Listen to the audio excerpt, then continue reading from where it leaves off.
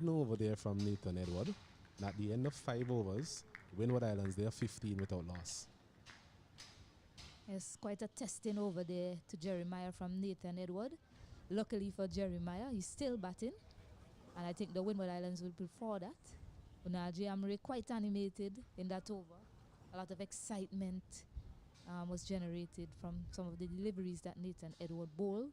The question is, how much longer will the captain keep these two operating?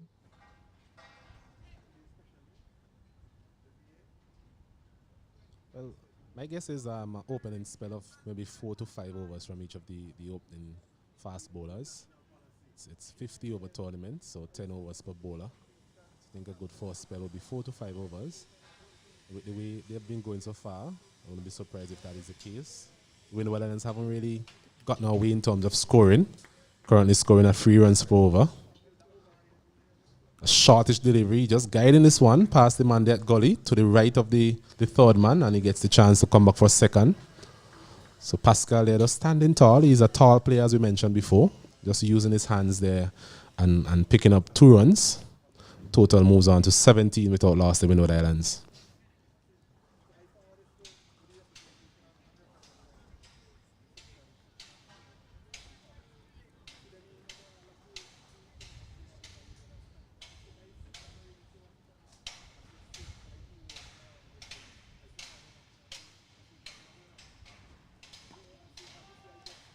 Nice lift off the wicket there from Landiford. Yes, Landiford doesn't seem to have the pace really. He seemed to be the type of bowler who will be able to get movement, especially away from the right-hander. On that occasion, just trying to change up his length a bit to Pascal, but he's a very tall player, as we mentioned before, and he was able to just ride that delivery, play it out to the man there at extra cover.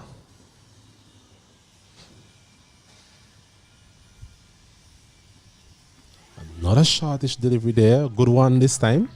Having Pascal in a bit of difficulty there. As the umpire seems to be calling for the physio just to check Pascal. Seems to have been hit in the helmet there. You know, the mandatory concussion test has to be done to any player that's been hit in the helmet. It's just normal protocols, really. There's another shortish delivery there from Landifort. So we have seen a change of length from him in this over. The free delivery so far has been pretty short of a length. Maybe something the captain would have discussed with him in the previous over. Pascal on that occasion was getting himself in a bit of a tangle, really. He seemed to be okay. As Landiford seems to be a bowler that can really hit the deck hard, and I think this is a good move from the captain to have him hit the deck hard and not bowl full to Pascal. As you see, he prefers the ball pitched up. So good move from the Leeward Islands. I mean, I'll be tempted to put somebody at short, at silly point, or even short leg, just to get the batter thinking a bit. Landifort again. Another shortish delivery, and Pascal is pushing that one out to cover once again. So it's definitely a change of tactic here from the Leeward Island team to Pascal.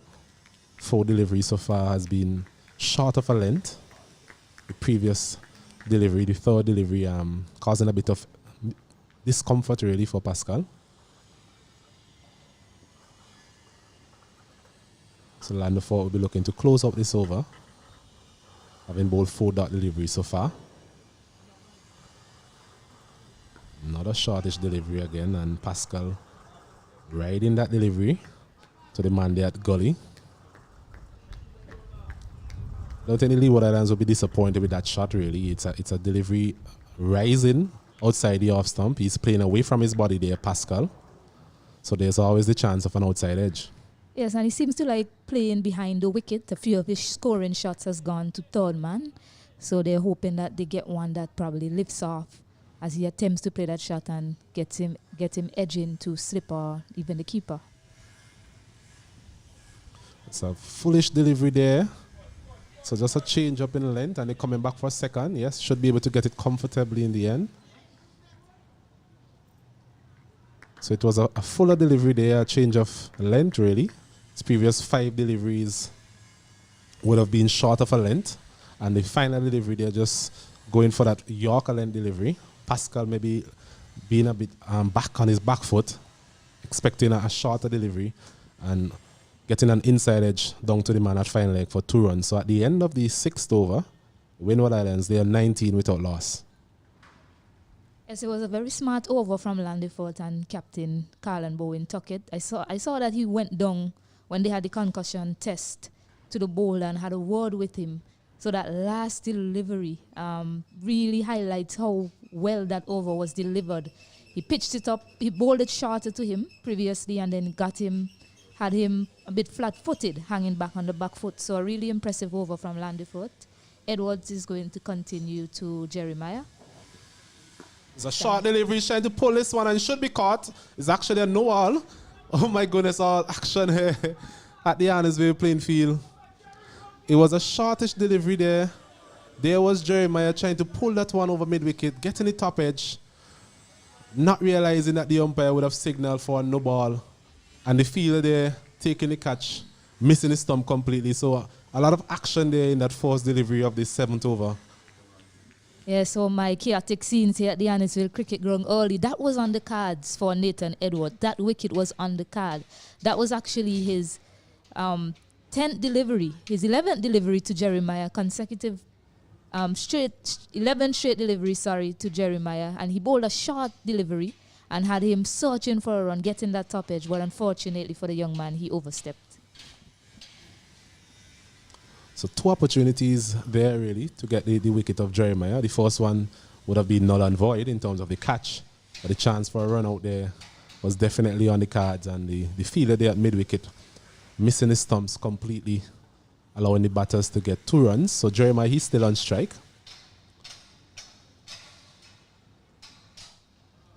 Yes, a young man would be disappointed by overstepping after he's bowled so well to Jeremiah.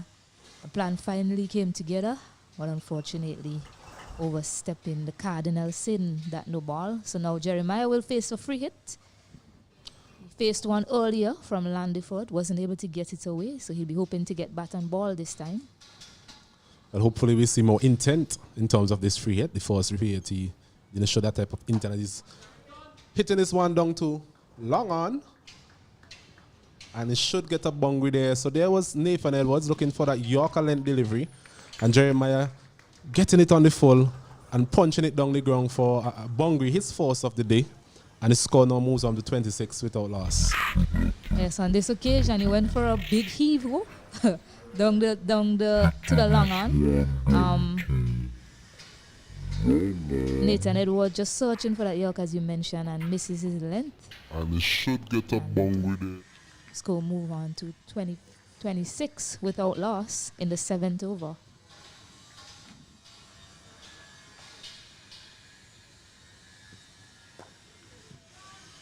Back to that line and length that we saw quite a bit of in the previous over to Jeremiah. I think the problem is for Jeremiah is that most of these deliveries are pitching on the end of the off stump, so he definitely has to play at them because he's not sure whether the deliveries are coming back into him with the angle from the left arm seamer or going away.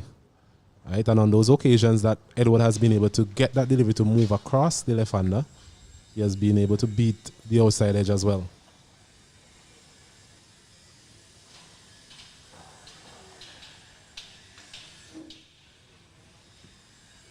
Another delivery outside the off stump, this time a bit wider. So he would have picked up the line of that delivery very early there, Jeremiah.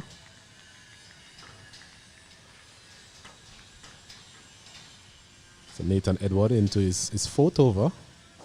We were talking about how many overs his captain would give him in this first spell. So it'll be interesting to see if he gets another one after this one.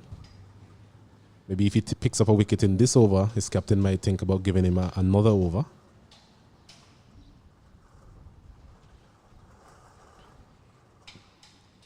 Another delivery outside the line of the off stump. And this is better from Jeremiah. That particular way he left that delivery. He came forward on that occasion. He used his feet The deliveries that beat him, he was on the back foot, expecting maybe a shorter one. But that's much better. That's a much better lead from Jeremiah. It seems like he's finding his feet in this innings after that chance that was gifted to him via no ball. Well, as a batter, you need to take advantage of those sort of situations. Not a short delivery this time. Jeremiah playing that one comfortably. The umpire signaling 1 for the over. So now you see the Leeward Islands bowlers, they are going to a different plan. They are now deciding to use shorter deliveries to the batters. And Jeremiah, after holding out to short mid-wicket, unfortunately for the Leeward Islands, it was a no ball. He's decided he's just going to leave that one alone. So he's learned his lesson. And it's good to see that he's growing from delivery to delivery. It's fleeing at that one outside the off stump again, beating the outside edge. It's the end of the 7th over. And at the end of it, Windward Islands, after being insulted by the Leeward Islands this morning at the Annisway playing field, they are 26 without loss. And so Leeward Islands, they'll be disappointed that they weren't able to pick up that wicket. And Nathan Edward, he worked really hard to pick up that wicket. He deserved that wicket of Jeremiah. Unfortunately, his own fault overstepping on that occasion. Seems like Onaji Amory is just warming up. He'll probably have a ball pretty soon. Landiford is going to continue to Pascal. He too has been tested Pascal in his previous over. So it'll be interesting to see the plans that they have employed here to Pascal in this over. We saw that they decided to go short for 4 deliveries and then pitched up that last one. So it's the start of the 8th over from Landiford. Not a short delivery. Pascal looking to pull this one. Missed it completely. No signal from the umpire. And so judging from that first delivery, the plans are pretty much the same, isn't it? You go short to him early and then test him out with that fuller one, perhaps, later on in the over? Appears to be that. I'm just wondering if it may be a bit too early to go completely short. Still a very good bowling day in terms of the conditions overhead. Still a relatively new ball as well. I would think a fuller length with the occasional short ball would be a better bet.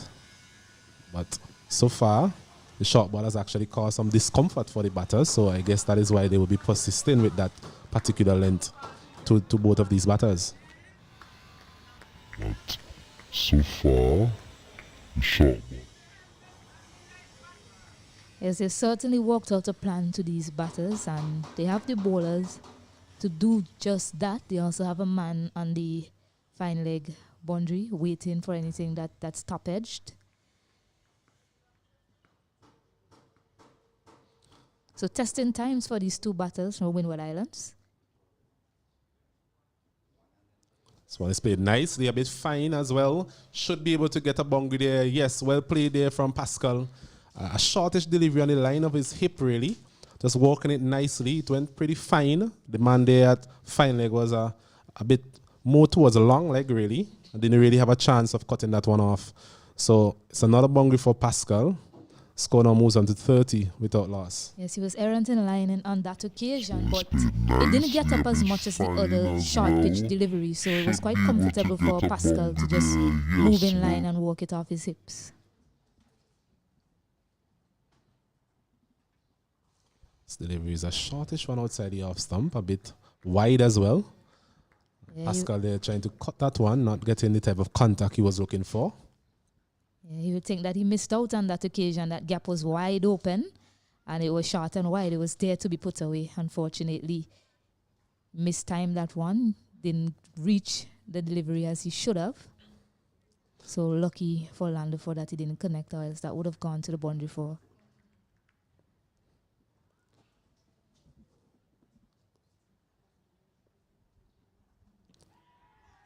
It was a slower delivery, appeared to be. Maybe heading down the leg side. Man there at mid-wicket again, getting an opportunity to maybe effect a run out. Pascal looked a bit laboured there, getting back into his crease. But all is well that ends well for him.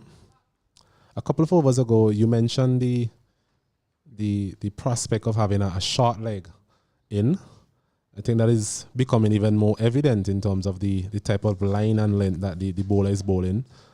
I think maybe a short leg could be a very good attacking position at this point in time. Yes, and it doesn't even mean that the delivery after he's bowled it will go to the short leg, but it's something just to keep the batter thinking. You know, if he gets up and tries to ride it, it just might go to that fielder. So he'll have to look for other options. And that's the end of the over. And the score is 30 without loss. Yes, because at the end of the day, you're looking to get the batter out. So I'm thinking with the length that they've been bowling in the past couple of overs, a short leg is definitely a position that can be employed. We've seen that the batters, they're not as comfortable against that length. We've seen Pascal being hit on the helmet and also being very uncomfortable with that length. So I'm just thinking that the captain can be a little bit more proactive there in terms of taking out one of those feelers, maybe the man at gully, and just try him at short leg for a while, as you mentioned, just to keep in the mind of the batter that he's there.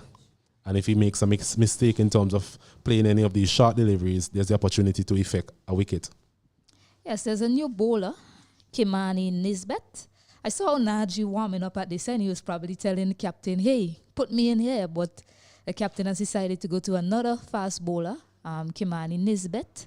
So a change from the commentary end. Deliveries walk nicely out to square leg for a single.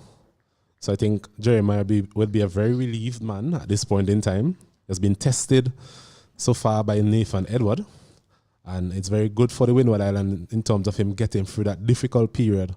And now it's not that Kimani would not pose any problems, but at least he has gotten through that difficult stage, and it's up to him now to build on that start that he has made so far. Yes, a job done from the Windward Islands openers. They've seen off that threat of Nathan Edward. I believe any team that faces Leeward Islands, that will be one of the bowlers that they discuss the most. Nathan Edward, as we mentioned, he's just received the contract from the Leeward Islands Hurricane, senior contract for him. So he's one of the key members of this bowling attack, and the Windward Islands were able to see him off without him picking up a wicket. Close, of course, but there was a no ball and that wicket delivery for him. So Kimani Nisbet will bowl now to Stefan Pascal.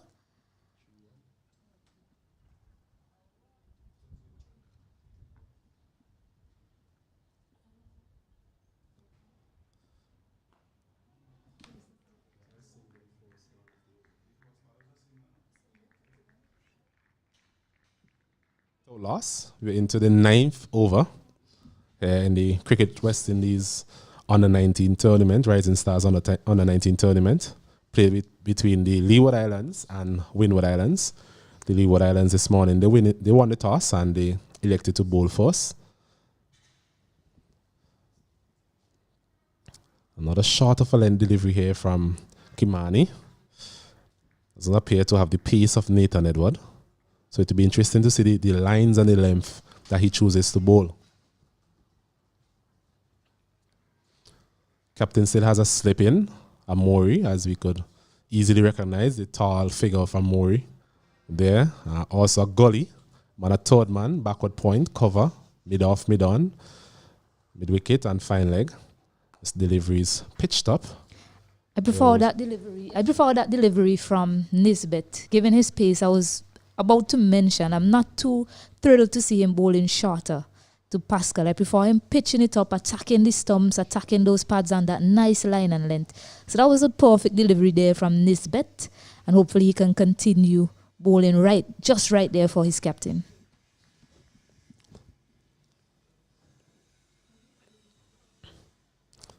Another short of a length delivery, and Pascal, in that familiar manner, just riding that delivery past the man there at gully for another single. Yes, and there you go, right? And Q decided to go shorter on that occasion, and they managed to pick up the single.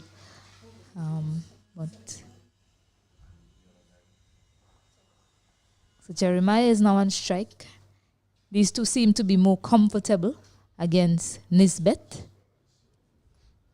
they've seen off Edwards, so they'll be looking to push on in this batting innings for the Windward Islands.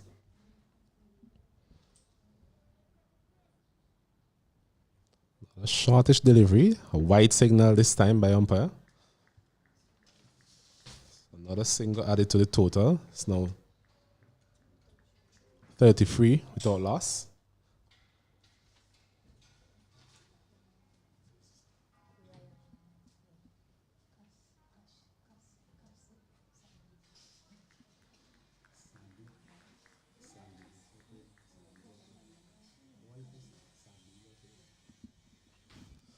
Another short of a length delivery, and Jeremiah walking this one down to third man. They're trying to come back for second. A bit of a mix up there. But in the end, settle for the single. And it's the end of the over. At the end of the ninth over, it's 34 without loss, the Windward Islands.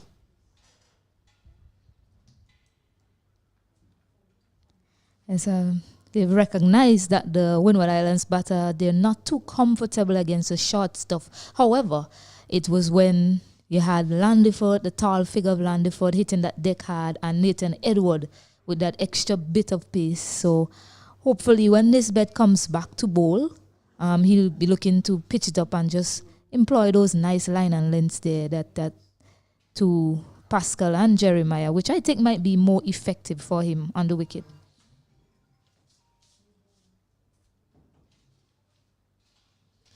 So you have a new bowler from the far end, from the backward end. It's Michael Palmer. It's another seam bowler into the attack for the Leeward Islands. Remember that you get points. The fast bowlers can give you points in this tournament. So that's why the captain is still persisting with his seamers. And there's still a bit in the wicket for them if they hit the nice, that right line and length.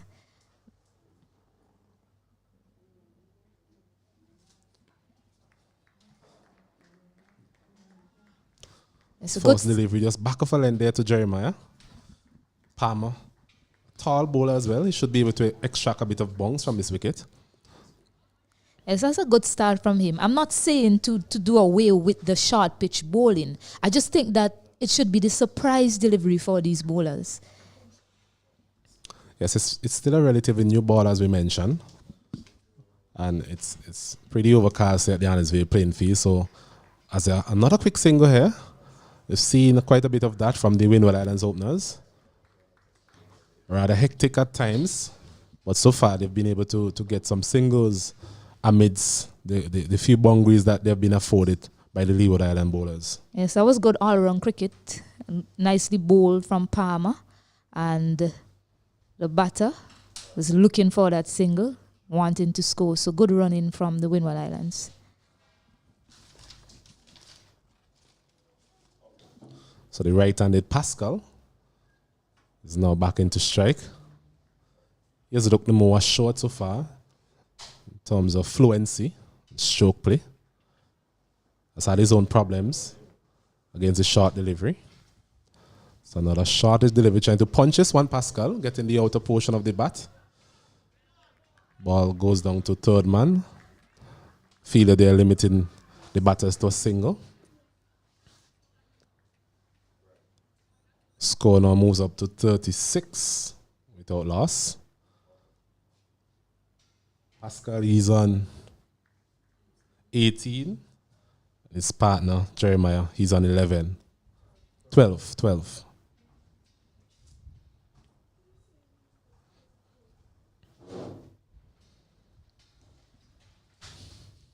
So delivery down the leg side. Should be signal wide. By umpire Banwari of Guyana, standing at the backward end. Other umpire is Sandy from the beautiful Twin Island Republic of Tobago, Trinidad and Tobago that is.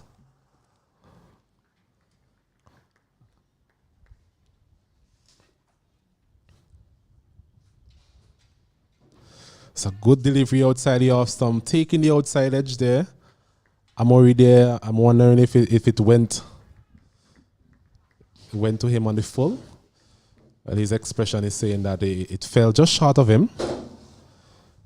So it was a delivery on the line of the off stump moving away, taking the outside edge there of Jeremiah's bat, but just not going fully to Amory. And they get another single. Score moves on to 37 without loss. Windward Islands.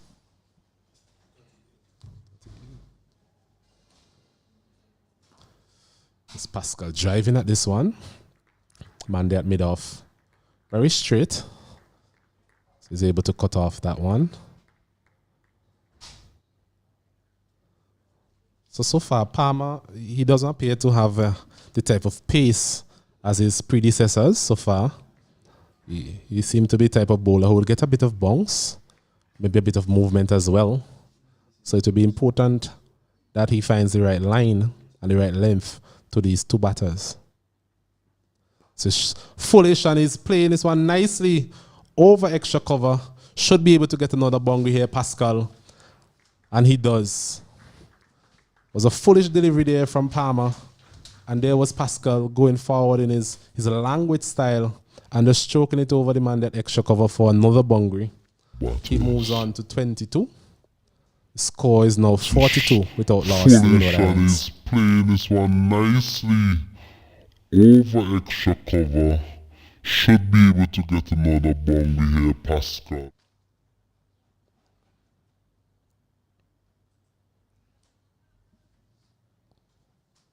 So 10 overs completed, 42 without loss. End of the first power play. Scoring rate slowly increasing. At one point in time, it was just hovering around 3 runs per over. It's now 4.2 runs per over. So from a Windward Islands perspective, they'll be happy with that. They haven't lost a wicket. So just about batting smart here and continuing in the vein that they're going so far and put up a reasonable total here for the Leeward Islands. He's slashing at that one. Through for slip. He gets a boundary now, Jeremiah. And the score moves on to 46 without loss. Total here for the Leeward Islands. Just a bit wider there from Nisbet. Getting the edge, however, Amory had moved from the first slip position to more of a third slip. He's now gone to a second slip, hoping that he'll get another chance of taking a catch there. But you see the effect of the good opening partnership from these two. The tight fields that were employed by the Leeward Islands, they've now... It's a tight fields. A quick single taken, looking for a single. Luckily, Pascal was sent back.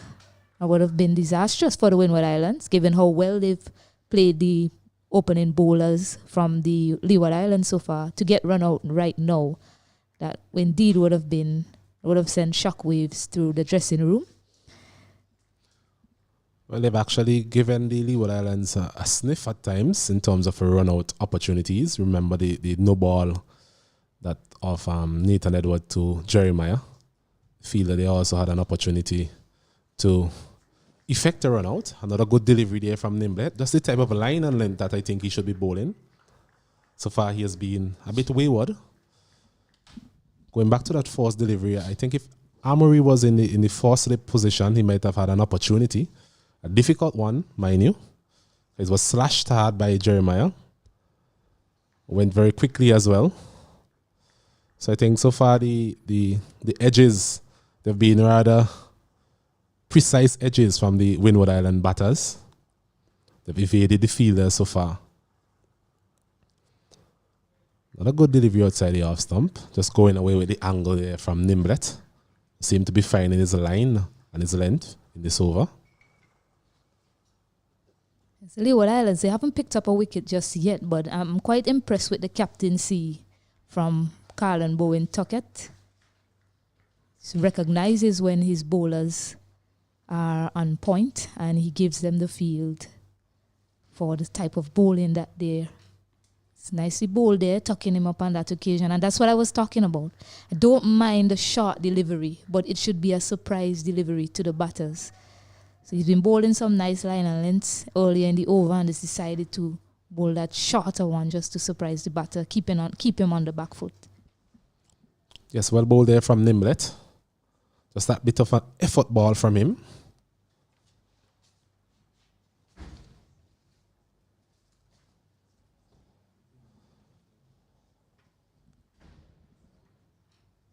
A good delivery again, and his Beautiful. appeal here, and umpire Sandy raises that index finger. So a breakthrough here for the Leeward Islands. Jeremiah, he flirted with the danger throughout his innings, but on this occasion, a good delivery there from Nimblett, just moving away from the left-hander. Well taken there by wicketkeeper Bowen Tuckett.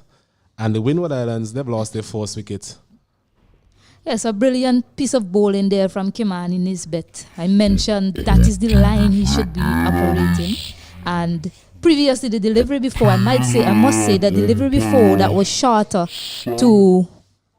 to Jeremiah that tucked him up, had him thinking a bit about his foot movement. And on that occasion, Nisbet just pitching that one fuller and inducing the edge from Jeremiah. So good piece of bowling there, smart thinking from Kimani Nisbet to get that first wicket for the Leeward Islands.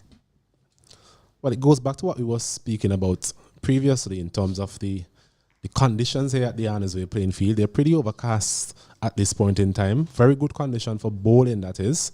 And we were talking about the lengths that the Leeward Island bowlers were bowling. A bit short at times. If you ask me, it's still a relatively new ball, and that delivery by Nimblett just emphasizes the point that we are making in terms of just finding that right line and that right length. The conditions themselves, the state of the ball, the pitch itself will actually offer something for you as a bowler here this morning at the Annesville playing field. Yes. New batter, Hakeem Auguste, previously the captain, now joins Stefan Pascal, who is the new captain. That was the end of the over. It's another good delivery there. Flirting with danger there from Pascal. We mentioned that he has this tendency to actually follow those type of deliveries. And the tall nature there of Palmer just getting a bit more bounce there than maybe Landefort was able to extract. And just going past the outside edge on that occasion. Good delivery there from Palmer. Yes, and he needs to operate similar to Nisbet in that previous over. You know, he's capable of getting that bounce, but he just need to nag away at that good line and then to create some uncertainty from the batters. It's a fuller delivery this time. Well played by Pascal. Delivery just angling into his pad. So the new batter, Akeem, very experienced campaign at this level, at the under 17 level as well. A West Indies under 19 player. Also played for the St. Lucia Zooks in the CPL as well. So he has that type of batting pedigree that he needs to show at this level in this tournament. Especially if the Windward Islands are to be successful in this year's tournament.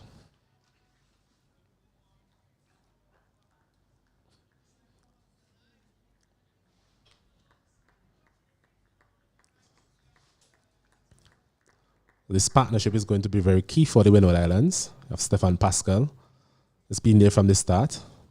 As we mentioned, Auguste.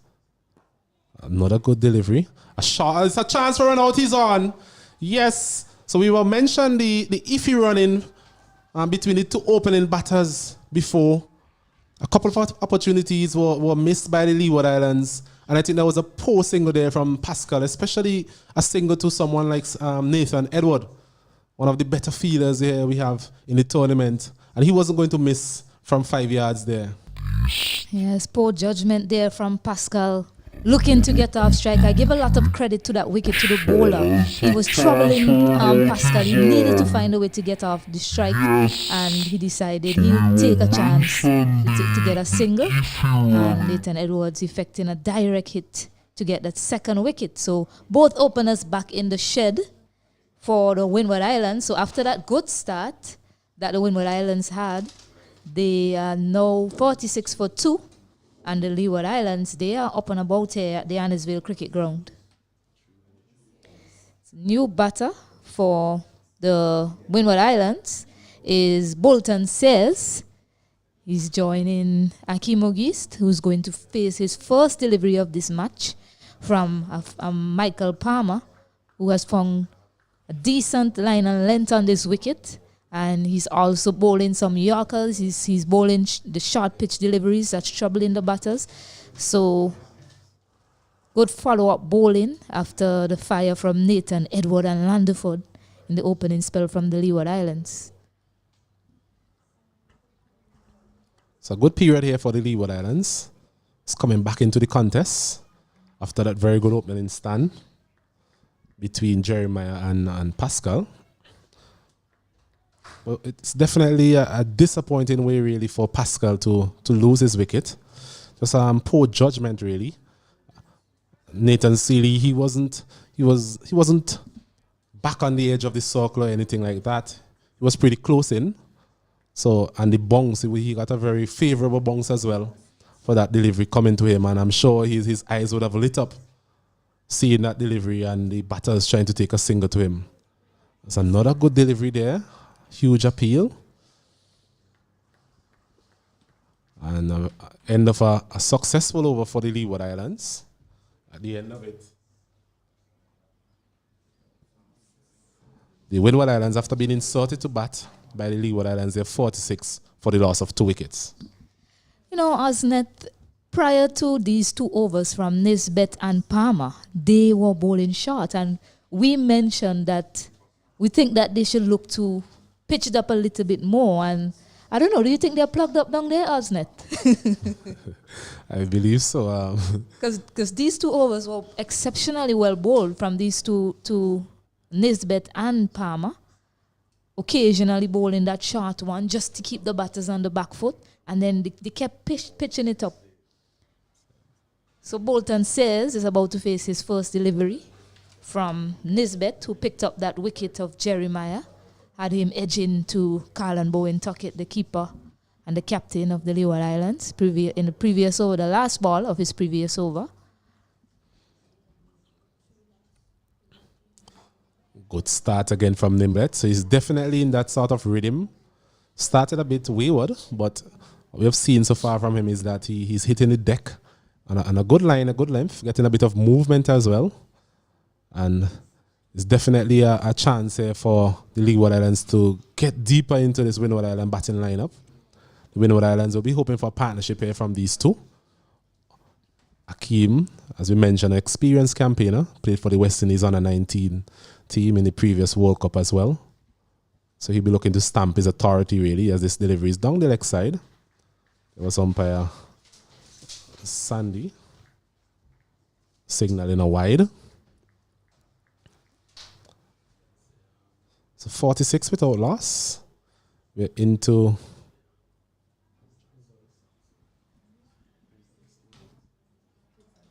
the 12th over of the innings. 13th actually. Sorry for that. 13th over. So scoring rates is not really that high for the Windward Islands. Oh wow, that was an excellent bouncer there from Nisbet, bending his back on that occasion. Well played from Bolton Sayers. Sayers is a relatively short man, so any short deliveries have to be very well directed. He was able to just duck under that one from Nimblet. Has to be wary now of that pitched up delivery from Nisbet. Has him on the back foot now, so he has to look for that pitched up delivery. Nicely bowled there from Nisbet. So the Leeward Islands, they've found a plan and they're working quite well with this plan to these Windward Islands batters. And these 2 bowlers, they're not as quick as Landiford was and Nathan Edward, but they're definitely getting the ball to seam around a bit here at the Annisville Cricket Ground. Another outside edge there, another educated edge as we could call it. Going past the man there at 4 slip, Amory. Just trying to get the position right, really. He has been right across the slip cordon, trying to gauge where this edge would actually come. Yes. That occasion, just Ball actually going down, really. A second slip, maybe a close-up second slip would have had an opportunity. So, yes, fortuitous there from Bolton. Wasn't in control of that shot at all, but went to that vacant slip area. Only one slip was in at that time.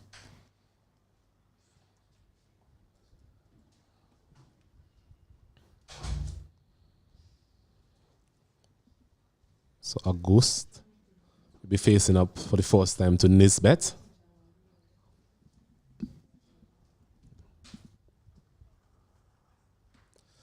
It's a good delivery outside the off stump. Akeem just punching that one out to point for a single. So rotating of strike is going to be important here. It's a completely new partnership. And the best way to get going is just rotating the strike, not allowing the bowler to settle to any one particular batter. Keeps the scoreboard ticking over. Builds your confidence as well, as you get used to the conditions, the pace of the wicket.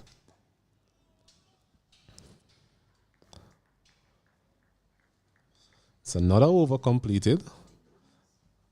The end of the 13th over, it's 49 for 2, the Windward Islands. It's a nice passage of play here for the Leeward Islands team, picking up those 2 wickets after a good start from the Windward Islands batters. And it picked up the 2 openers, Jeremiah and Captain Stefan Pascal. Akeem Ogist is on strike. He'll be key for the Windward Islands. They'll be hoping that he can bat really long and deep into this Windward Islands innings. And Bolton says is his partner at the non-striker end. Michael Palmer, who's found some rhythm after his first over, is running into bowl to Akeem Ogist. It's watching this one outside the off stump. Palmer there, just using the angle from over the wicket, just pushing that one across the left-hander. Good length, good line. Still has that man at slip, gully, backward point, cover, mid-off, mid-on, a short mid-wicket. Man a third man and fine leg.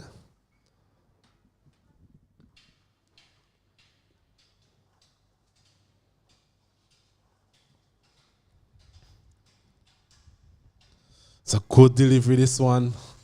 My goodness, just using that angle once again. Good length. Akeem, they had to play at that one. Just pitched and moved away from the left-hander. Very good delivery there from Palmer. Yes, indeed. And Carlin Bowen Tuckett, I'm really impressed with his captaincy. The power play is done, but he senses an opportunity for his bowlers. So he's kept the field tight, not giving away any singles. And he just has those 2 men on the boundary, fine leg and third man, and he's asking his bowlers to bowl a particular line and length, and they are doing just that for him so far.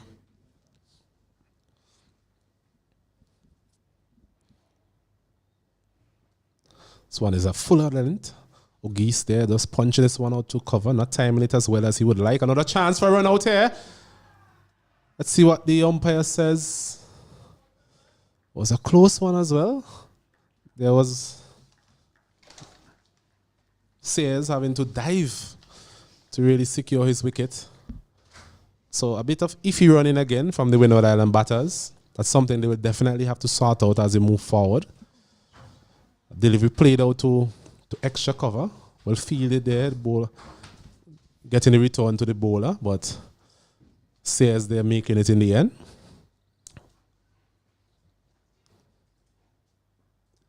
He's driving again here, August. Straight to the man there at cover. So it's been a good start by the Leeward Island bowlers bowling to August. We mentioned as an experienced cricketer at this level.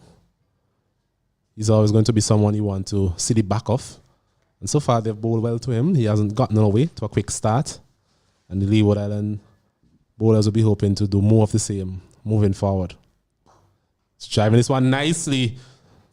Past the man there at mid-off. Should be able to get close to the boundary. A bit of plugging in the outfield there. 2 runs for August.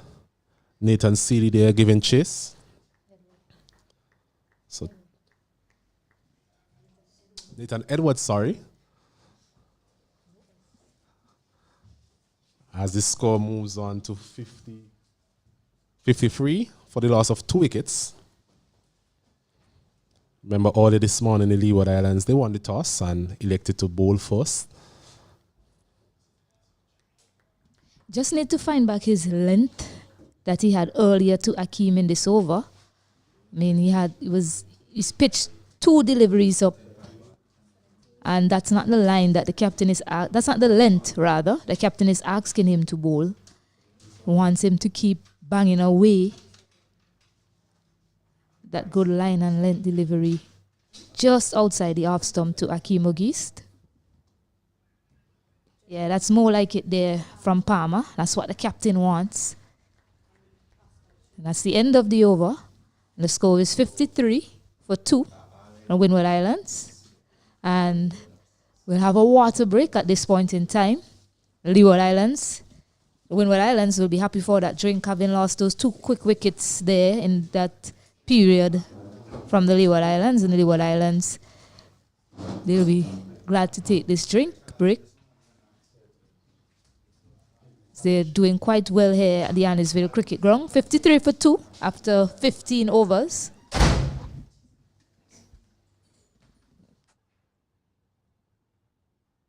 As the players get some refreshments here at the Annisville playing field, and we'll be back with you in a short while.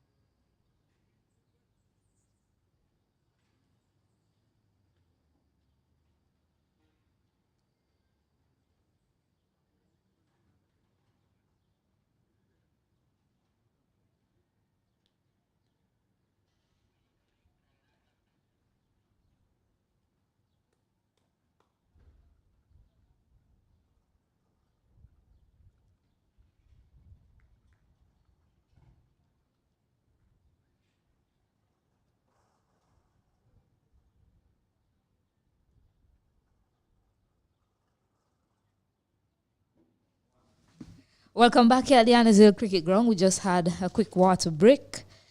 The condition of the game right now, the Windward Islands, they are 53 for 2 after 15 overs. Gerald Jeremiah was dismissed for 17. Caught Carl and Bowen Tuckett bowled Kimani Nisbet, who is continuing here. And Stefan Pascal, the captain, was run out by Nathan Edwards. He made 22 out of 35. So after a relatively good start from the Windward Islands, they are now 53 for 2, and we're in the 16th over. Akeem Ogis is batting. He's 5 off 9 deliveries, and Bolton says is 1 off 5. Bolton says is currently facing up to Kimani Nisbet. Yes, so definitely some repair work needed here from the Windward Island middle order. As this one is played nicely there by Sears, just riding that one down to fine leg for a single.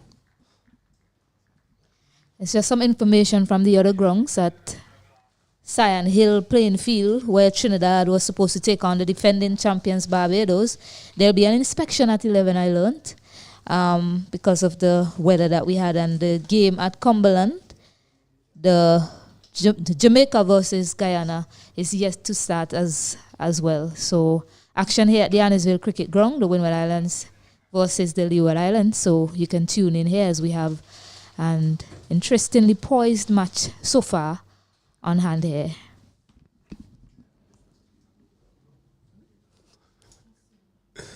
A short delivery there. You've seen quite a bit of that from the Leeward Island bowlers, not being afraid to actually test the middle of the wicket. Ogis there, just playing that one nicely, just getting out of the way.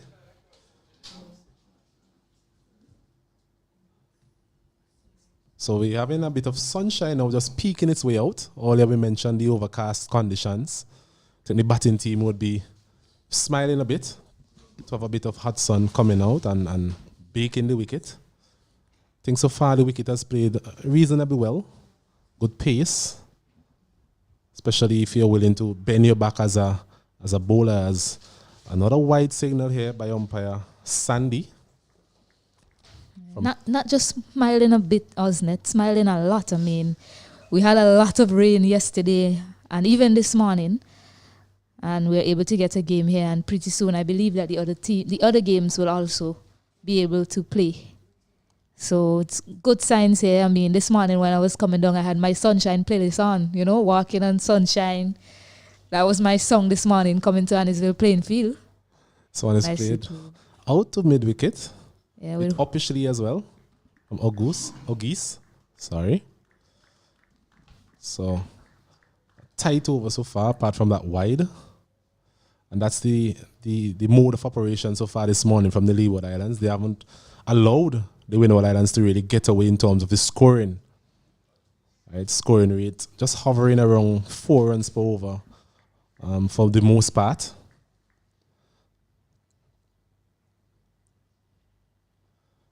Shortish delivery, not rising as the batter there was looking forward to.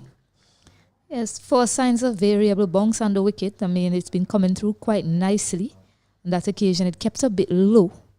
Akeem having to reach for it, and it didn't get up as he would have liked. I've been seeing the conditions so far in terms of the batting and the bowling by the Leeward Islands so far. What type of total you're looking forward to seeing from what type of total do you think the Windward Island team would be comfortable putting up this morning?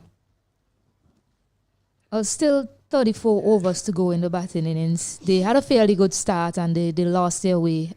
Before I think about the total that they're thinking about getting, just a bit of reassessment need to be done by these two batters to see off this bowling attack. And you know, Onaje Amore, who is one of the threats in this bowling attack for the Leeward Islands. He hasn't bowled an over as yet. The wicket is playing quite good, so a score of 250 is not yet off the cards for the Windward Islands, but they'll have to reevaluate things a bit before they look to step on the gas here against the Leeward Islands. This pair is operating well so far. Can't lose another wicket or else they'll have to reset and rethink things in terms of a score. You mentioned 250. It simply means that one of these batters currently would have to play a long innings. I think the Windward Islands will be looking forward to O'Geese taking up that mantle. You mentioned his experience, talented left-hander. So they'll be looking to him to just sit through this difficult period, and later on he should be able to accelerate and push on in terms of the scoring rate and get the Windward Islands up to a respectable target.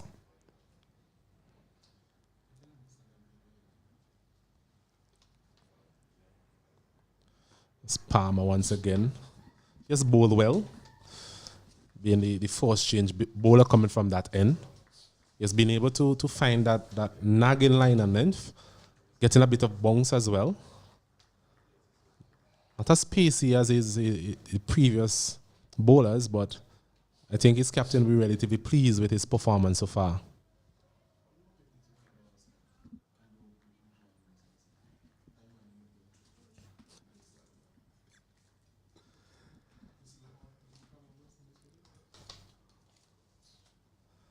That's another delivery there. Sayers coming on to the front foot pretty early as well. Delivery was very short. So looking to just build a partnership here, these two batters.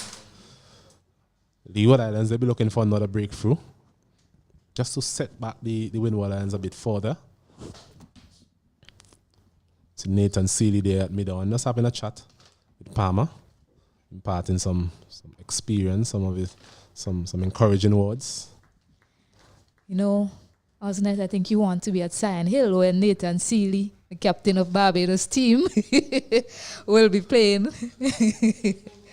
I know you were scheduled to go there, so maybe that's where it's coming from. Yes, I must apologize there to our viewers, our Leeward Island supporters. Nathan Edward, it is. Another shortish delivery there, just bending his back a bit. And that show at the stump there, Australian-like. Those of you who have been following the Ashes, I think have split opinions about that base to dismissal. Seen something similar attempted there by Bowen Tuckett, the wicketkeeper. But thankfully for the Windward Islands, Sayers, he was in his crease. We'll come back to that base to dismissal when we get the time. It's Palmer again, and this delivery is outside the off stump, and strange enough, it's a short of a length delivery there, but somehow Sayers, he seemed to be on the front foot there, trying to defend that one. Yes, it was a well thought out over from Palmer. He kept bowling him that fuller length. He was on the front foot. He seems to be a front foot player. So he decided to just bend his back a bit and extract something out of the wicket in terms of a shorter length. And Sayers just seemed to be planted on the front foot, narrowly missing that last delivery. Unaje Amory finally looks as if he's going to get a ball. Saw him earlier warming up at this end, probably signaling, asking his captain to give him the ball, and now he has an opportunity to get a ball. No, he's a very fierce competitor, Unaje Amory. So 16 overs completed. Windward Islands, after being inserted this morning by the Leeward Islands, they are 55 for 2. So a bit of a recovery period, really, after an opening partnership of 46 between Stefan Pascal, the captain, and Jeremiah. They lost both of those wickets pretty quickly. So it's up to Akeem O'Geese and Sayers at this point in time to just build a partnership, get a bit of momentum back into the innings. As we mentioned, Amory is a new bowler, right off spinner. West Indies under 19 player as well. Played in the 3-day tournament last year. Did very well. A bowler is able to get a bit of bounce, turn. So it'll be interesting to see spin for the first time here this morning.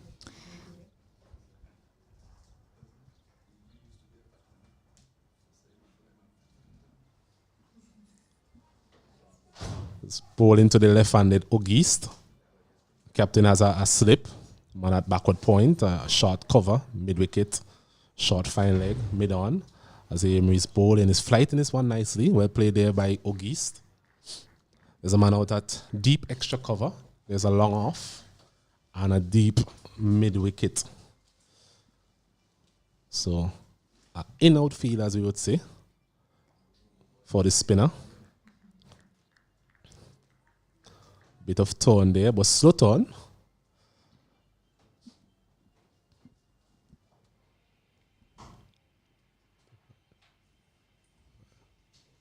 He's hitting this one uppishly there, Auguste. Out to the man there. Deep extra cover for a single. Maybe a bit of tone there from Amory, just taking the outer portion of the bat. But thankfully for Auguste and the Windward Island, was able to evade the man there at point. So he gets another single. Score now moves on to 56 for 2. Went over number 17. So scoring rate of just above 3 runs per over.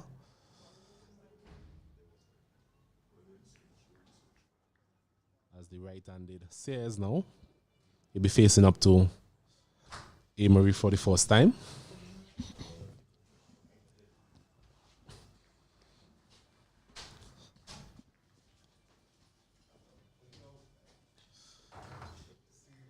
This delivery just coming forward and pushing it out to the man at short cover. So for the right-hander, there's a deep square leg. A deep mid-wicket, actually. A short square leg. A man at mid-wicket. Mid-on, mid-off. A slip. This delivery is outside the line of the arm stump. A bit of turn again from Amory. There was Sayers coming on to that front foot. Getting the inside portion of the bat. Flighting this one nicely, Amory. So steady over there from Amory. 1 run coming from it at the end of the 17th over. The Windward Islands, they are 56 without loss.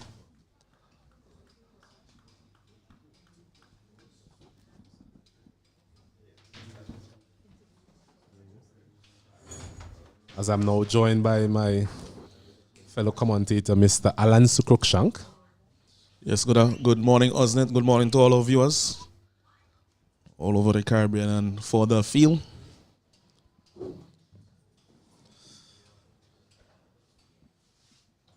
As we see Palmer, he'll be continuing from that Beckwith end. It's in the middle of a very good spell so far. Bowling up to Auguste. Just getting that ball to move away from the left-hander from time to time. It's again a good line, good length. Hitting the bat hard, hitting the deck hard. Very good start by the Leeward Islands this morning, Alanson. Yes, they've been bowling good lines and lengths. Something that I'd want to see from the under-19 cricketers, especially the batsmen as we go through this tournament, is rotation of strike. And I've seen quite a few dot balls since I've been watching here this morning. Deliveries that maybe could have played a little softer. Take off for a single immediately. These are the things that we need to develop in our short version. Definitely, and you mentioned rotation of strike. I think the openers, at times they try to do that, but it was a bit risky. It's all about judging the single well. We saw the captain there, Stefan Pascal, basically gifting his wicket to the Leeward Islands, not judging that single properly to Nathan Edwards. So it's all about being able to judge what a good single is as well, finding the gap, playing the ball with soft hands. Yes, I'm in agreement with you there. But as they practice it, they will get better at it. So it's all about going into the game and learning from what you do in the game. But I don't think you should give up on it because you had a run out earlier in the game. But at the same time, you should avoid any carelessness. Definitely. So a bit of a repair job to be done here by the two Windward Island players, Auguste and Sayers. This one is short and pulled away nicely there from Auguste. Over square leg for Bungry, his first. And the score now moves on to 60 for 2. Very good shot. Yes, that was too short, but also it was badly lined, just outside the leg stump. So he was able to get inside the line quite easily and control the pull shot. Very nice shot there from Auguste. Yes, just not getting that one high enough, really. Maybe the line was not bad, but the length just need to get it a bit higher. The batter there just being able to control it and getting it out to deep square leg for a much needed boundary from the Windward Islands. It's a good length, a good comeback there from Palmer. We spoke about that particular line and length that he has been able to perfect so far, especially against the left-handers. Yes, looking at Palmer, he has a smooth action. He looks quite athletic. And he seems also to be bowling within himself. It seems as if he can bowl a little bit quicker than he's bowling now. So quite interesting to see these young bowlers and how they go in this tournament.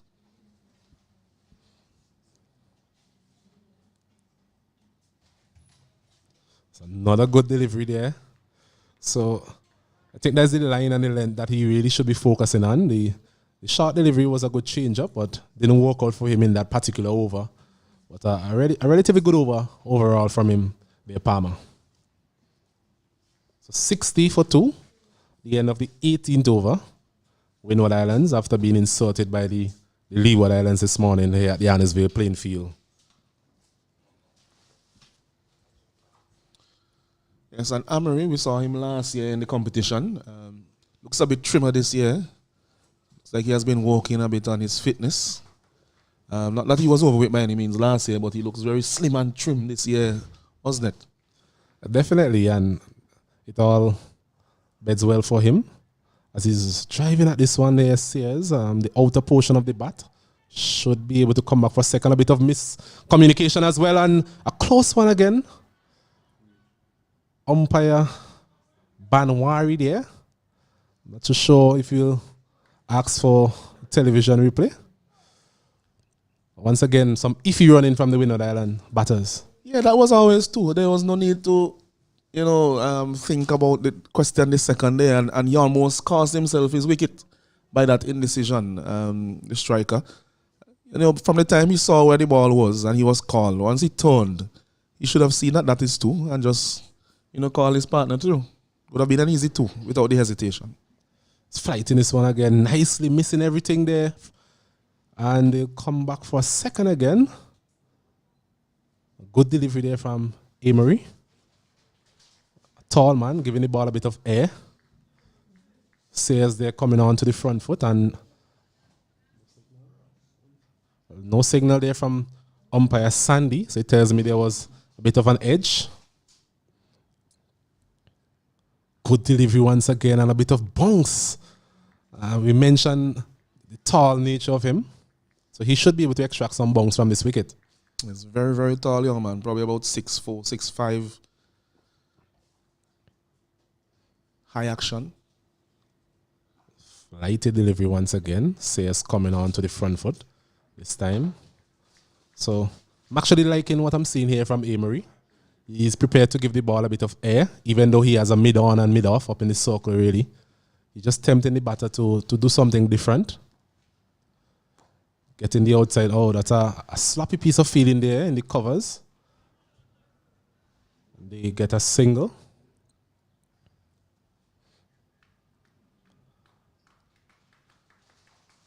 Yeah, that one was a full toss. He's looking to flight the ball, is Amory, and that one was just a bit over-tossed. And it was looking like it was going straight to the man at extra cover, but he's feeling on that area that is usually covered by the big covers, and got a little uneven bounce, which beat him.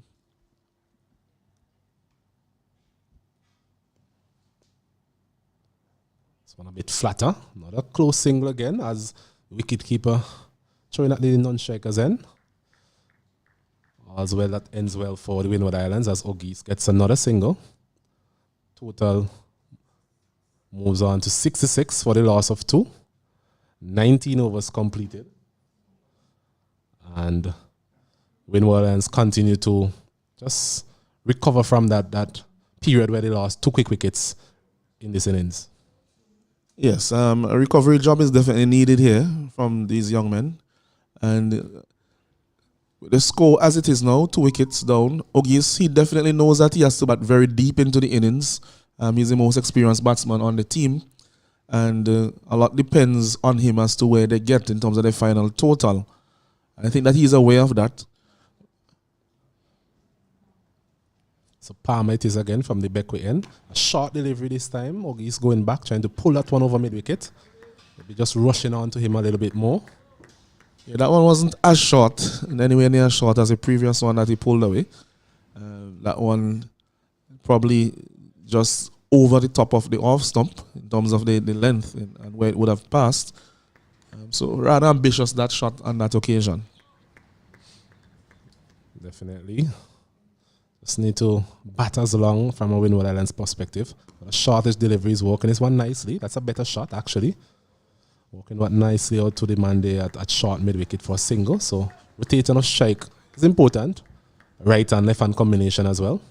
Yeah, and that's all I need to do at this stage. And with the bowler bowling that back of a length, he's looking to bowl around the top of off stump, maybe just a little short of back of length. And that gives you time enough to maybe get on the back foot. Just use soft hands and get a single, as Ogis did on that occasion.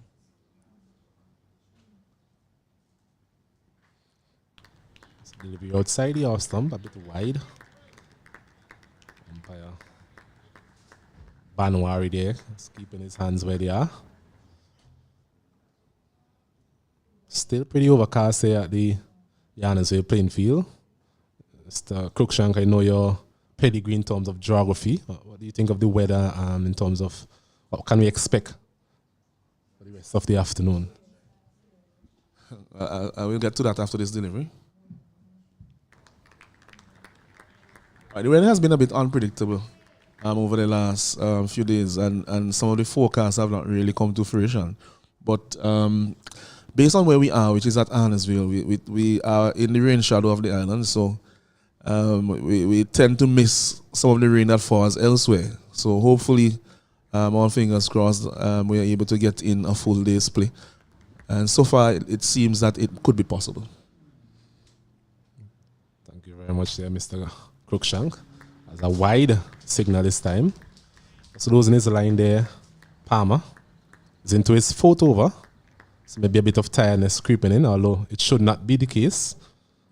Spoke about this last year in the 3-day tournament, Alans, in terms of bowlers these days not being able to bowl these long penetrative spells.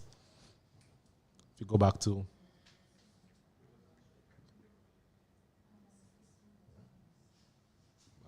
actually being corrected, he's actually into his 6th over. So maybe this is his final over of this particular spell. Yes, I'm trying to recall if that's the rule that they have still in place. I think they are allowed only 6 over spells on the 19 fast bowlers. So this may be his last over of this spell. And I think even for the 3-day games, they are not allowed to bowl more than 6 over spells. The young fast bowlers, as their body develops. Trying to avoid causing all those injuries, wasn't it? Fair enough. We need to preserve as much of our cricketers as possible, considering the current state of our cricket. We'll get back to that in the next over. At the end of this over, the score is 68 for the loss of 2. Windward Islands, after being insulted by the Leeward Islands this morning. Yes, so the partnership here, you have Ogis, experience. He's a left-handed batsman. Has captained West Indies on the 19 team prior to this and has played in this under 19 tournament before. And we have Bolton Sayers partnering with him. Seems to be a stodgy batsman. Seems a bit more defensive than his experienced counterpart. He's looking to give him that support that he requires. But I think that what it will be essential for them for the next 4 overs or so, 5 overs, is to rotate the strike as much as possible. Amory is on, he's one of the main threats for the Leeward Islands, so they would have to give him the due respect. Yes, so number 7 sprouting on his back there, Amory. Bowling to someone he will know very well. Both of them being a part of the West Indies under 19 team squad in the previous World Cup. This one is a full toss, and Ogis is just hitting this one over deep mid-wicket easily in the end for a boundary. So it was a gift really there from Amory. Maybe just sweaty palms there. Yeah, he bowled one in the last over and he just went for a single. But that's the difference. If he bowls it to Ogis, who is much more experienced and more accomplished than his counterpart. Seems to be more aggressive player than his counterpart as well. He's likelier to put it to defense. So he has to be careful here, Emery. He's cut past the man at backward point, running close to the boundary. That side of the field is a bit damp from the overnight rains, so he gets 2 more. I was just about to say that I've seen August in some of the regional competitions because he has played at the regional level. And one of the things that he has to guard against is when he hits a boundary or 2, then sometimes the blood can rush to his head and he starts to play a lot more shots. So he has to be careful that he plays the ball on its merit. Very much so. To be selective as well. I'm sure he knows the capabilities of Amory. Amory, one of the leading spinners in this tournament. So definitely someone you might want to just see out and find other alternatives in terms of scoring opportunities.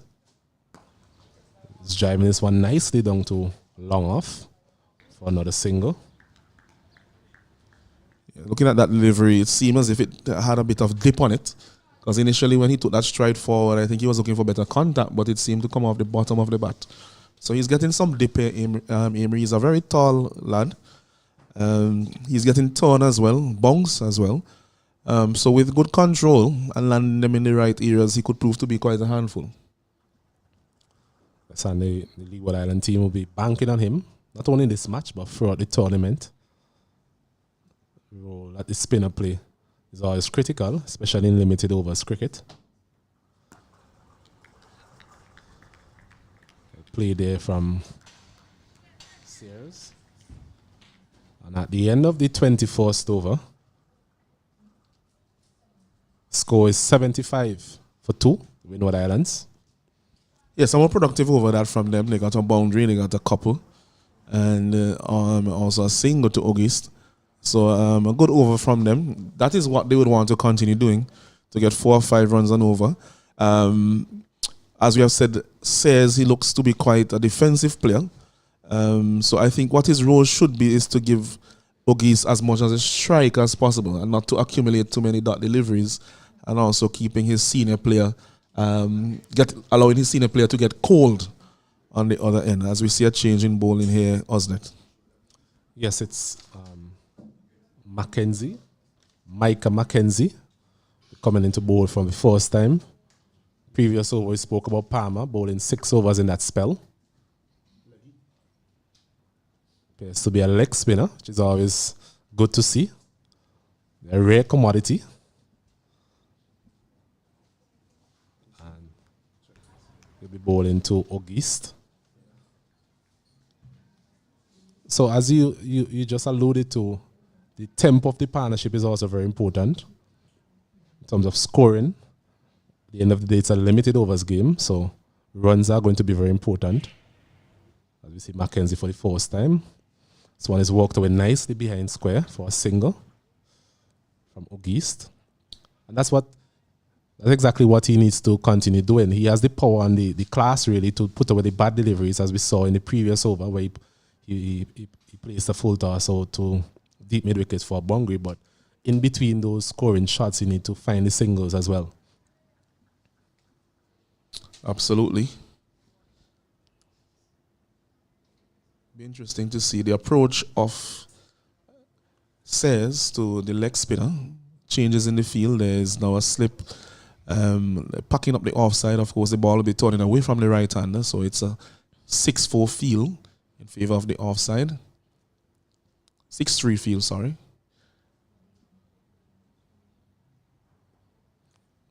It's a good line and good length. Says there on the back foot. So the 2 deliveries so far from Mackenzie on point. It's very important as a leg spinner you get these deliveries on the line and the lane that you're looking for. Ollie. It's a difficult art leg spin.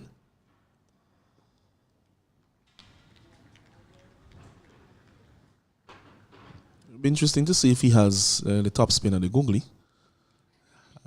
Has bowled leg spinners so far. And if he shows that in his armory, Ollie, then it will put some doubt into the batsman as to which way it is going, and may cause some indecision. It seemed to be a bit slow though in terms of some slow turn. Or maybe it's the pace that he's bowling at, so he need to assess all of these things. As the leg spinner, there's a chance for stumping and he's out. So it was a delivery on the line of the leg stump there. There was Sayers overbalancing and Bowen Tuckett there doing very well, removing the bails, and umpire Sandy raising that index finger. So the Windward Islands, they lose another wicket. It's now 76 for the loss of 3. It's a young man there overbalancing on that shot. It took a while to get back his foot in the crease as well once he was beaten down the leg side. Something that he will learn as he goes and plays more cricket. That once that ball goes on the leg side against a spin bowler, you really have to stretch back that back leg. Because if you have to turn, then it wouldn't give you enough time. But, they are young players in their teens, and he will learn with time. But that was a smart delivery there. Seemed to be a bit of a plan from the Leeward Islands, the way that the captain celebrated after making that stumping. Seemed to indicate that he had that in mind to do, because we saw that that says he was stretching very far forward. And so if he was beaten while trying to turn and he delivered, it's likely that his back foot will come out of the crease. And so they executed that one well, the Leeward Islands.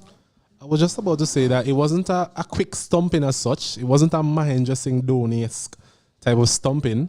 I think the batter there, just because of his overbalancing, he just didn't get the opportunity to turn around as quickly as he would have liked. All right? And that really gave the wicketkeeper all the opportunity there, all the time in the world really, to just dislodge the bails. Well, again, if he's stretching that far forward in attack, then there isn't much span for him to go backwards with his back foot, because he's already basically used up his span in trying to get to the ball. So, there isn't much latitude for him to just push back the back foot there.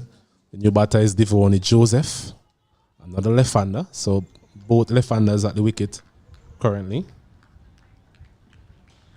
Good start by the leg spinner. Yes, wicket in his first over, that's huge.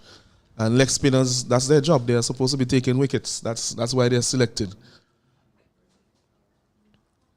This one is walked away nicely past the man there at short square leg. Should be able to come back for a second. Good running. So Joseph is up and running. Yeah, he played that one quite nicely. Leg spinner will have a new challenge here. He'll be bowling to left-handers, so his primary delivery, the leg spinner will be turning into them, as opposed to what was happening when he was bowling to Sayers. So there's a short of a length. Going back there was Joseph. Will be disappointed with that. But it's another very good over. Successful one there for Mackenzie. And at the end of it, the Windward Islands, they are 78 for the loss of 3. So they continue to lose wickets here, the Windward Islands. They ideally would have wanted that partnership to last a little bit longer, maybe progress till about the 25th over or so, or maybe even till over number 30. But it may prove useful for them if these two can bat together for a bit longer. We have seen so far from Joseph that he has more of a propensity to score and to score quickly than what we saw from Sayers. So who knows, it may work out to their benefit, but they need a big partnership, these two. Definitely the current run rate just hovering around 3.4, 3.5. So that's something they definitely have to get up and running, but I think that would be to the back of their minds at this point in time. They just want to build a partnership here, both left-handers. They want to walk the ball into the gaps, put away the bad balls whenever they present themselves. Emery once again, Ogis is using his feet. A ball there from Emery. You could tell that he's up for the fight, being very jovial all day, even in the slip cordon. Yes, that is his nature. We could remember it from the last competition. Very animated young man. He's using his feet once again. It's Ogis. I don't think Emery will be disappointed with that tactic, with the ball turning away from the left-hander. There's always the opportunity that he'll run past one or even take the outside edge. He has a slip in place.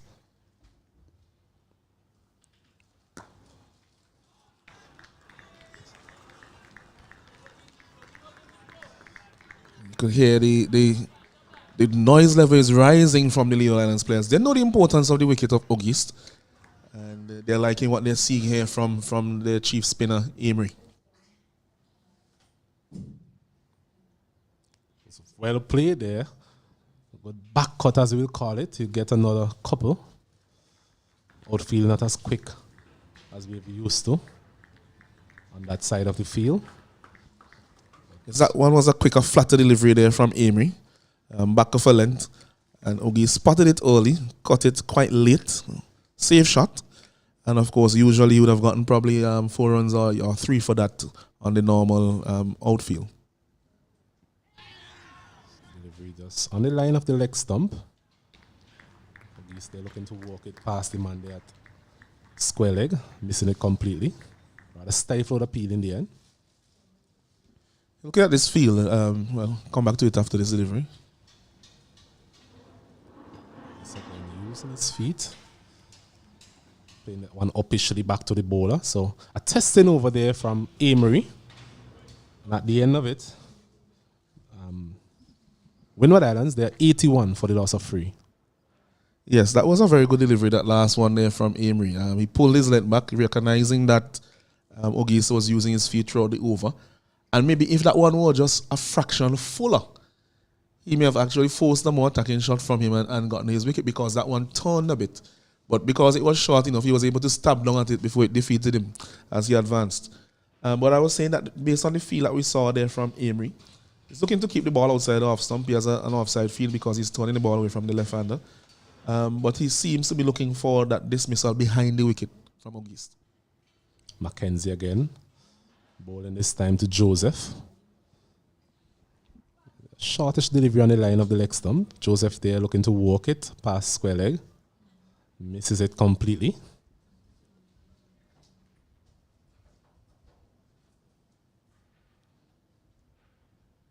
Short delivery. He's cutting this one nicely. 2 points. Not sure he got the timing on it as he would have liked. Once again, the outfield is not as quick as previous occasions, so he gets 2 more. Joseph appears to be a very busy player, what we have seen so far, and that would definitely be needed by the Windward Islands if they are to accumulate any sort of total that would challenge the Leeward Islands here today. Yes, I like what I'm seeing from him in terms of his use of the crease. When the ball is short, he's using the depth of the crease and also the weight of the crease by giving himself enough room of that length to go through the offside, which is the less fortified side at the moment.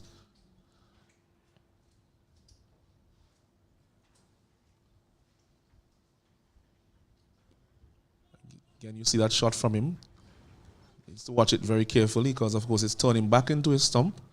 But that seems to be his ploy at the moment. And so far, he's playing it with a straight bat, which is better than to try to cut away with that ball turning back into him. There's a bit of risk attached to that type of shot. Ball turning in from the leg spinner. Basically playing it off his stumps there. So Mackenzie, he would not be discouraged by that type of shot.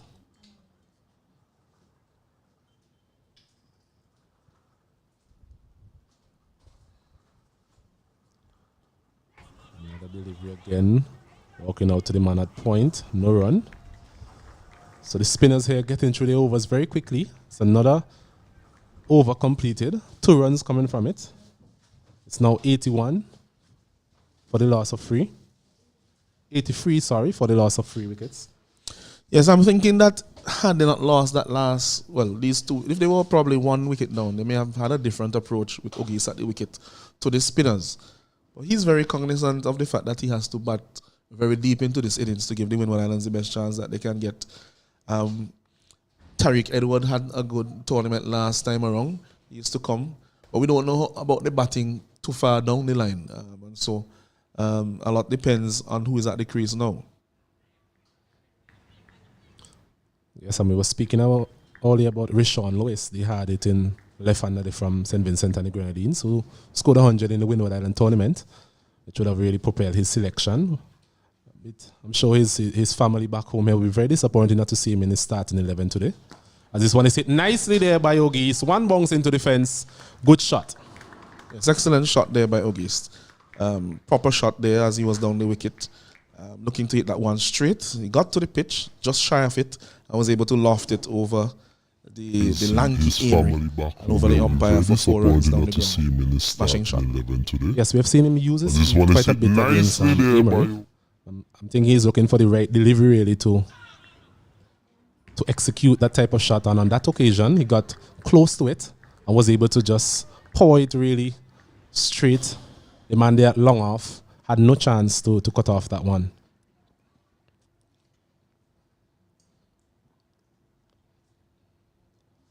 He's hitting this one again nicely. A carbon copy of the previous shot into the fence again for 4 more.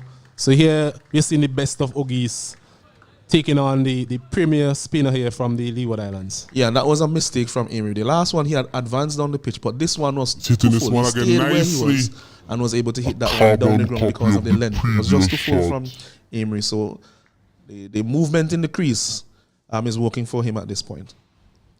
This one is a short of a length, just pushing that one for a bit from Amory. Ogis there is lit up a bit, thinking that he would be able to power this one over deep mid wicket. But rushed onto him a bit, well bowled there from Amory. Another short of a length delivery this time, and smartly played there by Ogis, walking it down to short third man for a single. So he'll keep strike. And at the end of the 25th over, the score is 92 for 3 Windward Islands. Yes, 92 for 3 at this point. They shy of 4 runs and over. But I like what I saw from Ogis in that last over. Not just the attacking shots that he played, but he was able to get the single. He was able to get the single off the last delivery of the over, keeping the strike. You mentioned Rishon Lewis. Just a while ago. And I think that looking at the batting lineup so far from what we have seen, Pascal seems to be a batsman who could put the bowling under pressure, and so to August. But the others don't seem to have that level of attacking play. And when you have somebody like Lewis who can score so quickly, I think that you really have to give him a chance, at least in the one-day version of the game. As we see Mackenzie from the Beckwith end again. This time, Joe Ogis is sweeping at that one. And not getting it past the man that short. Fine leg. Edwards, sorry. So we're seeing Ogis here just getting into his innings. And the Windward Islands will be hoping that he's able to just carry on. So often we see another chance here for a run out, and it could be close, and he's gone. My goodness. Another wicket being gifted, really, to the Leeward Islands. I don't think there was a second in that one. Ogis there coming back for the second, diving desperately. And umpire Sandy there raising that dreaded finger. And the talented Ogis has to go. Just when we were saying that the Windward Islands would be looking forward to him batting as deep into this innings as possible. And that is definitely a big blow for the Windward Islands. Yes, and we mentioned running between the wickets earlier. And I was calling for rotation of strike and so on. He already got the single of delivery. And that was not very far from the man at short mid-wicket. He just had to make a few steps to his right, to his left actually. And what we saw was that when he turned for the second, the ball was actually in the fielder's hand. And the fielder is within the circle, or just beyond the circle. So there's no way that could be a run. Yes, well, at least a 2. It was definitely only 1. So, unfortunately, for the Windward Islands, that is, but the Leeward Islands would be cock-a-hoop. They have seen the back of the dangerous Akeem Ogis. And it's now 93 for 4 at the beginning of the 26th over.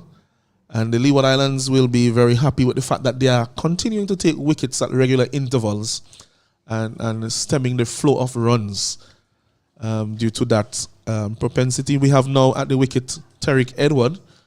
He replaces Akeem Ogis, also from St. Lucia. Yes, so another a right-hander this time. So I think Mackenzie will be pleased with that. As this delivery is attempted googly. Just coming back into Edward there. First time we've seen that from him in this spell. But back to the dismissal of Ogis. Considering the importance of that wicket, the risk really wasn't really needed. It definitely wasn't needed from a Windward Island perspective. But from Leeward Islands, they'll be elated with that dismissal. So when you think of it there, Osnet, the two most experienced and senior batsmen have basically given their wickets away to needless runouts. There's a fine line between looking aggressive at the crease in terms of a running and being careless. And we saw several dot deliveries that could have been manipulated maybe for singles. Just slight adjustment in terms of the way they were played. But to make that one into two, definitely that was not on at all on that occasion. So Ogis, he went for 32 from 45 deliveries at 4 boundaries. So definitely started to really get into his innings. Similar to Pascal, who made 22 as well. So both of those players are real huge losses for the Windward Islands here this morning in terms of their quest to put up a fighting total against the Leeward Islands. 2 run out, very disappointing. But from a Leeward Island perspective, they'll be very happy with those dismissals. So at the end of the 26th over, it is 93 for 4. And I will now be joined in the commentary box by Stacey and Edwards, who replaces Mr. Osnet Cato. Stacey and Adams. I know Stacey and Edwards, actually. I believe you do, Alanson. It's good to be back here. Not such good signs for the Windward Islands, having lost the experienced Akeem Ogis via the run-out route, as well as Stefan Pascal, captain. 2 run-outs in this innings. As Emery continues, he's cut for a couple runs, it seems like, by Joseph. Joseph has looked quite busy at the crease since he has gotten there. We saw Tariq Edward in the last competition. He seemed a bit more of a defensive player, but he was very fit in terms of he played some innings where he showed a lot of fitness. So the running between the wickets, while it has been their Achilles heel so far in the innings, they still have to make use of the opportunities that they get to get the scoreboard ticking. Tariq Edward and Devoni Joseph, who's on strike now.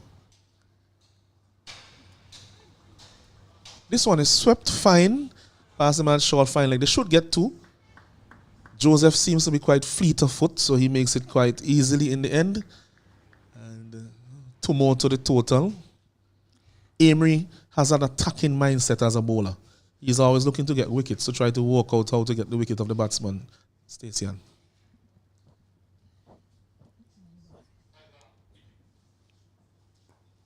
Back off and defend it back to him. Yes, I agree with you there. He's that type of bowler, very competitive. But I think he's struggling a bit to find the correct line and lines that he should be operating on this wicket. For a bowler of his standard, I must say, quite competitive bowler, quite threatening in the last CWI under 19 tournament that we had, which was the 3-day format only. But just struggling a bit here to maintain the proper line and length. That's a better ball there from him. Yes, 2 deliveries ago, we saw one that went down the leg side. Almost another opportunity for a leg side stumping. I think Joseph was able to react a bit more quickly than what we saw from Sayers earlier. And also keeper Bowen Tuckett didn't get her cleanly on that occasion. So at the end of the 27th over, that's 98 for 4. 97 for 4. 97 for 4.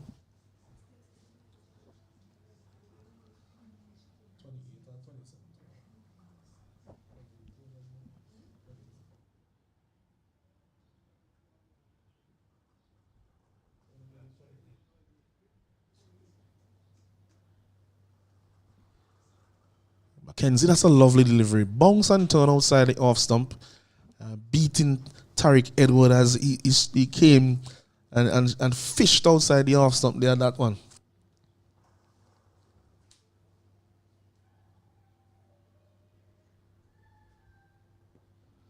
It's comes forward to that one, shows it respect. Yeah, Mackenzie has been getting that nice drift away and into the batters, and it's quite aggressive captaincy from Bowen Tuckett. I like that he kept Mackenzie operating even when there were two left-handers at the wicket. This one is turned for a single. They're looking for two. I would advise them against it. The field already has it in his hand. No need to do another suicidal run out. As we see here, the partnership between Joseph, Tariq Edward.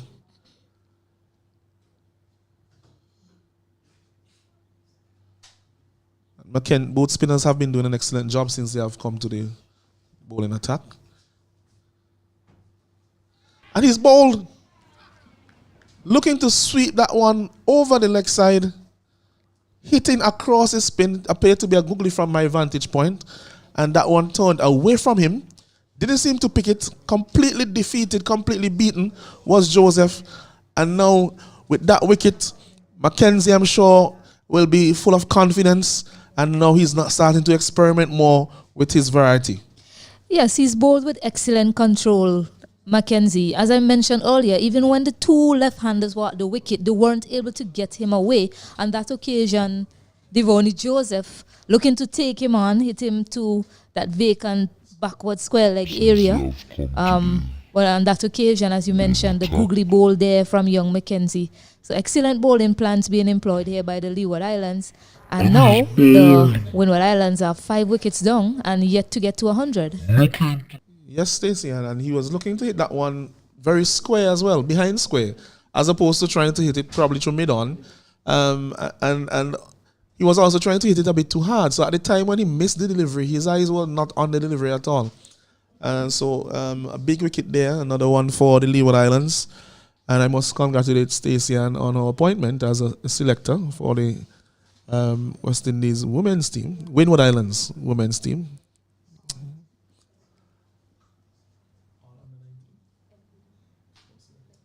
As a West Indies selector, I'm correcting. No, Windward Islands selector.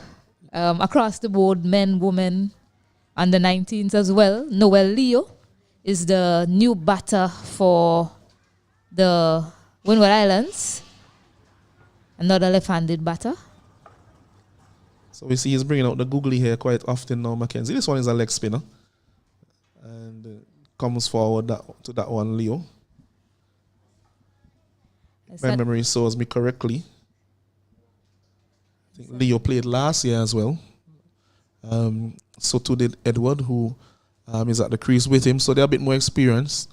And they need to bring that experience to the fore and see how many they can put together here. There's still quite a few overs remaining.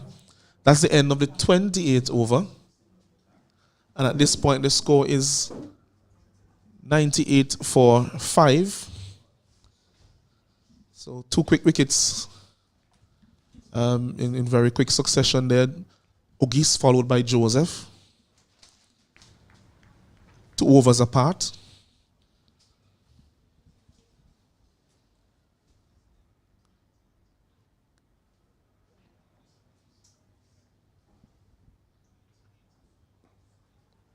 Yes, a repair job needs to be done here by these 2 batters, Noel Leo and Tariq Edward. The last time we had the white ball format was in 2019 here in St. Vincent and the Grenadines, defending champions of Barbados. Windward Islands was second in that tournament. And the Leeward Islands, they placed last in the tournament, but we see they've started quite well in their bowling innings here to the Windward Islands, having 29 overs being bowled. Well, in the 29th over, and have the Windward Islands at 98 for 5. Not a shortish one coming in with the turn. He's looking to just play that one with a straight bat behind square, where 2 fielders are positioned within the ring. Defends calmly, Edward.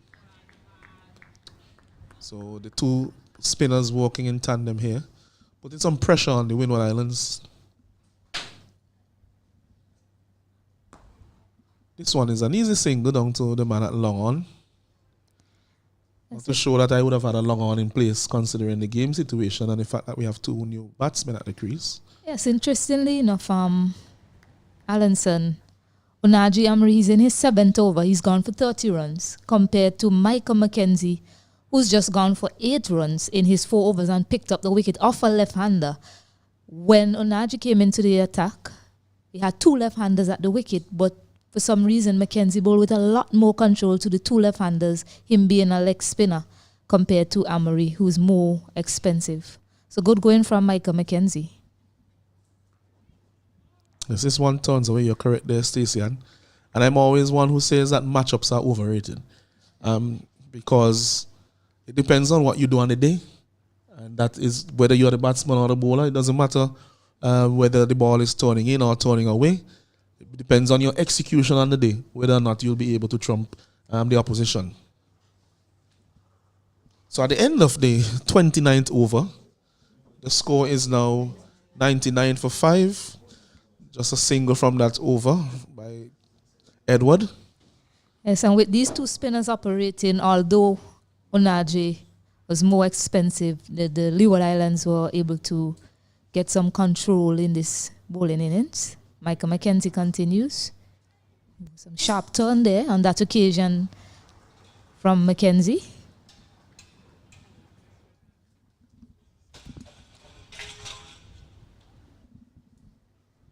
Yeah, that one has a sharp bounce and turn.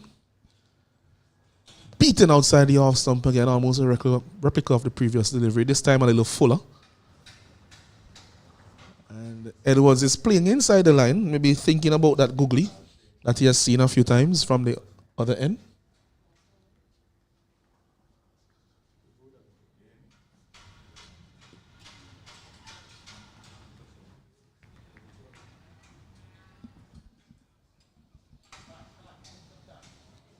So in terms of the feel, for those of you at home, deep square leg, short mid-wicket, man at mid-on, and the 6 on the offside slip, man at short third. Sweeper cover is on the boundary. You have a short extra cover. You have a straightish cover point in the circle, and also a man at long off. So that's the field here at the Arnoldville playing field. Leeward Islands versus the Windward Islands. This is in the air. Oh my. Just drops short of the man who was coming in from mid-wicket there. He was coming in quite quickly, it seems to be Graves. Just wasn't able to get there. Yes, extracting some bonks on that occasion, McKenzie. And with that single, the 100 runs came up for the Windward Islands. They are now 100 for 5.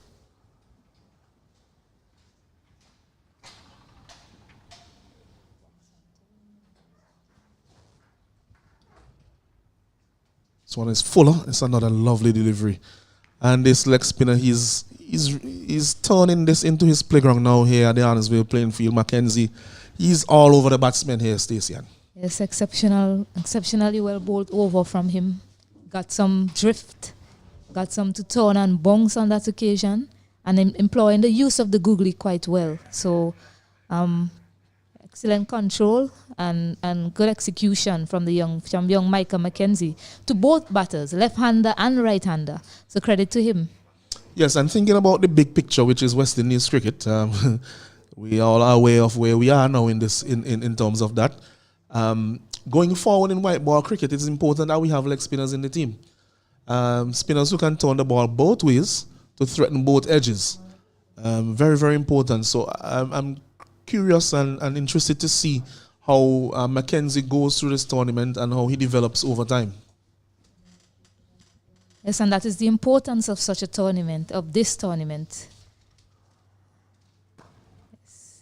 To see the development of players, young players, under 19 players, to get their foot into the door of possibly West Indies team, carry on, playing with great passion. You see Unaji Amri is quite a passionate cricketer.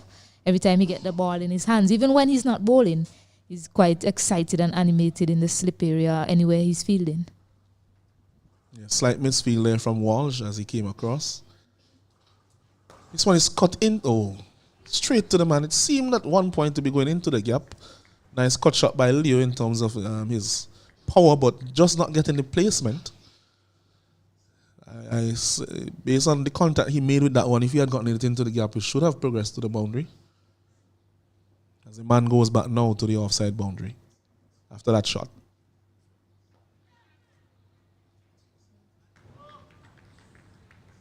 Stacey, and because of the bounce that Emery is getting, you have to be very careful with these cut shots.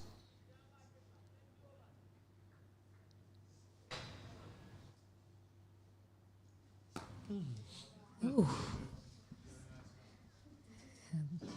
That one didn't bounce on that occasion, but the batter didn't put it away.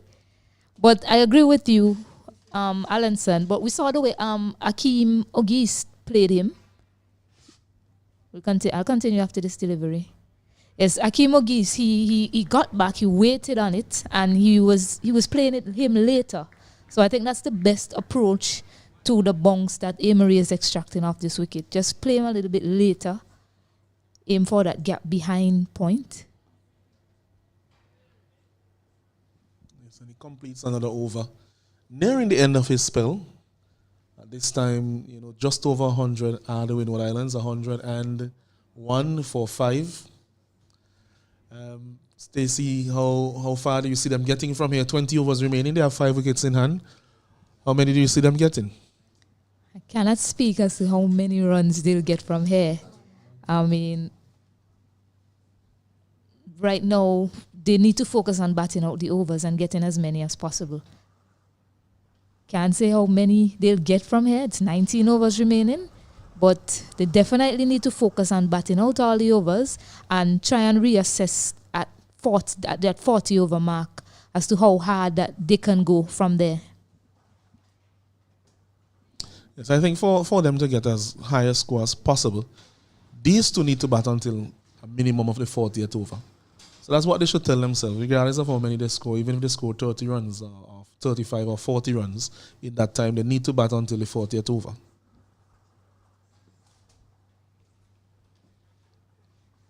And then they can think about how they can approach the last 10.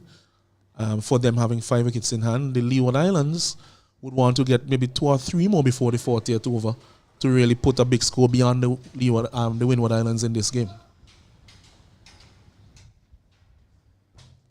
It's one thing to think about how many runs you need to get. The other thing is how do you go about getting these runs? And at this point in time, a lot of dot deliveries are being bowled. Micah McKenzie showing excellent control. He's into his 6th, 4 more overs after this. So they need to figure out a way to score against him, as well as Emery at the other end.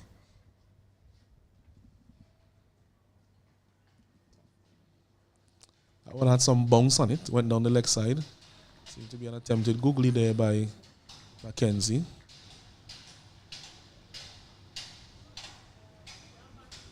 Signal wide by umpire. Edwards plays this one softly, takes off for the quick single. They get it in the end safely. So 1 more to the total for the Windward Islands.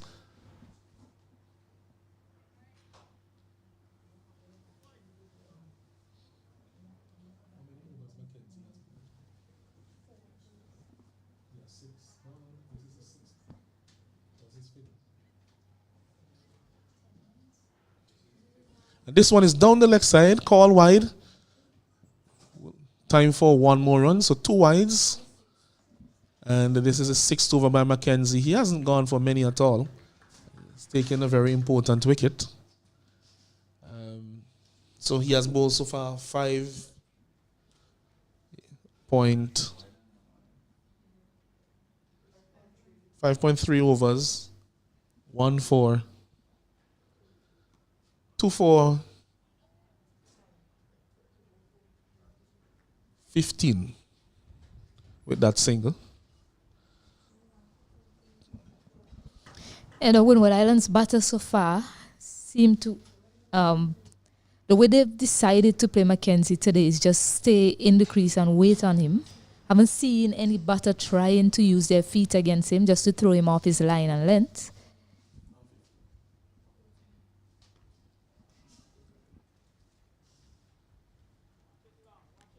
So it's been pretty comfortable for Mackenzie bowling to the Windward Islands batters.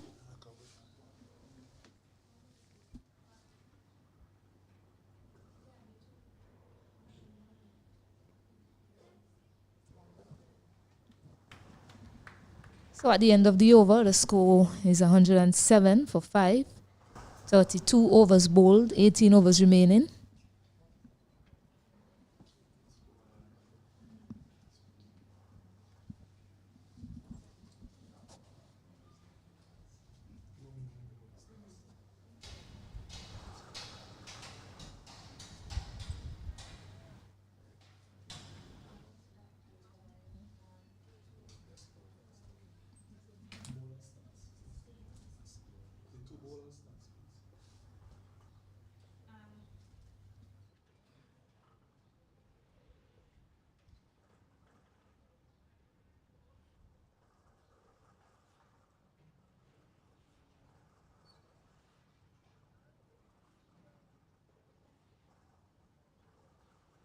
Rating in tandem here.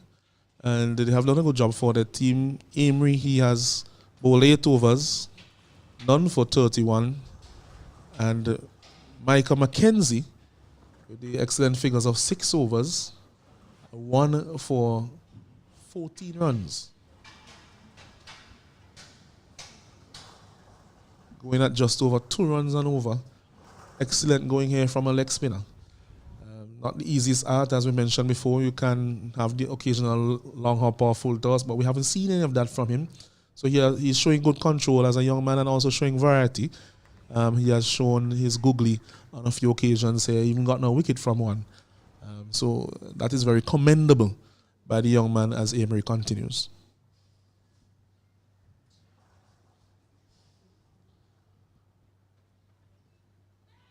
This one is turning into him, but should be going down the leg side. Big turn, striking him on a wrong leg stump, but obviously going past the stumps with that turn.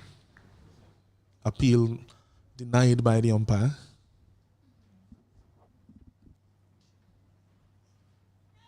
Another one turning down the leg side. Wide signal by the umpire. Looking for that little tickle down the leg side. But Edward has to be careful here. As you could see, Leo going to have a little chat with him. And playing at those deliveries down the leg side with that straight bat, just looking to turn it. Could easily get the inside edge to the keeper.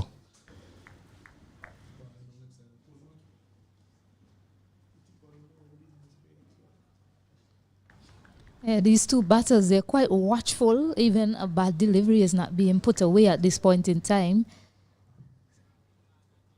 I know that they don't want to lose another wicket, but when there's a bad ball, they should be looking to put it away to get as many runs as possible. Good delivery there by Amory. Edward looking to play off the back foot. It's not a quick wicket. He's a tall man, so it's fraught with a bit of danger if one rushes onto his pants.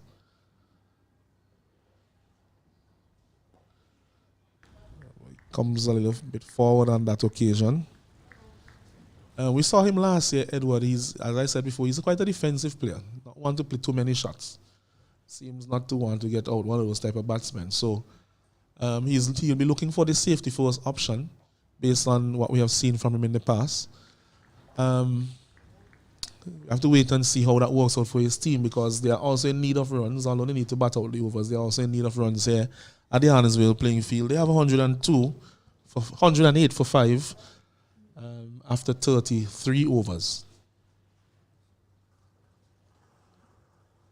And at this time, we'll have a short break as the players take drinks. Just a quick update. The game between Barbados and Trinidad has started. They'll be playing 39 overs.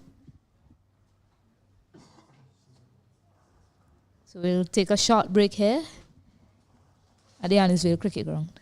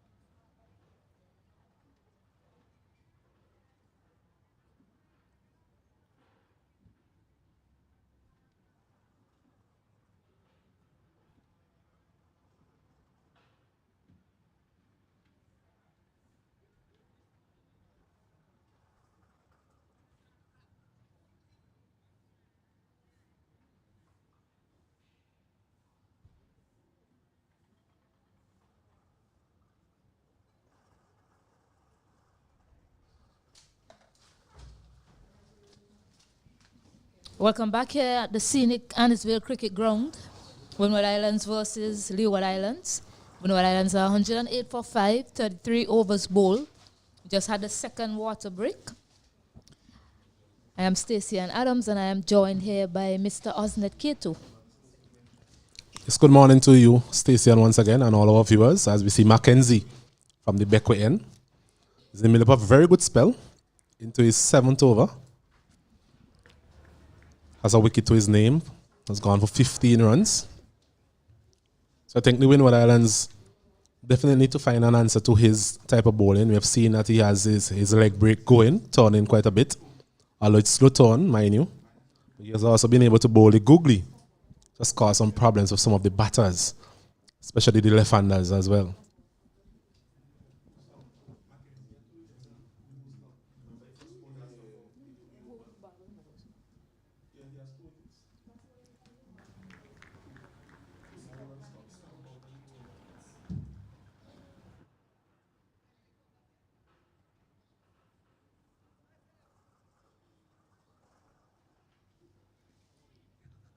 Quick single taken there by the Windward Islands. They need as many runs as they can get.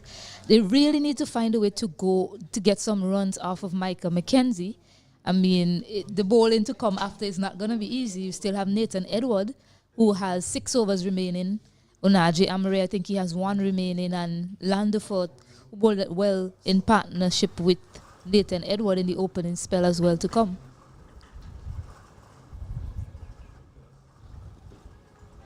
I'm not saying to give away your wicket to him. I mean, he has picked up 2 wickets. He's been the pick of the bowler so far, bowling with immaculate control. But you need to find a way to get some runs off of his remaining overs. I think batting is all about momentum. And so far, as you see another googly attempted there, should be able to come back for a second here. Yes, they will. A wide signal by umpire Banwari. Yes, wide signal, but that was something different from Tariq Edward. He was looking to sweep on that occasion. You have to find a way to hit Mike McKenzie off this immaculate line and length that he's employed so far to the Windward Islands batters. Yes, I was mentioning that batting is all about momentum, and what we've seen so far from this Windward Island innings is a lack of momentum. The 2 players who have really shown any sort of intent and momentum in the form of Pascal and Auguste, they basically gifted their wicket to the Leeward Island team. So that definitely didn't help their cause. And so far we have seen 33 overs being bowled, just over 110 at this point in time. There's no sort of momentum in the innings, but they'll be hoping with 16 overs remaining, they can find a way, as you mentioned, to just get some impetus into this innings, because that's the only way they're going to get anything close to 200 or even more than 200. Yes, and at the end of the 34th over, the score moves on to 111 for 5. As I understand that you've lost half of the team, but you're not going to win the game by not scoring runs at the end of the day. The way cricket is played, the team that has the most runs at the end of the day will always be the winner. So you have to find a way to score. This is Amory's last over. They'll have a new bowler at this end. So whether they're thinking maybe we'll target that new bowler, maybe that's the plan. But you have 16 overs remaining. Have to find a way to score. Have to find a way to get it up to 200 from here. At least 200, I would say, on this wicket. So Emery is going to continue. Noel Leo is there with Tariq Edward. Noel Leo to face Emery, who hasn't picked up a wicket as yet.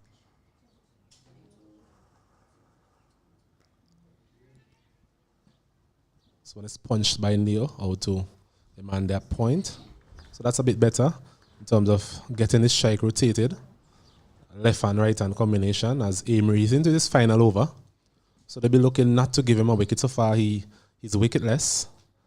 Gone for 33 runs.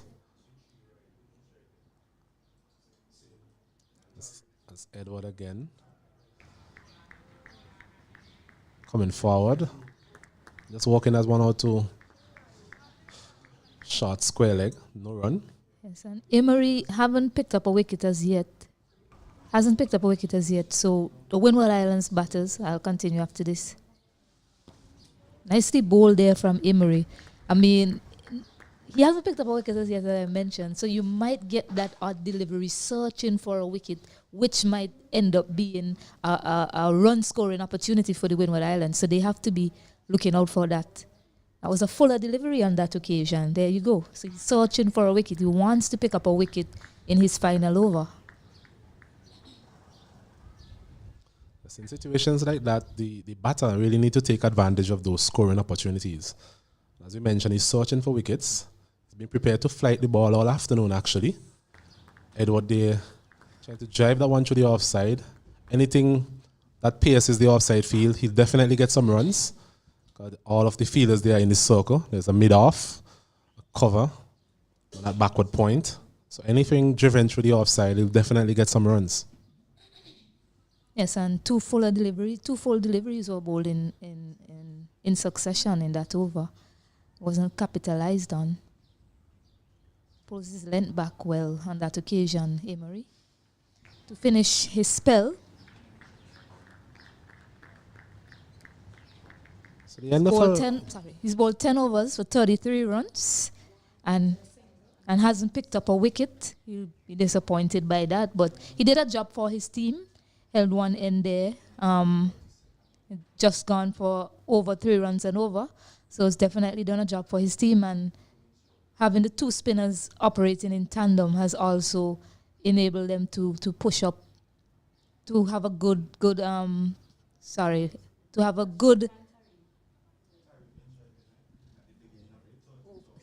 over rate. I couldn't get the words out on that occasion. So Micah McKenzie is going to continue. One again, turning back into the left-hander. As you mentioned, it's a risky shot really because he's getting the ball to turn off the wicket, both directions as well. So that delivery, the batter there, Leo, seen it pitch a bit short, but it was always coming back in. So him trying to force that delivery through the offside is always going to be risky. A big swipe across the line again from Leo. Definitely not the best shot selection at this point in time. Yes. We saw his predecessor, Joseph, playing a similar shot and losing his wicket. So Leo definitely will have to be mindful and selective in terms of his scoring areas against the leg spinner. Yes, looking to go across Micah McKenzie's delivery there. I know that he is a leg spinner, however, he has bowled that googly quite well today. A better scoring option might be to use their feet and go down the ground when the delivery is pitched up like that from Micah McKenzie. Yes, I think the choice of shot would depend on whether or not you're picking him, because as we have seen, he has the ability to bowl it googly as well. So you don't want to be playing across the line to the googly. If it is that you're able to pick him and realize it's a leg spinner on the line of middle and leg stump coming back into you, then that shot is definitely not a risky shot, as opposed to if it's a googly turning away.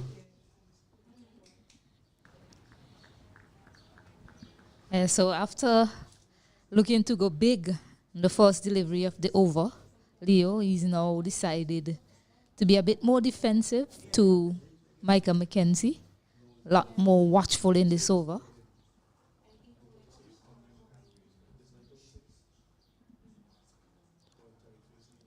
A flighted delivery there. Patting that one out to cover. 15 overs basically remaining. I think they just need to take it into blocks of 5 overs. So 5 over intervals. Just use those 5 over intervals and have a target in mind in terms of how much runs you want from each of these 5 overs. Maybe the last 5 overs would be a bit of a free hit in terms of you're trying to accelerate at a rather quicker pace than you want to do now. But just taking it in blocks of 5s is going to be important for the Windward Islands in terms of setting a proper total here this afternoon. Yes, some maiden over ball there by Micah McKenzie. 112. The score remains 112 for 5 after 35 overs. It's pretty tough going here for the Windward Islands team, especially since the spinners has been employed and losing 5 wickets, especially that important wicket of Akeem Ogis via the run-out route.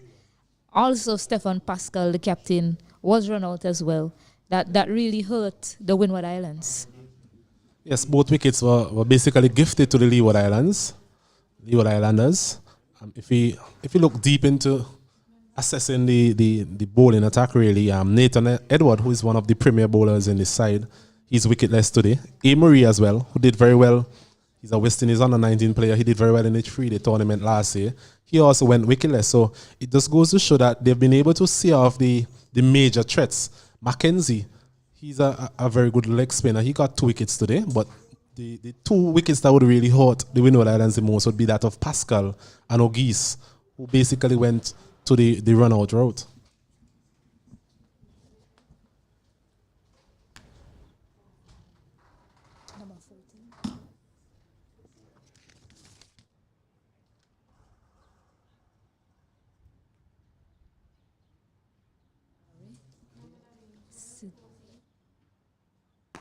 It's a new bowler, Tiani Connery, and he starts with a full delivery. So the captain is sticking with his spinners at the Annisville Cricket Ground.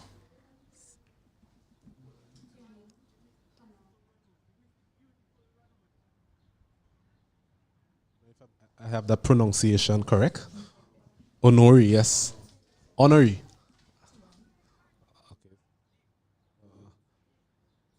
Pronunciation verified with the team management in between the innings. But he's a left-arm spinner, bowling from the Old Airport end. I'm wondering if the batters would see this as an opportunity, a new bowler coming into the attack to try and put a bit of pressure. Selective pressure, that is. Smart. Nicely done there from Honoré, Tianik Honoré. Left arm wrong, the wicket is where he's bowling from, to the left-hander. Interesting, indeed. Bowling left arm wrong to the left-hander. Trying to create some different angles to the left-handed batter.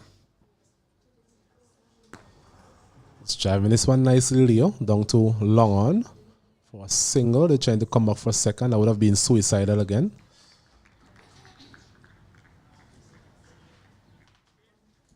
So just need to walk the ball around again, as we mentioned. We've been speaking about that for the past 5 or so overs. They need to walk the ball into the gaps. Scoring at 5 or 4 or 5 runs per over, the occasional boundary. I would definitely put them in good stead as a launching pad for the final 4 or 5 overs or so in this innings. Yeah, and in this sort of situation, you need to pinpoint a bowler that you're going to target. You need to find a bowler that you're going to score boundaries off of regularly. It's a bit short and wide. Didn't capitalize on that. So far, Tiani Honoré, in the start of his spell, has been a bit full. So the Windward Island batters should be looking to capitalize on the fuller pitch deliveries. Short on that occasion, nicely bowled. So at the end of that over, the score is 114 for 5. The overs are ticking along nicely here. It's bowling quite quickly with the spinners being in operation.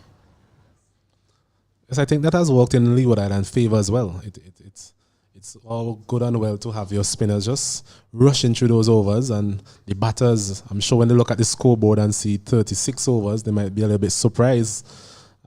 But the spinners have gotten through the overs very quickly. As we see, Mackenzie will be continuing into his 9th over. So we saw Amory bowling his 10 overs on a trot. And I guess we'll see the same from Mackenzie as well, considering the effect he has had on most of the Windward Island batters so far.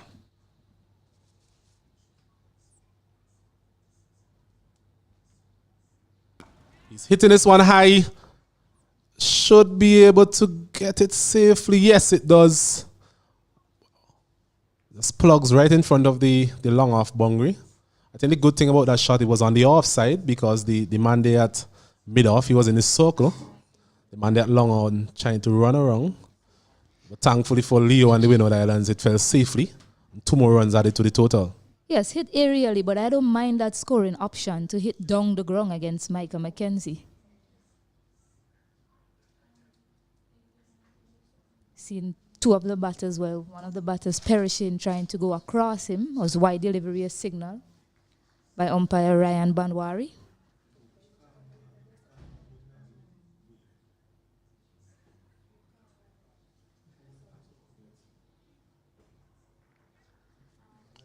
Leo again being very watchful. Most of the batters so far haven't been able to really pick Mackenzie in terms of his variations. And any batter would tell you, any good batter would tell you, as long as you're not picking the bowler, it's always going to be twice as difficult.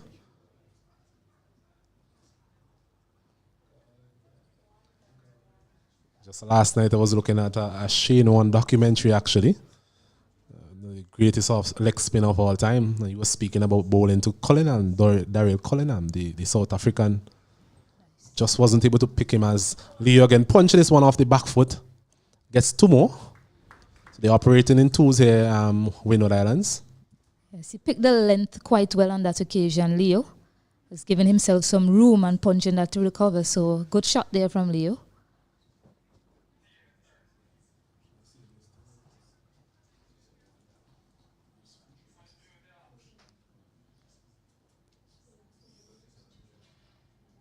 He's swinging this one higher. Top edge is going to be a difficult chance here for Amory. And it falls just between the 2 fielders. Coming back for a second again, yes. So just the luck maybe that Windward Island need to just change their fortunes in this innings. It was always going to be a difficult chance for Amory. The ball always going away from him. I think the fielder there on the long on boundary, maybe it was a better opportunity for him. Yes, Palmer was on the long on boundary coming in. Onaji Amory, however, was charging down quickly to try and take the catch. So Palmer sort of gave up halfway in between, and it fell in between the 2 of them in the end. Save for Leo, picks up 2.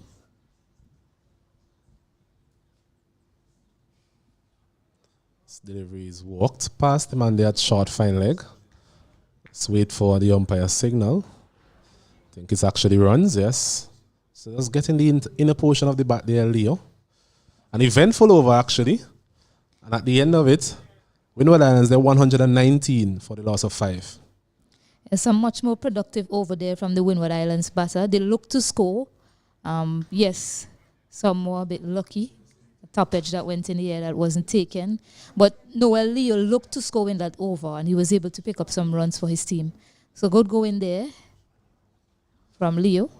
I think the key for Leo would be that he needs to pick Mackenzie in terms of what he's bowling. So far, he has chosen to use that cross-batted shot against the googly, and that has really gotten him into a bit of trouble. So what he needs to do is pick the leg spinner, pick the length that he's going to require to play that slug sweep over deep mid-wicket. Because so far, he hasn't been able to execute it with any great deal of competence.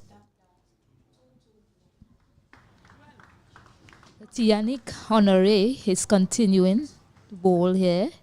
Left arm around. Bowling to Tariq Edward, who's been quite patient in his knock so far. Should be looking to get on with things.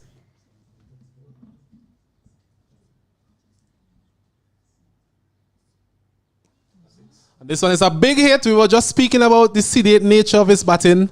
And this time around, he selected that delivery quite well and deposited it over deep mid-wicket for a huge 6. Well done there to Tariq Edward.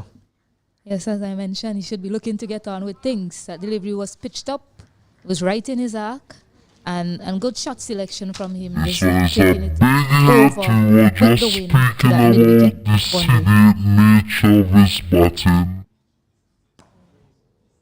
I think the attack against the new bowler here, Tianik, it's a better ploy, really, in terms of he doesn't look to be as threatening as the previous spinners that we have seen in operation. More so Mackenzie. So I think from the Windward Island perspective, and Leo has been looking to break free. Even in the last over, I think against Tianik, it will be a better option. Yes, and they've got to put pressure on Tianik because that will offset the plans of the captain. He will have to go to one of his strike bowlers if Tianik isn't effective here. This one is driven nicely there by Edward down the ground. I think he's been in long enough now for him to be able to manipulate the field. It shouldn't be difficult for him to punch the ball into the gaps. He's been there for 37 deliveries, 38 deliveries or so. 39 deliveries actually. So he should be able to feel more comfortable against the bowling and and assess the pace of the wicket at this point in time, and should be able to just up his scoring rate a bit.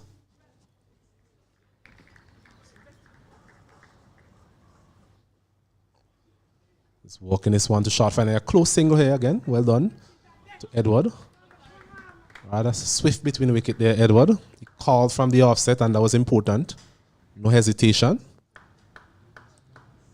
So it's the end of, actually, one more delivery. 128 for 5.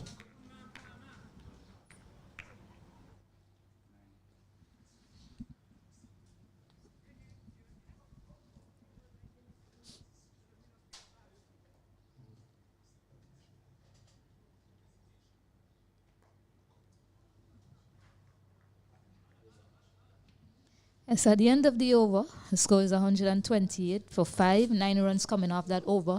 So another productive over for the Windward Islands batters.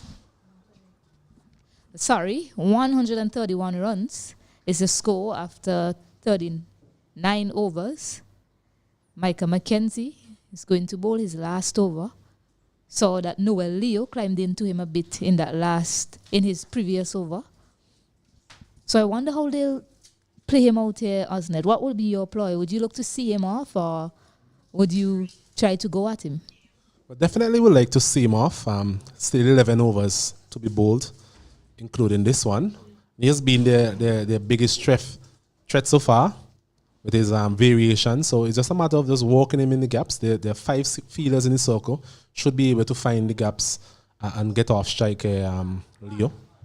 You need to give your wicket to the opposition.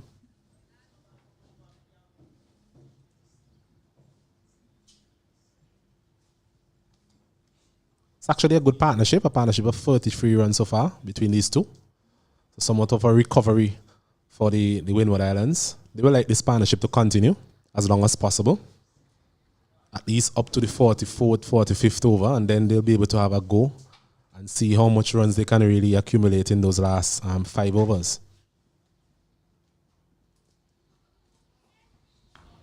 Yeah, it's really tough going. The fielders in the inner ring, they're not on the edge of the circle. They are, in some ways here at the Answell Cricket Ground, they're not resting on the edge of the circle. They're still looking to cut off the singles.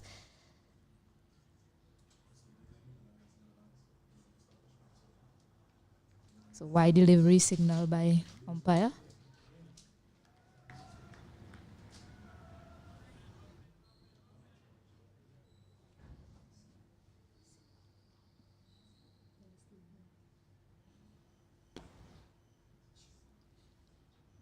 Down the ground that time, Noel Leo. Micah Mackenzie seemed to have done some damage to his hand here. Hope he's okay. Looking at Leo in the past couple of overs, he seemed to just want to break free. But I think he just needs to settle down and focus and be selective in terms of the bowler that he chooses to be attacking against. But I get the impression he's just trying to break free from the shackles really created from these batters. He's swinging this one again, just as I was saying. But I think the good thing about that delivery was the leg spinner coming into him. So he was able to just tug it really out to deep mid-wicket. It's a bit agricultural from Noel Leo. Seemed to be a shot of frustration. Tried to hit it really hard. Luckily for him, played it into the gap.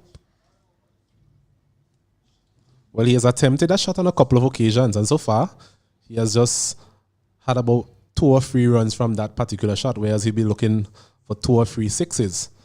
So thankfully for the Windward Islands, he's at the opposite end. And Tariq Edward, let's be looking to see off Mackenzie. This one is down the leg side. Wide signal there by umpire Sandy. Banwari, sorry. Banwari out of Guyana.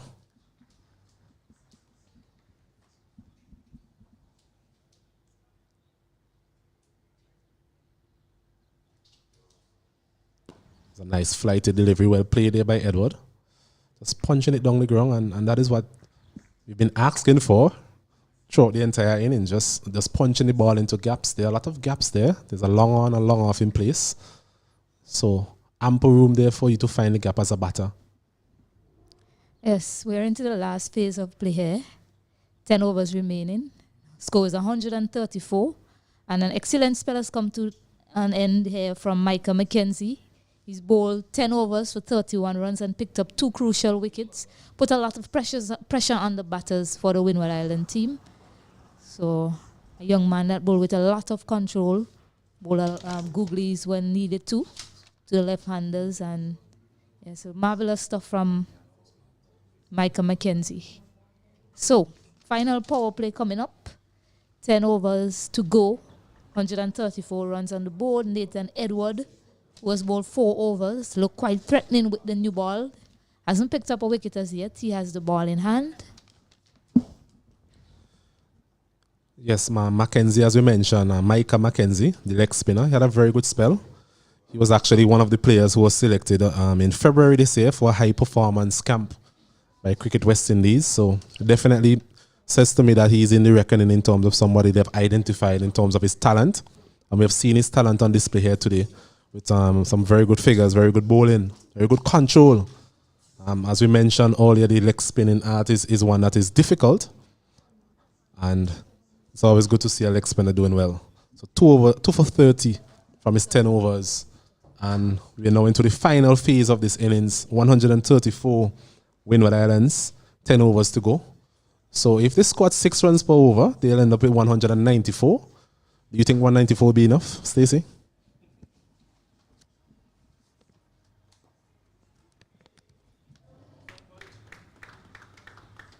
Quite difficult to say. Imponderable at this point in time. We don't know what sort of bowling attack we haven't seen the bowling attack of the Windward Islands team. Don't know what sort of batting is to come for the Leeward Islands. So we'll wait and see. Fair enough. With 5 wickets in hand, I think the Windward Islands will be looking to score at least 6 runs per over. If they get a bit greedy and goes at 8 runs per over, then it means that they will end up with 215, which in this situation is not a bad score. I think the anything over 200 psychologically for the Windward Islands at this point in time, given how they've gone so far, would be something that they can work with. Yes, and the Leeward Islands will be quite disappointed if the Windward Islands get to 200, given how well they've bowled to them in the middle part of this game so far. So Nathan Edward, the opening bowler, back into the attack. His delivery is back of a length, and there was Leo really trying to punch that one on the up. I think with the long off and long on in place, that would have been a risky shot. Yes, as a final passage of play, as we mentioned before, this is the last power play. 5 fielders are allowed out of the circle. So it's going to be much more difficult for the Windward Islands to score boundaries at this point in time. Once again, Leo is swinging for the fences. As I said, he just seemed to be waiting to exhale really in the last few overs. I think a better bet would be to just continue to walk the gaps, find the singles as well. Nathan Edward, as we know, he's one of the premier fast bowlers in this tournament. So more than likely, you're not going to just beat the ball all over the place when he's on.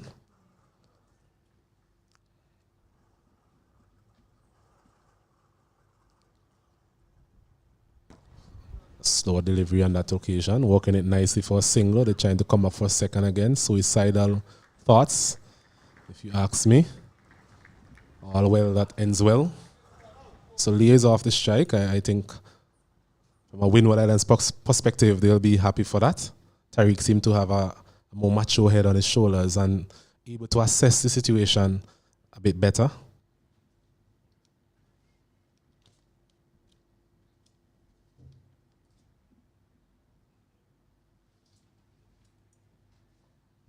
You can't really fault Leo for wanting to score. They do need to get runs on the board. You have 5 more overs of Edward after this over. This one is pulled into the gap, but well done there by Amory. It was a juggler really between the 2 players, Amory and Lando Fort. But in the end, they were able to prevent the ball from crossing the ropes. So 2 more runs there for Edward. He's beginning to score a bit more freely in the last couple of overs, getting the pace and the bounce of the wicket. On that occasion, a short delivery there from Nathan Edward.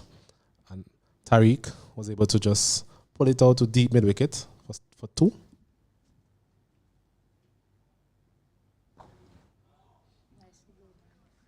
That ball from Nathan Edwards, all his experience coming into play. So at the end of the 44th over, Windward Islands, they're 139 for the loss of 5 wickets.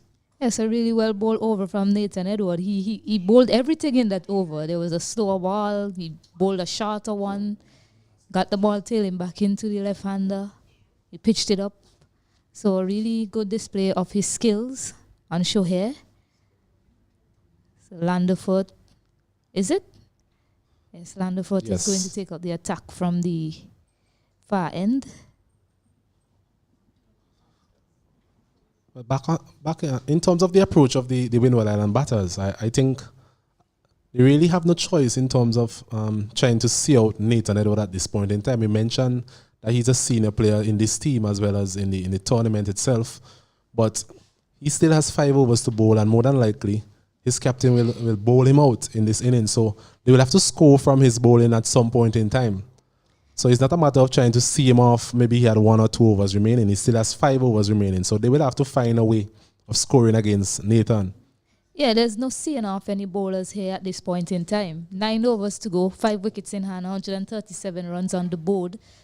You should be looking to get to 200 plus from here on out. Let's drive in this one, Leo.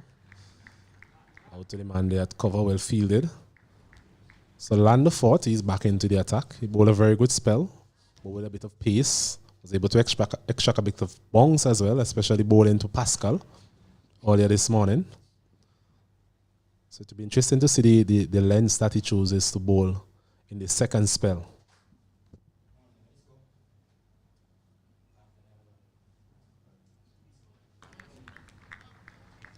A shortish delivery there.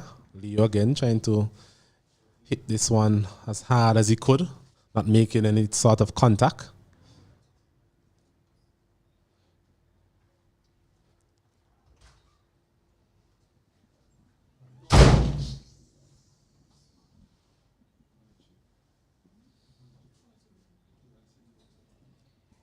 So very good recovery partnership here of 41 between Tariq Edward and Leo.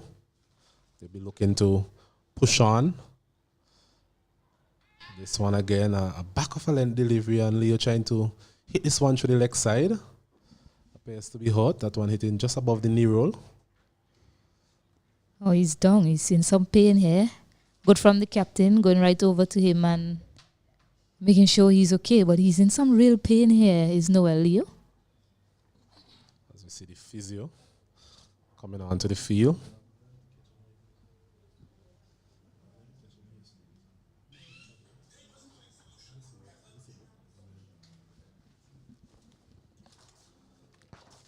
So while Leo awaits some attention from the physio, just a recap of what took place this morning. Remember, the Leeward Islands, they won the toss and they elected to bowl first.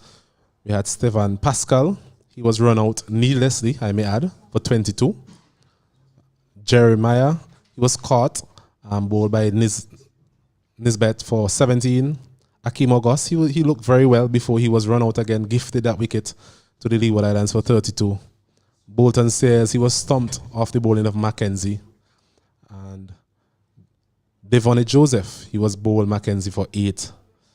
And at the crease currently we have Edward and Leo putting on a very good partnership so far, 41.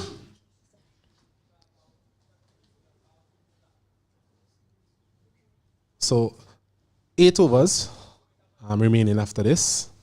We were mentioning before about the type of target that the Windward Island team would be looking to set. From the Leeward Islands perspective, what type of target do you think they will be looking to restrict the Windward Island team to? On the 200, 180 or so. I think they'll be comfortable with that. But both batters, they're set. They giving themselves a chance to push the scoring rate up. Noel Leo is down on the ground. He seems to have been hit on his knee.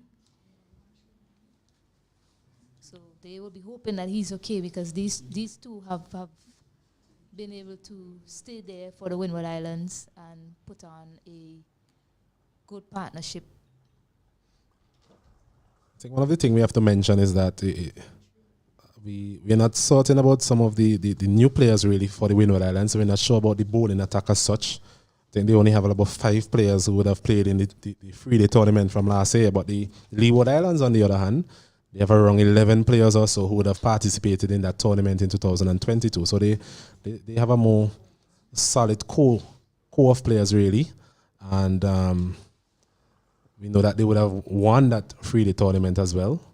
So it's important for the Windward Islands, for the new players coming in, to really hit the ground running in terms of the players that might be needed to finish off this innings, as well as when they start off their bowling innings, they need to hit the ground running as well in terms of trying to get settled and adjusting to the wicket and the pace of the wicket, and put up a good bowling performance to defend whatever total that the batters are able to accumulate.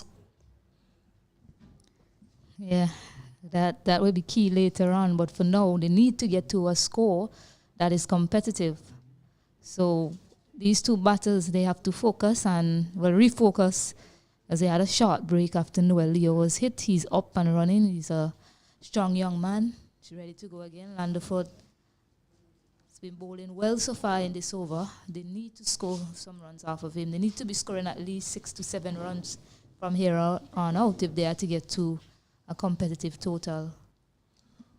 Well, you mentioned he's a strong young man. He's the wicket keeper as well. Most wicket keepers are pretty strong in terms of dealing with injuries and these sort of things. So hopefully he's fit and ready again to go. I think he just need to time the ball. He's trying to hit the ball a bit too hard. Mayan is a cotton ball opportunity, a soft dismissal really, a short of a length delivery, and there was Leo trying to walk that one on the onside, taking a leading edge, and a very easy and comfortable catch there for Landerford. And Windward Islands, they lose another wicket. It's 139 for the loss of 6. Yes, Landerford actually bowled 2 deliveries, similar line and length to Noel Lee, and he wasn't able to put it away, and he just decided to bowl that same delivery on that occasion, getting a leading edge, taking a nice return catch in his follow-through.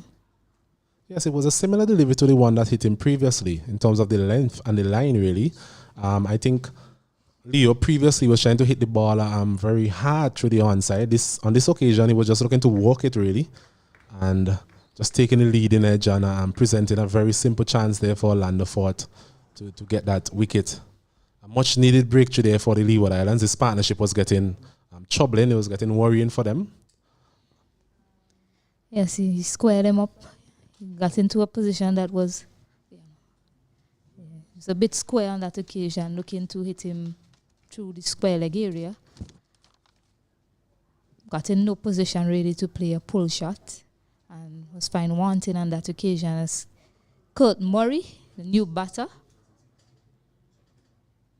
What I remember of Murray from last year's tournament, which was a 3-day format, is he was quite a patient young man, and he came in situations where it was tough going for the Windward Islands team, but he stayed there. I guess this can be termed as one of those tough situations as well.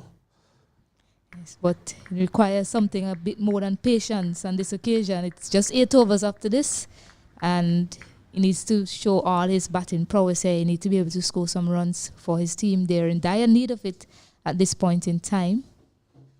Definitely, but for a start, he just need to walk the ball around and get the senior player here who has been there for a while now, Tariq, on strike.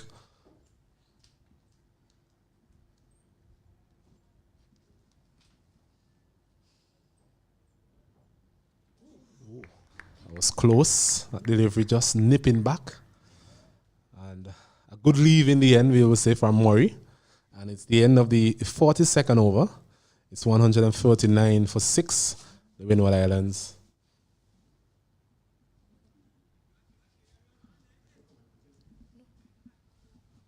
As we'll know, Mr. Alonso Cruikshank is joining me again in the commentary box. Alonso, a lot has happened since our last stint. Yes, definitely, and good day to our viewers again. The Windward Islands, they are in a bit of a tricky position here. The weather conditions dictate that it's not the easiest of conditions for batting, although the pitch is quite okay. But they will rule those runouts, needless runouts, I would say, suicidal runouts. I would even go as far as saying of their two senior players. And they are now 139. They probably would have wanted to be maybe 150, 160 now for maybe 3 or 4 wickets down, so they could push hard in the back overs. The skill of Nathan Edward is there for them to negotiate. He has proven, even in the past tournament, that he has a very good Yorker and a good slow delivery. So he has variety in his bowling, quite accurate as well. Short and skiddy customer. As he comes in now to Edward. This one is full. 2-ended off the bat. In the gap, it's coming down nicely. It gets to the boundary for 4. That one seemed just like a push, Osnet, but it was well timed in the end. Yes, well timed in the end. Not really the connection that maybe Tariq was expecting, but maybe he has a very good bat. And definitely split the two man there, long on and long off, and a welcome boundary there for the Windward Islands against Nathan Edward. Also something that we are noticing now, coming as we go forward into the day, the outfield is getting a little bit quicker as well. And that may be to the benefit of the Leeward Islands team who will be batting second, provided that there are no further interruptions. Yes, we have seen quite a few deliveries plug in the outfield during this innings for the Windward Islands. But as the day has progressed, a bit of sun earlier, peeking its way out, the outfield has definitely quickened up. So Edward again to face Edward. And he pushes this one on the offside. Quick single taken there, but well judged. And they get through comfortably. So Murray now will be on strike to Nathan Edward.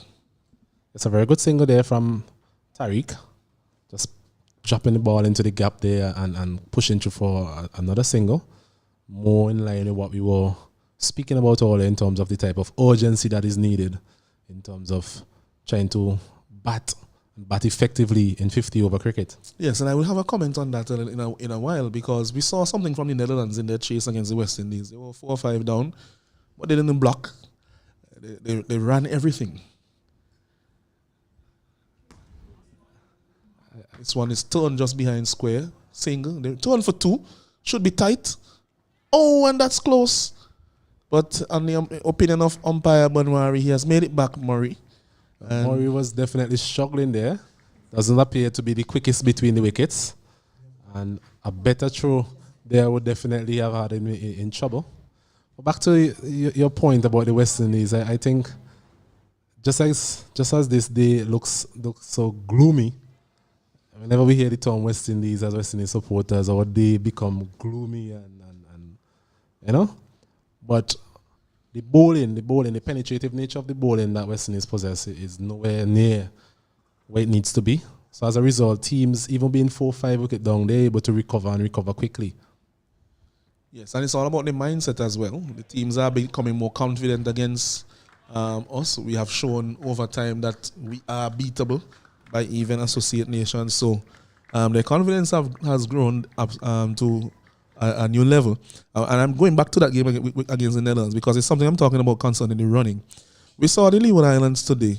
As soon as the Windward Islands started to take more singles, the fielders who were in the circle came in a little bit more. This is under 19 cricket, and we did not see that at senior level against the Netherlands. The fielders stayed on the ring. I mean, everything that was tipped was a single. It was tip and go run one, as we would say in childhood cricket. So, I mean, there are a lot of things to dissect. I mean, persons may not necessarily like to speak about that right now, but if you don't address the elephants in the room, then they will remain and they will grow. And elephants are quite large. Definitely. I said there, it's the Cruikshank. But just to add to your point, in terms of limited overs cricket these days, because of the fielding restrictions and all these things, it's important that you're able to get the opposition out. Wickets is the only way that you're going to slow down the opposition. And as we've seen today, Windward Islands losing 6 wickets, they have not been able to really push their scoring rate to any satisfactory level. As they're coming back for second again, well, run this time from Murray. So a bit more urgency being shown here, and rightfully so, in the 43rd over of this innings. Yes, a direct hit would have had him in a lot of trouble there, but the intent is correct at this point in the innings. They are now at almost 150. They are 149. 149 at the end of the 43rd over. 7 overs remaining, so should be interesting to see how many they can get off these 7 overs. They'll be looking to cross the 200 mark for sure. Well, I think Tariq, he needs to really face most of these deliveries. So we have 42 deliveries remaining in this innings.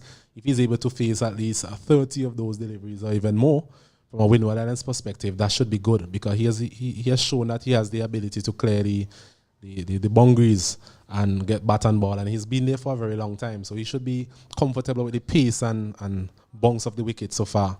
Murray, his job would basically be to put Tariq back on strike, and maybe if he's presented with an opportunity, take the opportunity as well. So land the fourth to continue. Good delivery, nice Yorker length, dug out by Murray, but you can't get any runs off that. He's looking to punch it down the ground. Maybe a player with a stronger bottom hand may have been able to beat the mid-off and the mid-on. And it's actually an interesting length because he has both mid-off and mid-on in the circle. So if he owes in anyway, there's an opportunity to go down the ground for some runs. Yes, and I've been very impressed with Landefort. In his opening spell, he bowled quite a variety of lengths. Got the ball to move away from the left and right hand as well. Here he comes in again, back of a length, changing length this time, not being very predictable at the death, which is something that is encouraged in modern cricket. Landefort, he played last year as well, Osnet. I could remember him opening the bowling with Nathan Edwards for the Leeward Islands last year as well. I think he's from St. Martin, and so too is Edwin. So they will know each other quite well, and they have forged a bowling partnership that should go from strength to strength from here on in their careers. So that was a good single there from Murray. Just as we were saying, his job here is to really just walk the ball into the gaps and give most of the strike to Tariq Edward. Tariq, on the other hand, he will need to assess where his scoring areas are. As we're seeing, Landefort, he has a very good Yorker. I think he will employ that quite a bit. But this one is a short of a length delivery. Edward, they're trying to back away. Not really beating the man that short third man. Yeah, that one seemed to be an off cutter. It was into the pitch, but the pace was taken off of it. And he was looking to beat the man at short third man. If he had done so, he would have gotten a boundary because it tends to run away quite quickly in that direction. But it went straight to him. So maybe a bit of fortune there, but at least some wisdom from Landefort in using the slow delivery without the third man in place.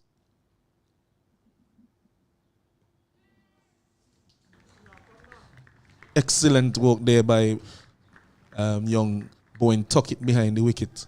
Deflection there off the pads. He was wrong-footed. He was on the line going down the leg side because of the line of delivery, but was able to stop it from going away for some leg byes. Yes, good work there from the wicketkeeper. Wicketkeepers have really come under the spotlight in recent times, in the last week or so. Most notably in the Ashes series. Well, I think Bowen Tuckett, he has done a good job today, marshalling his troops.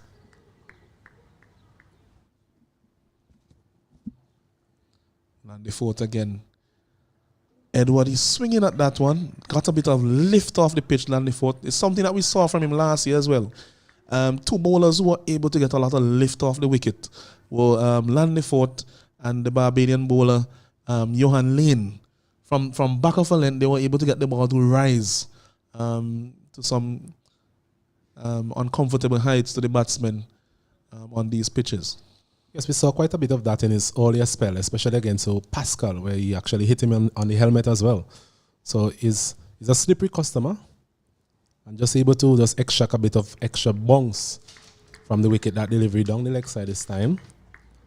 So Edward, once again, as we mentioned, he needs to assess and realize what type of length he can expect from Landefort and what type of shot he'll be able to play effectively to maximize the output of runs that he's able to get in these last overs.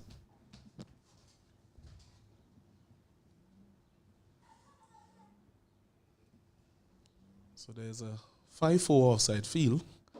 Landefort comes in again to Edwin.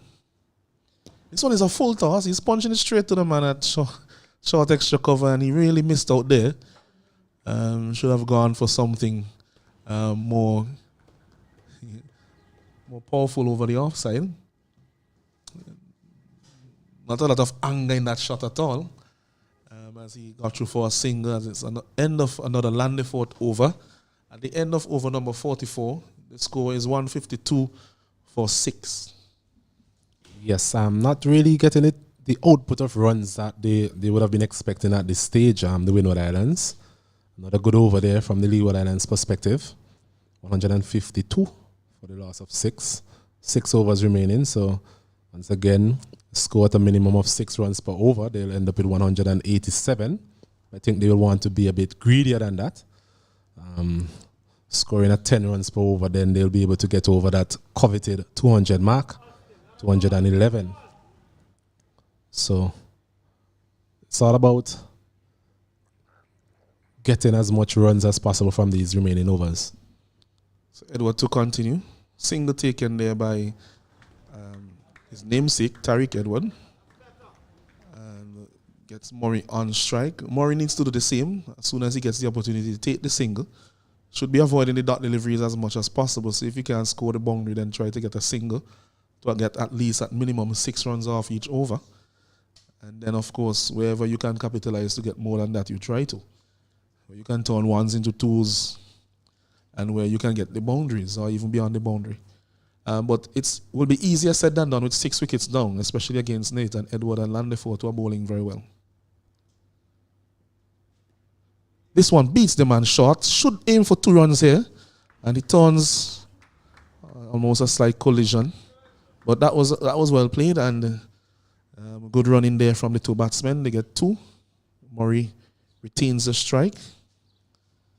155 for 6.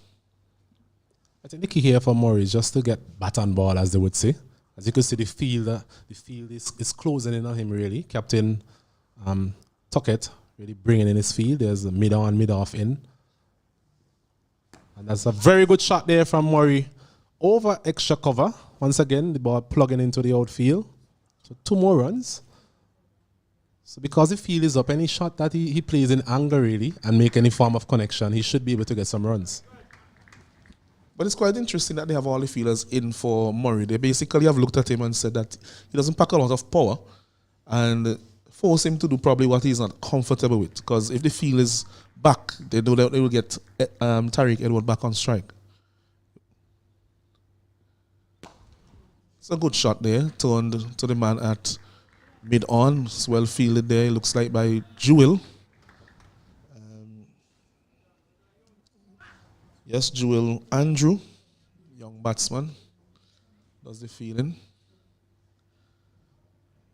And as you can see, as Edward is back on strike, the field now spreads. They're utilizing the 5 fielders that they can have on the boundary.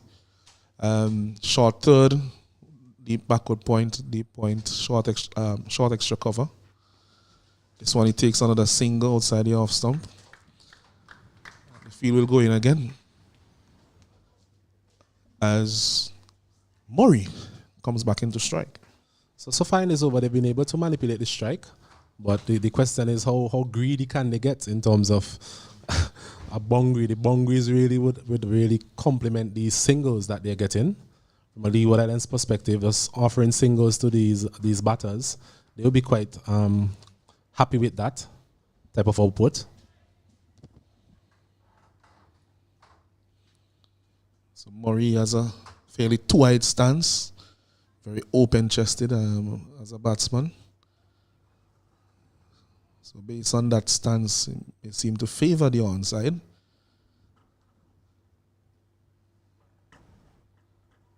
Pushing back a few more fielders to him now. So all 5 are out. And I think that is what he wants, because he wants to get Tariq Edward back on strike. But I think that they may have done so because it was the last ball of the over and they want to have Murray on strike for the next over. So at the end of over number 45, the score is now 160 for 6. Yes, a good over there from Nathan Edward, not too threatening in any way. But as you mentioned, the Windward Island batters, they're quite comfortable in terms of getting the singles and twos where they're possible. I think they would be aiming a bit higher than that in the next over or so. In the remaining overs, that is, they will want some boundaries under their belt. And I think the man to do that will be Tariq Edward. He has been there for a while now. But it's going to be tough going, especially against these two bowlers that we have seen their full repertoire of skills so far, being able to execute the Yorker as well as bowling those shorter length deliveries, slower deliveries. So it's really about being selective and being smart in terms of the areas you're able to score. Well said. Land the fourth to Murray. So when he gets an inside edge, they're thinking of two. Decide against it. Edward, he wants a strike. And it would have been a tight two anyway. So good decision made there. Interesting from the Leeward Islands think tank, whether it's the captain or those of the field to set back the field of the last delivery of the last over, so that they would have Edward Murray on strike at the beginning of this over. It could have paid off. They could have had maybe 3 or 4 deliveries without many runs. But it's interesting. It shows that they are thinking. And that is good to see. And long may it continue.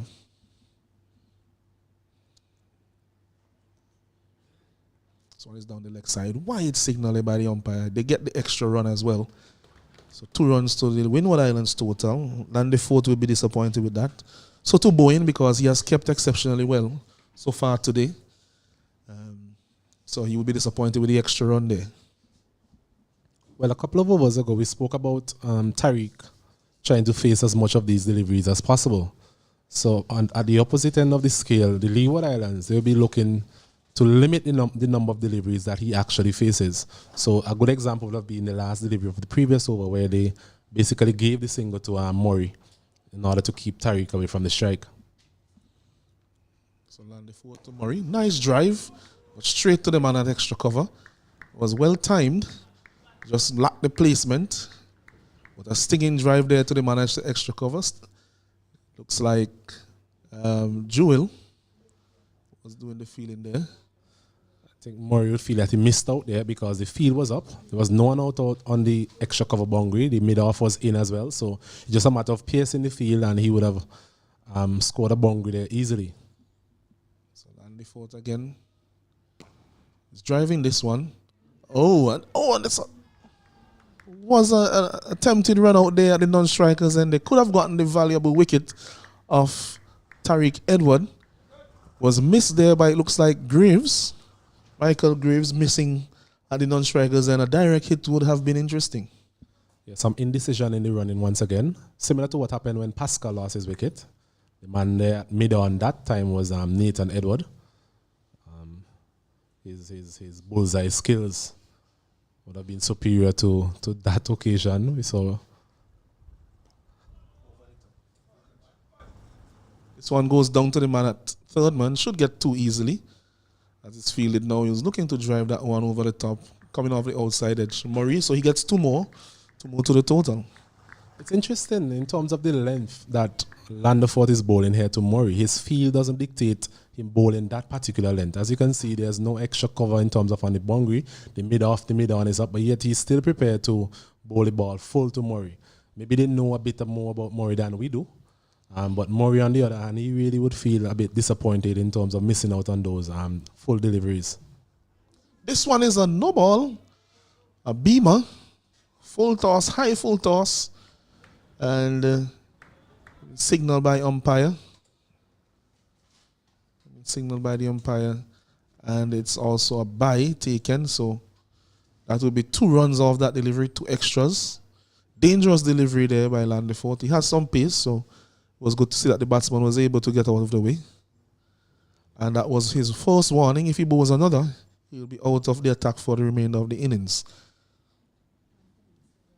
So it's a free hit here for Tariq. Good opportunity for him to get some runs.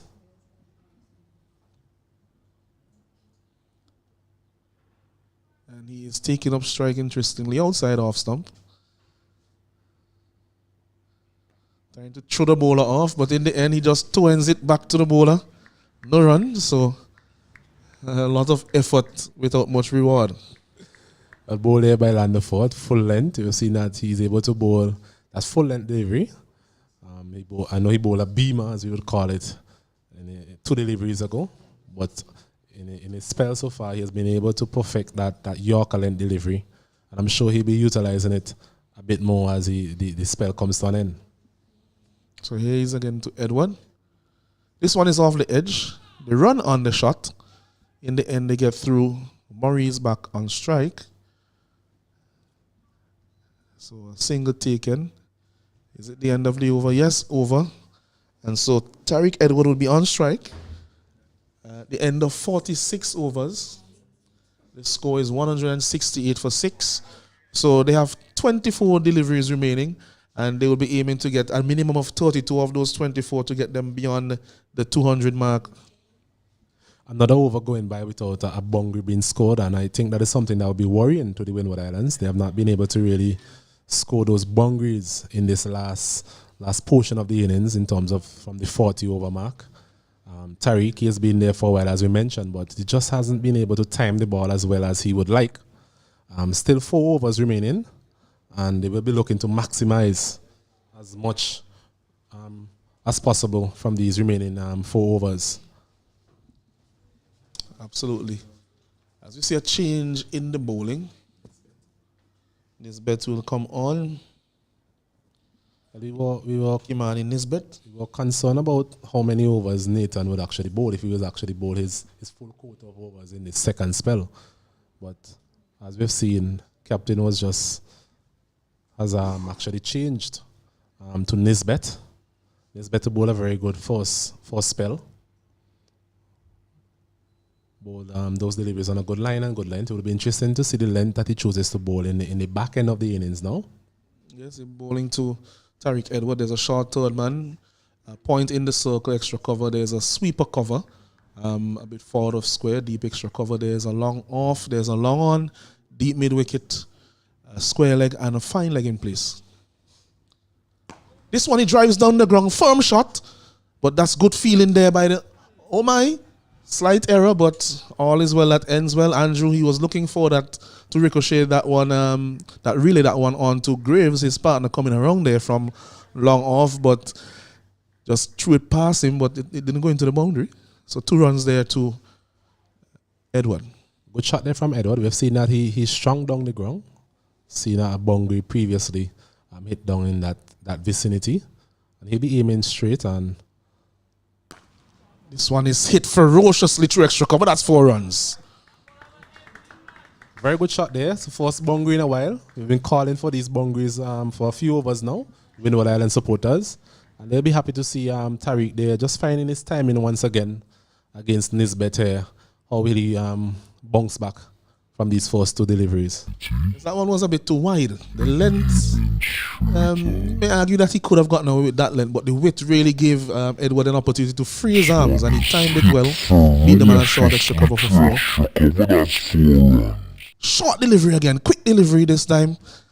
Over the shoulder, ducking out of the way. It was Tariq Edward, and it's called 1 for the over, 1 bouncer for the over. So good change up there from Nisbet. A very good change up indeed, and we saw quite a bit of that in his first spell. He's able to bend his back and get a bit of extra bounce and extra lift off this wicket. Tariq there just evading that one nicely in the end. So Nisbet again. This one is short. He flicks this one down to the man at fine leg who takes the catch. It was a stylish looking shot, but the fine leg was back, and he probably would have been better served to have played that with a full-blooded shot, and he may have gotten it over the boundary with the pace. I was just about to mention that. He didn't play it with any sort of conviction, really. Any sort of conviction, I think that he would have gotten maximum returns on that. He'd be very disappointed with that dismissal. But he played very well in the end, and a good comeback there from Nisbet to get the good wicket there of Tariq Edward. So 173 now for the loss of 7.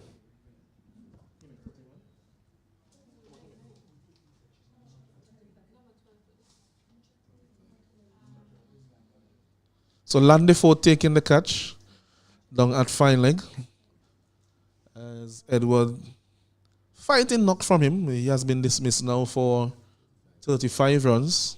So far that is the of 60 deliveries. So that's a top score so far from his team. But he'd have wanted to see them through to the end of the innings because already being set and the senior batsman, he knew that a lot of the scoring was up to him. So he'd be a bit disappointed. But we have seen this from him in previous competitions where he has a desire, it seems, to bat. And so he doesn't like to give his wicket away. He doesn't like to get out. And that is good. And for him, I think now that what he would want to do as he develops as a cricketer is to improve his scoring in the first half of his innings. Try to get scoring a little bit more earlier in his innings and with less risk, so knock the ball around a little more earlier in his innings so that the scoreboard pressure isn't as great on him towards the end here. But not a bad effort from him at all. Yes, 35 from 60 deliveries. He played a lot of deliveries. He's been there for a while. As you mentioned, in terms of rotation of strike, there's something he can really add to his game moving forward, especially in these limited overs competitions. As the new batter is Gassi, a fast bowler himself. So Corvin Gassi, the new batsman. Wide signal there by umpire Sandy. And acknowledged by the scorers. Yes, Nisbet has been impressive, being the first change bowler from this end. But a very good first spell. Got the ball in the right areas. And he's not afraid to actually use the middle of the wicket in terms of an effort ball. So it's driven by Gassi down too long off. Easy single in the end. Andrew does the fielding. Gets it back into the bowler.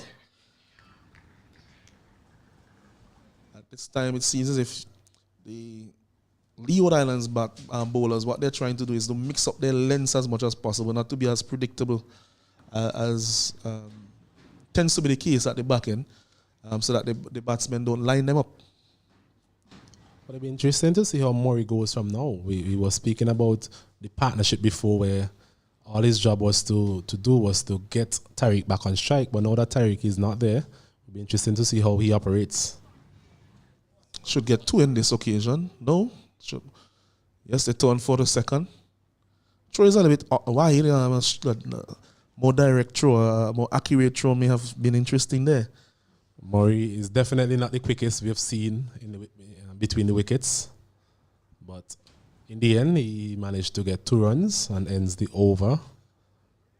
So at the end of the 47th over, the score is now 178. So in that over, they got 10 runs, although they lost the valuable wicket of Edward. So now 3 overs remaining, 18 deliveries. They will want to get a minimum of 21 from these 18 deliveries to get them beyond that 200 mark, which, considering where they were around the 30th over or so, which they were just about 100 runs, if they get to 200, it would prove to be quite a recovery for them, and they had lost about 5 wickets at that stage as well. Yes, somewhat of a mini recovery from the Windward Islands. 200, as we mentioned, is that's a psychological boost, really. Just getting over 200. So there's something that they will aim for. As we see Nathan Edward is coming now from the Beckway end.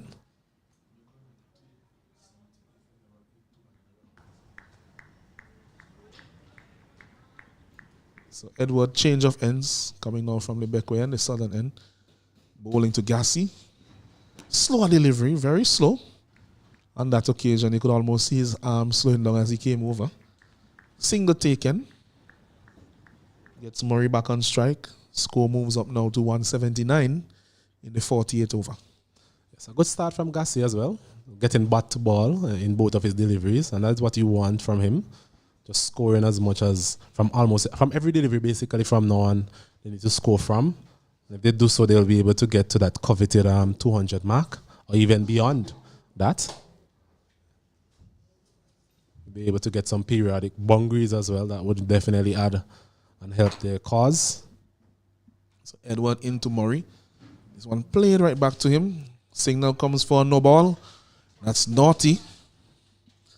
Naughty there from Nathan Edward. And it will be a free hit to Murray. We have seen that from Nathan today as well, earlier. Actually had a wicket taken away from him for a no ball from Jeremiah. So it's something you need to work on in terms of his run up, eliminating these no balls, especially in limited overs cricket. This one is punched just in front of square on the offside. Should only be one, but they will turn for a second. In the end, they did well there in the running. That side of the field being a little bit bigger because they're playing on the pitch that is furthest to the other side of the square. Normally, it's not easy to get 2 runs in that direction, but today they're playing on the pitch that is furthest to the left as we stand, and as you view it, it would be furthest to your right. Edward again to Murray. This one, they're off for a single. Score goes up to 183. So this is actually good batting from the Windward Islands. They've been able to score off every delivery so far in the last couple of overs. But what would complement this good batting would be a couple of boundaries, a couple of big hits. Gassi seems to be a man who has the power to do that. So they'll be hoping that he can connect on 1 or 2 of these deliveries and deposit them somewhere in the vicinity of the old Guinness posse stand there, Alanson. Well, we will see. Edward would have other ideas. He's driving this one, but a good Yorker length down to the man at long off. So 1 is all they will get. 1 is all they will get. 1 delivery remaining. I think that's the signal from umpire Monwari to umpire Sandy. 184 for 7, sorry, in the 48 over. Murray cuts this one behind square. That's well placed. Chase is on there for Palmer. Gets there in the end. And he keeps it down to 2 runs. And so at the end of the 48 over, the score is 186 for 7. And 12 deliveries remain. Oh, there's 1 more delivery left. A good shot there from Murray. We've seen that he doesn't have the power, the brutal force as such, but what he does have is the caress, and he's able to walk the ball into the gaps. So he'll be looking to do more of the same in these remaining 13 deliveries. So another single there from Murray. They will get 2. Slight misfield from... Oh! That's pretty close. Flick back onto the stumps by Bowen. Quick thinking. Bowen tuck it. That's a close one there. Umpire says not out. And at the end of the over, the actual end this time around, it is now 187 for 7. So they have 12 legal deliveries remaining. They would want to get at least 13 to get to 200. Close call there, wasn't it? A very close call indeed. Once again, Murray struggling. We've spoken about his running between the wickets. He's not the quickest. I don't think I'll pay my money to see him in a 100-meter Olympic final anytime soon. But on that occasion, coming back for the second as he rightfully should at this stage of the innings, and a close call there. Do not have the benefit of the third umpire at this point in time. So let's give him the benefit of the doubt as we have the 49th over being started and bowled by Nisbet. So 188. This one is beaten outside the off stump as Nisbet continues. Interesting field. There's no one back on the third man off fine leg boundary. So there's a short third, short fine. There is a field at square leg, a field at point. Man at extra cover. There's a sweeper on the boundary on the offside. And it looks like they're bringing up the long off and the long on who are back. And he's sending back the square leg. And, okay, the long on will stay back. Just the long off comes up. May indicate that he will continue with the short length into the body. So said, so done. Based on the field that was set. Beaten again was Gassi.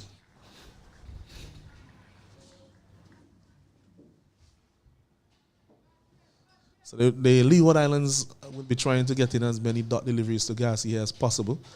I think Gassi, he's looking to go and clear the boundary, but he has missed on several occasions. So he may be better advised just to get bat on ball and just to keep the scoreboard ticking over. This one he hits fiercely. Strong man, but yes, they turn for 2. Slight misfield by the man on the sweeper cover boundary. Overthrow, and they get an extra run. So 3 runs from that shot. A little bit of sloppiness there from the Leeward Islands. It's very sloppy indeed. I was gifting an extra run there to Windwards. Windwards would gracefully accept any sort of runs they can get from this point in time. So Gassi just needs to get the bat on ball really. We have seen that he has some power in him. We don't want to miss too many of these deliveries, at least score off every delivery, even if it's a single. We've seen from Murray that he's able to get the bat, get bat on ball, as they would say, and keep the scoreboard ticking. He'd be hoping that he'd be able to power something in these last couple of overs. The mid-off is up, so that's an area he can perhaps target. So let's bet into Murray. Skies this one on the offside. Should be caught. And he's caught. He is dismissed. Catch taken there by the left arm spinner.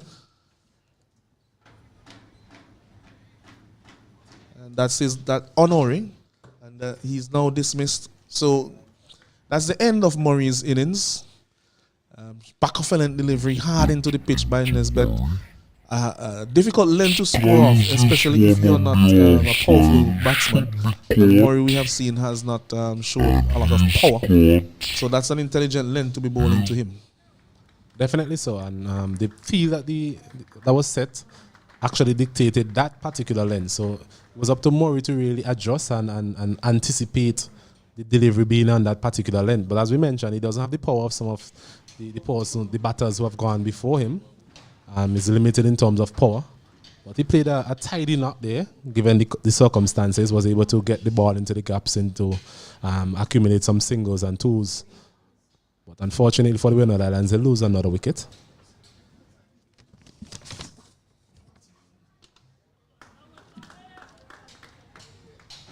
So new batsman comes out to face. Nesbet. Bowling is beaten outside the off stump, looking to hit that one over the deep mid-wicket area.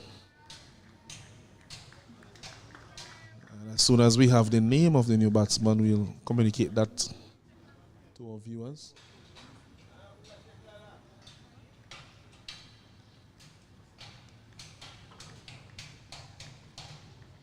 Nesbet in the middle of a good spell.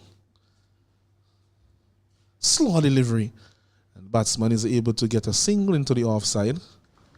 Gets them now to 192 runs. So 1 over remains. They're 8 away from 200. And the Leeward Islands, for the psychological advantage, would want to keep them below that. Now bowling at the tail.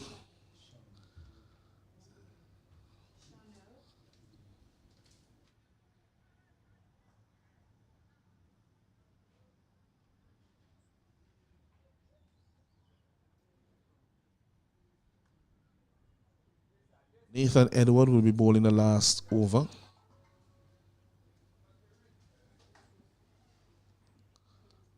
Be bowling to the right-handed Shawnil Edward, I think he is. And interesting field again. Interesting field here. There's a point, short third, square leg, short, fine leg. Long off, long on, back, deep mid-wicket, deep extra cover. Played back to the bowler, no run taken. This is the final over, 192 for 8. Still 8 runs to get to 200.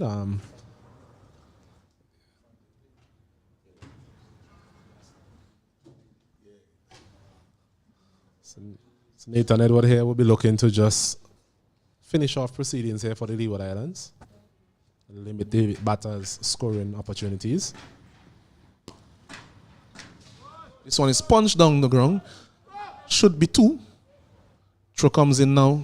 A little bit wayward in the end. They get 2 comfortably.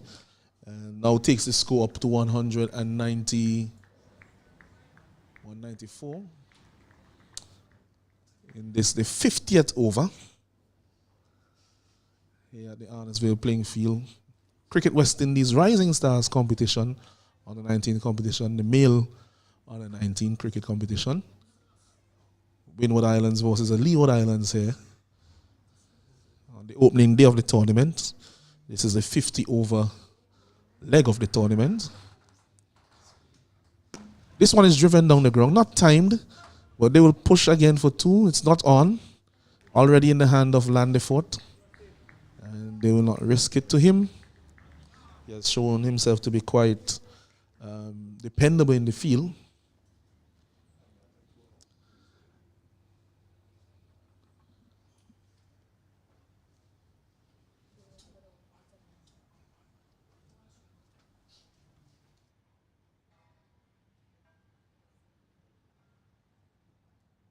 Gassi here will be looking to go big. Try and maximize, but as we mentioned before, Nathan Edward is a very accomplished cricketer. This time it's skied, but it should land in no man's land. They may be able to get 2, yes. Perfect placement, you will say, in the end by Gassi. You will say that he got it just in the gap. And 4 fielders were converging. 3 fielders, the bowler, the man at short mid-wicket, and the man at long on was coming in. A short extra cover, actually. And none of them were able to get close to it. So 2 runs taken adds now to the score, 197, for the loss of 8 wickets in the 50th over. Will they get over that 200 mark? Well, a change of pace there from Nathan Edward. Gassi there throwing the kitchen sink at that one. Getting the top edge and landing safely, thankfully for him.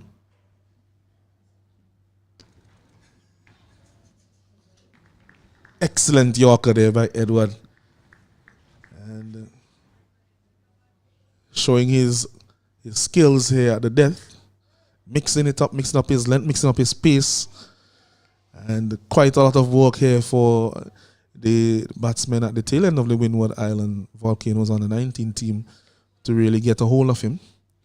But they are nearing that 200 mark. Can they get there off this delivery?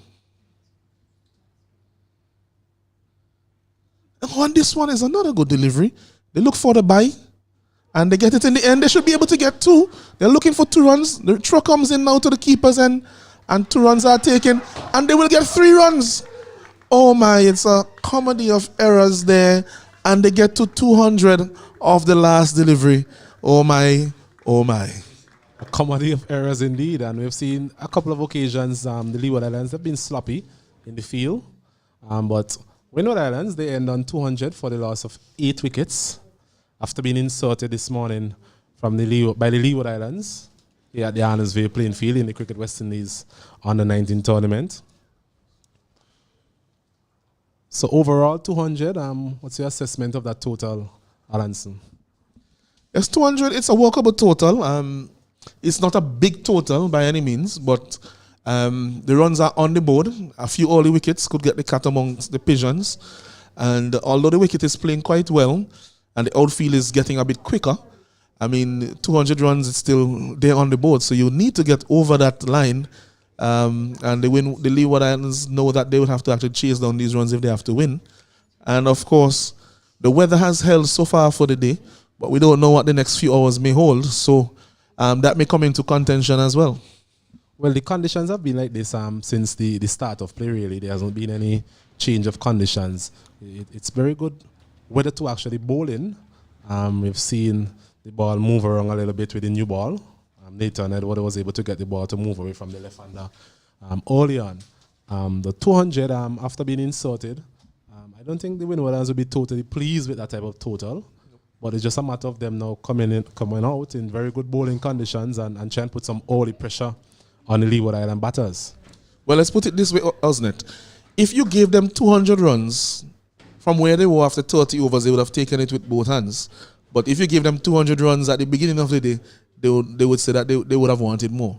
So it depends on where they look at it from. Definitely, and I think they will lose some of those dismissals, especially the dismissals of Stevan Pascal and Akeem August. Those were really 2 wickets that were gifted. And we saw the elation in the celebrations from the Leeward Island players when they got those wickets. And that definitely dented their progress And it really showed the difference between what could have been a 250, 260, and what ended up being 200. So just a summary of what took place. The Leeward Islands, they won the toss this morning and they elected to bowl first. We have Gerald Jeremiah. He was caught tucket for 17 from 37 deliveries. Stefan Pascal, he looked very good before he was run out needlessly for 22.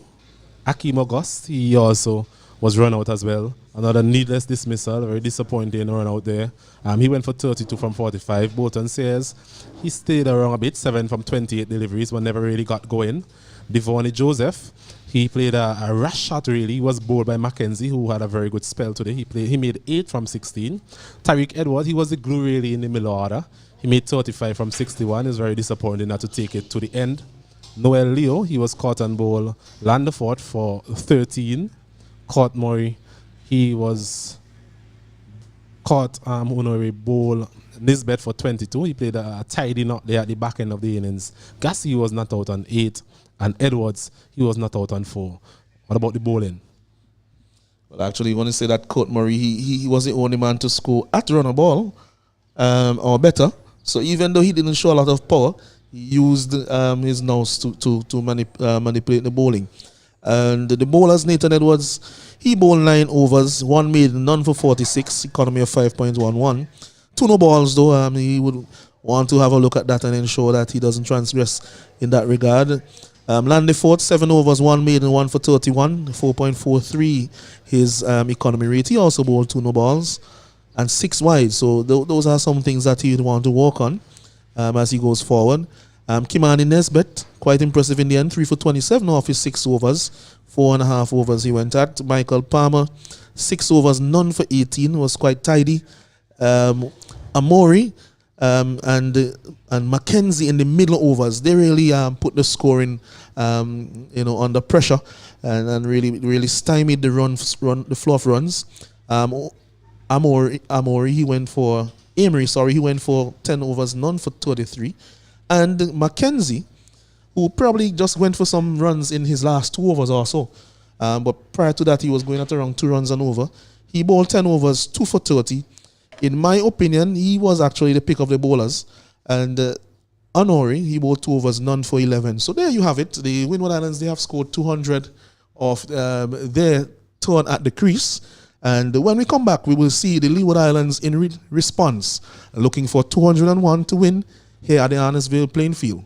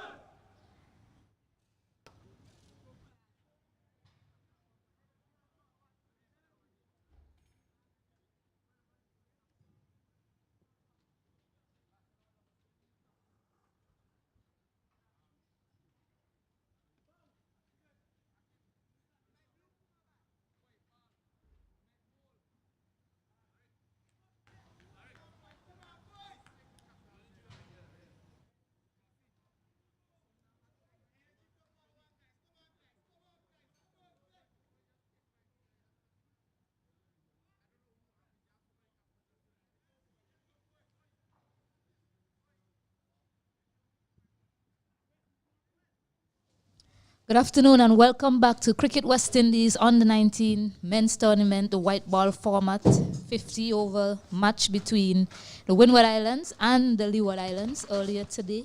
Just before the break rather, the Leeward Islands, they were able to restrict the Windward Islands to 200 for 8. They have to chase 201 for victory here. The opening batters of the Leeward Islands is Michael Palmer and Malik Walsh. I am joined here by my co-commentator, Mr. Alanson Cruikshank. Yes, good afternoon, Stacey, and good afternoon to our viewers. Should be an interesting afternoon. The top order for the Leeward Islands, they are quite aggressive, including these two, and of course, young Andrew as well, quite aggressive. So should be interesting how they start. But the Windwards team will be looking for early wickets. The pace bowlers will be coming on quite early, looking for those breakthroughs. I think it will be Gassi and most likely Franklin who will be opening the bowling. Franklin from the opposite end to where they're starting now. So it should be interesting. Yes, 200 on the board, and I must give credit to the way the Leeward Islands captain went about his business today. Every time he sensed an opportunity to get a wicket or restrict the scoring, he set the fields to accommodate such. So I must give credit to him in the way he captained. I think his captaincy was instrumental in restricting the Windward Islands charge to a much bigger total today. Agreed, Stacey. And looking at the field, you see that they have two slips. Man at point, third man, short extra cover, mid-on, short mid-wicket, mid-off, and the fine length, pretty standard limited overs field. First ball, and this has been flicked ferociously for a 6. What a start to this innings from the Leeward Islands. That is what I said the last time, Stacey, and that these opening batsmen, the top order, the first 3 or 4 batsmen for the Leeward Islands are very aggressive, and they can eat into the score quite quickly if the Windward Islands are not on the ball. Yes, that first shot, 6 runs off the first ball from Michael Palmer's bat. So Corvin Gassi, a bit errant in line there, straying on the pads, and Michael Palmer helped it over that fine leg boundary for 6. Better lines here from Corvin Gassi. It's moving away from the right-handed batter. Yes, errant delivery there, that first one on the pads, and with the pace, he just flicked it nonchalantly over backward square leg for 6. A lovely looking shot there from Palmer. He's a well-built young man. Saw him with the ball as well, generating reasonable pace as an all-rounder, and now opening the batting for the Leeward Islands.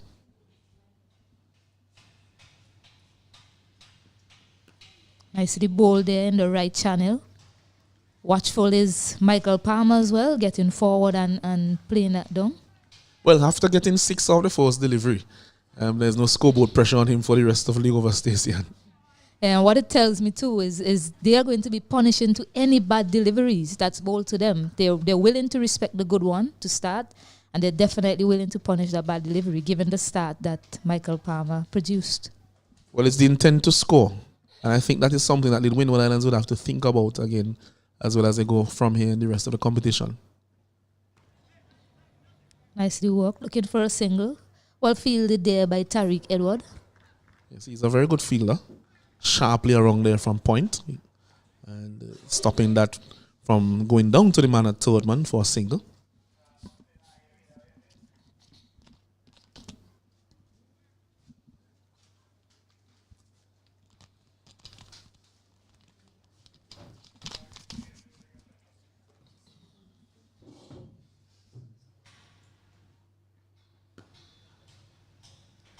Better lines, definitely, from Corvin Gassi, realizing his mistake, not straying on the pads of Michael Palmer. Definitely don't want to do that with the field that you have set. Yeah, and interesting to see that there's a slight change in the field. The man who was at second slip is now at a shortish gully. Looking to attack just outside that off stump. Captain giving him some reinforcement there, really trying to get him to remember that that's the line that he should be bowling just outside the off stump. Yes. Nice channels there. The good areas there from the young man. That's where he needs to be bowling, given how the field is set. At the end of the first over, the score is 6 without loss. Yeah, so interesting first over, that first delivery on the pads going away for a boundary, but quickly recovering was Gassi, and he bowled a better line and length throughout the rest of the over. And the Leeward Islands will be pleased with that start. They need to get 201. They already have 6 on the board after the first over. So they're scoring at 6 and over, which is in excess of what they required at the beginning of the innings, which would have been just over 4 runs and over. And it's interesting for us here in St. Vincent to see the local fast bowler, Franklin, to see how he goes in this game. Should be familiar with the conditions. Has some pace, the young man. But he'll have to bowl with pace and control in this case. Yes, Courtney Franklin is going to share a new ball with Kervin Gassi. Malik Walsh on strike. Nicely played. Seemed to be quite an organized batter from the way he played that shot. Played quite late as well, so good signs from the young batter Malik Walsh. Yes, he opened the innings in the last tournament, which was the 3-day tournament last year. Looked quite organized. He's the younger brother of Hayden Walsh Jr. And so he comes from a cricketing family. Hungry Walsh also played cricket.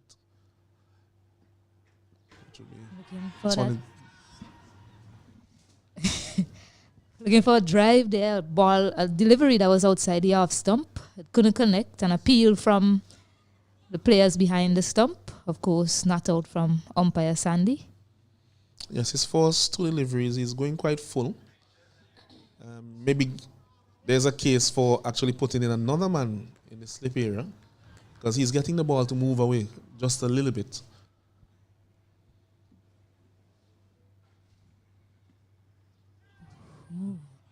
That one had some shape back into the batter on that occasion. It's a good start from Gassi. Encouraging signs here for the fast bowler. And as you mentioned, another slip. Probably they should be looking to find some way to plug that gap there and put in another slip. Yes, absolutely. Franklin, 2 good deliveries. 3 fairly good deliveries to start off. And they need to take 10 wickets, I think, or get close to taking 10 wickets if they are to defend these runs. So wickets should be the order of the day at this point.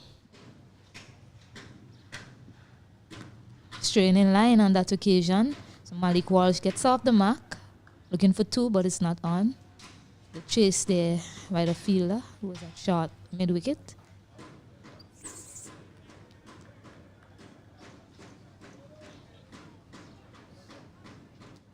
Fielder on that occasion was quickly around to pick up Jeremiah.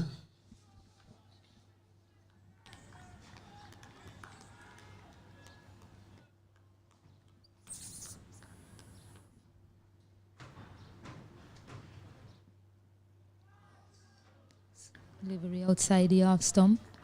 Looking to flash his blade at that one. Was there for the shot. Couldn't connect on that occasion.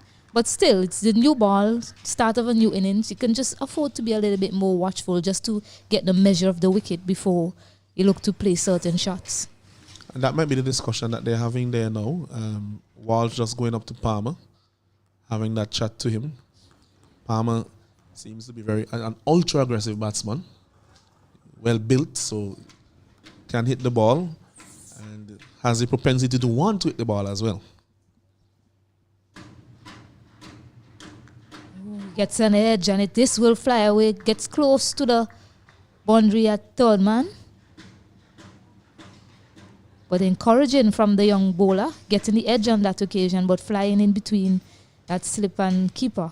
So that's the end of the over, and the score is 8 after the second over. Yes, good over from Franklin. And looking at his action, he's quite a skiddy bowler. So the ball tends to kiss his surface. He's not getting a lot of lift off the pitch. I think that for him to get the lift, he has to actually, visibly bang it into the wicket. But seems quite skiddy. And he's getting the ball to move, which is important. The new white ball only swings for just a few overs. So the first 5-6 overs are very important.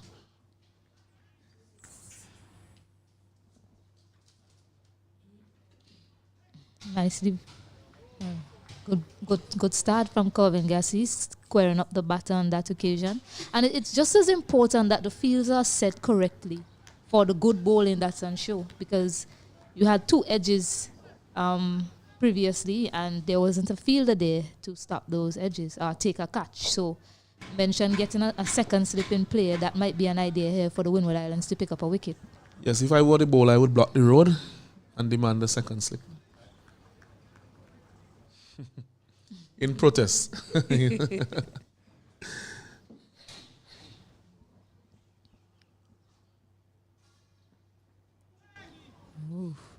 Flashing outside the off stump with wide given. Yeah, so you mentioned that these batters are aggressive, showing signs of aggression very early. But still, I believe that they can afford to be a little bit more watchful, just to get the measure of the pitch, just to gauge the bonks that's on show here at the Annisville Cricket Ground.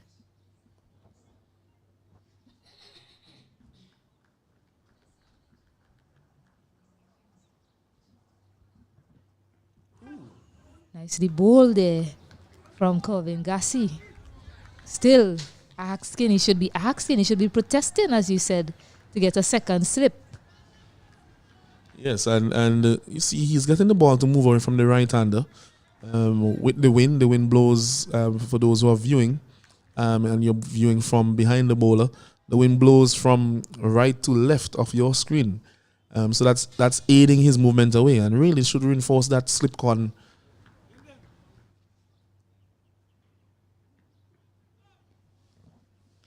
Having said that, I guess I understand from a Windwards perspective why they also need to save runs. They don't have a lot to play with in terms of runs on the board. They scored only 200. So they still have to find that balance between being defensive and attacking. However, you do need to pick up wickets in order to put the Leeward Islands on the back foot early. Yes, and unfortunately I'm seeing some action that we do not want to see, the ground staff getting close to the covers. So there is a threat of rain. There again from Gassi.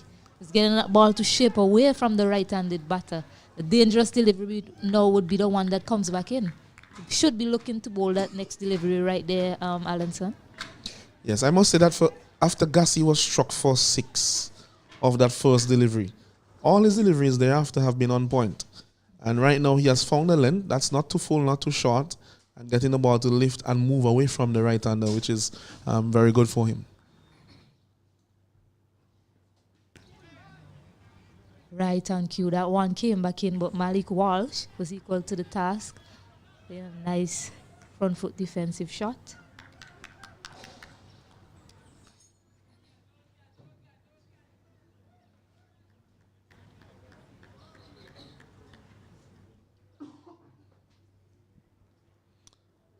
Yeah, so that gap at second slip is still there.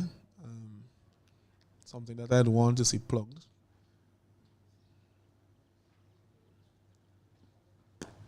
One is nicely driven there from Walsh to get his second run. So a good over comes to an end. The score moves now to 11. After the third over, they are 11 without loss to win the Leeward Islands. Yes, a good start here from the Leeward Islands. They have not lost a wicket, which is very important. And that may come into play a little bit later on in the day in terms of the Duckworth Lewis, because we may have some rain interruptions. So far, the rain has avoided us here at the Annisville playing field. But, you know, it has gotten a bit darker over the last few minutes. And keeping wickets in hand makes it more favorable to you when Duckworth Lewis calculations come into play. Huge appeal from the Windward Islands team. Not out. Getting a bit excited there. The batter just flashing outside the off stump. Bit of movement there from Gassi. Yeah, being tempted by that drive. It's a good length so far from Franklin. He's running the risk of being driven through the covers, but so far he hasn't been. And the risk is well worth the taking if he is to get some wickets, which his team needs at this point. Short ball on that occasion. He's trying to push the batter back in his crease. keeping him guessing. So good ball in there from Kervin Gassi. Sorry, from Courtney Franklin. Yes, and you could hear his teammates. They're very vociferous now and boisterous on the field. They enjoyed seeing that short delivery. Hopefully he resolves it for when he needs it and doesn't get carried away.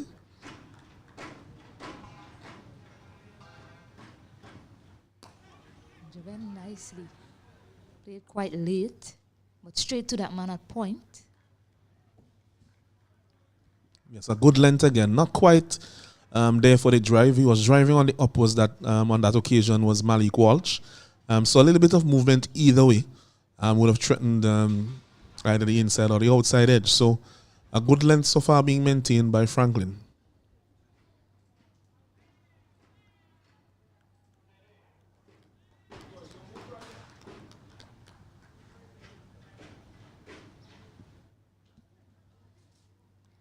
Rising delivery there on that occasion.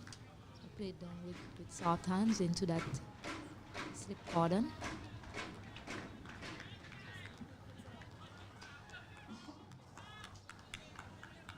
So after that 6 of the first delivery, both bowlers going well so far for the Windward Islands. I think the Leeward Islands will be content not to lose a wicket from this opening burst.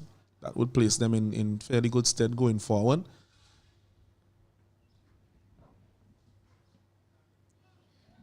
And so the Windward Islands need to attack to get as many wickets as possible.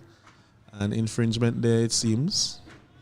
Is it? No, it's a call for the count of the over. Yes, what the Windward Islands need to do is just continue to be patient, keep bowling those good line and lengths just to play on the mind of these opening batters for the Leeward Islands. They seem to be quite aggressive in nature. So if you restrict their scoring, they're going to look to do something so that they can score.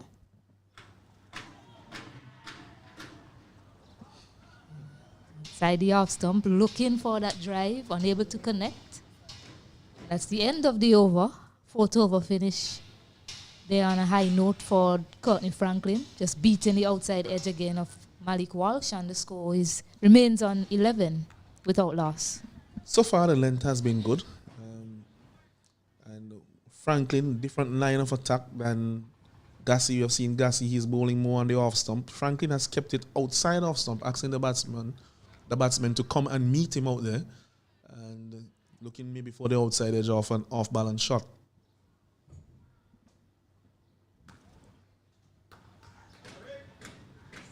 Played straight to point on that occasion. Yes, and the length as well is different. Gassi is getting a little bit more bonks to Palmer, while Courtney Franklin rather, it's skidding through a little bit quicker and it's not getting as much bonks.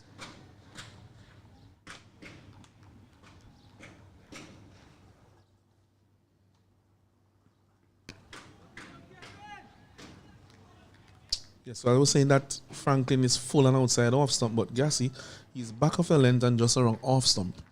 All right, so 2 different lines of attack by both bowlers. I think probably bowling more to their strengths. 2 different builds in terms of the bowling that we have here. Franklin, very wiry, and Gassi, strongly built young man.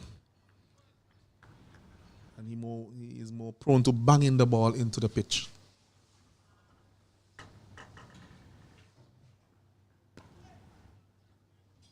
Up on his toes and plays this nicely.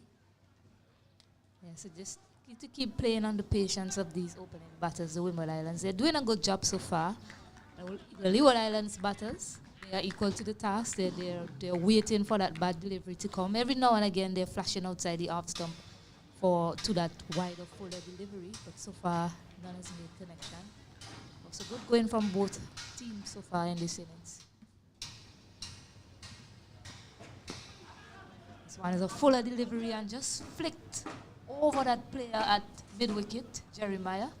Pick up 2. So he seems to like playing anything that's really straight and on the pads, Michael Palmer. Yeah, that seems to be a favourite shot for him. But interestingly, on that occasion, he was just a little bit off balance because That one lobbed a little bit off the bat over the man at mid-wicket. So he has to be careful to retain his balance to make sure that his head doesn't fall too far outside the off stump when playing the shot.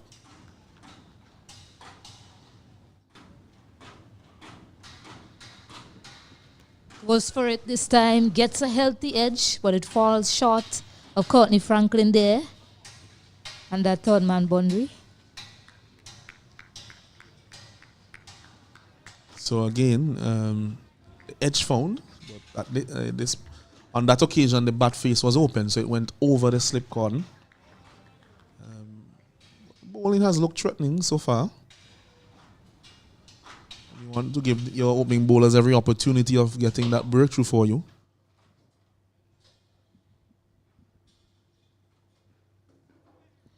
Nicely bowled and well played.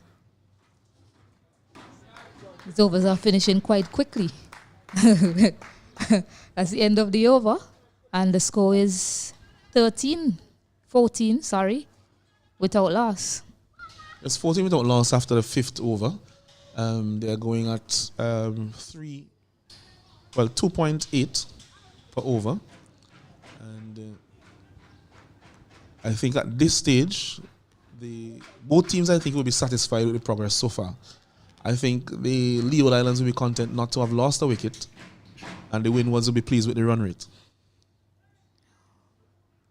Close to that wide line, but not given. No feet from the young Michael Palmer, so he wasn't able to connect on that wider delivery, short and wider delivery from Courtney Franklin. Yeah, that one was quite wide, but one of the things you saw from that delivery as well is that it didn't bounce quite very high. We are seeing something different from Gassi at the other end, who hits the pitch hard. Not much lift on offer here for Franklin. Shorter delivery. Didn't time it well, so he wasn't able to get that one away.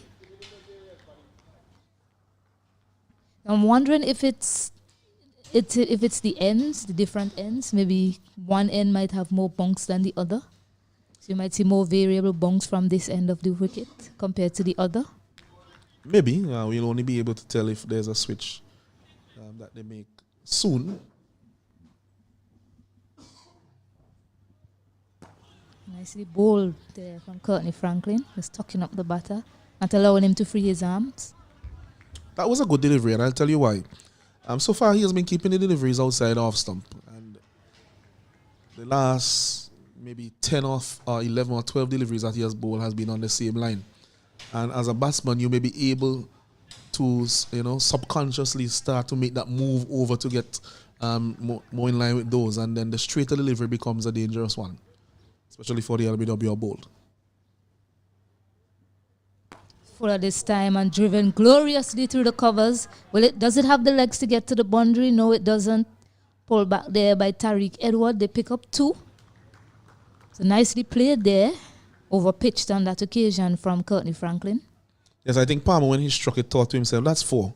But the boundaries are quite long and coming close to where the ropes are.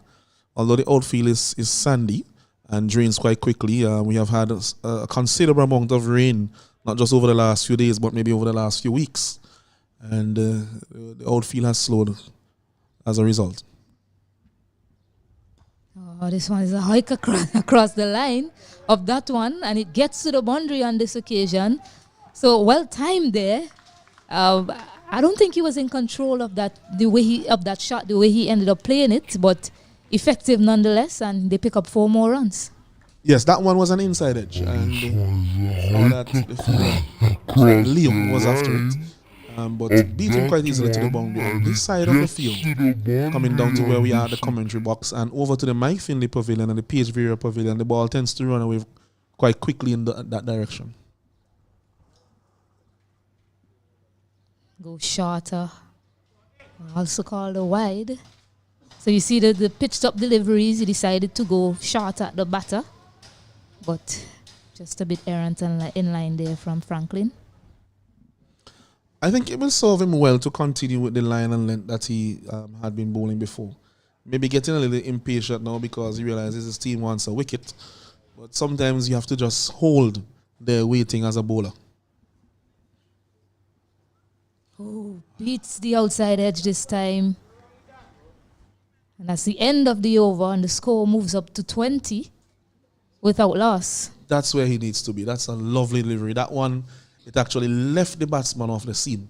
So that's a very good delivery there as he was looking to drive on the up. And that's always pretty dangerous because once there's some movement, then the ball obviously gets more time to go away from the middle of the bat. So good delivery there by Franklin. And that's where he needs to be in this spell.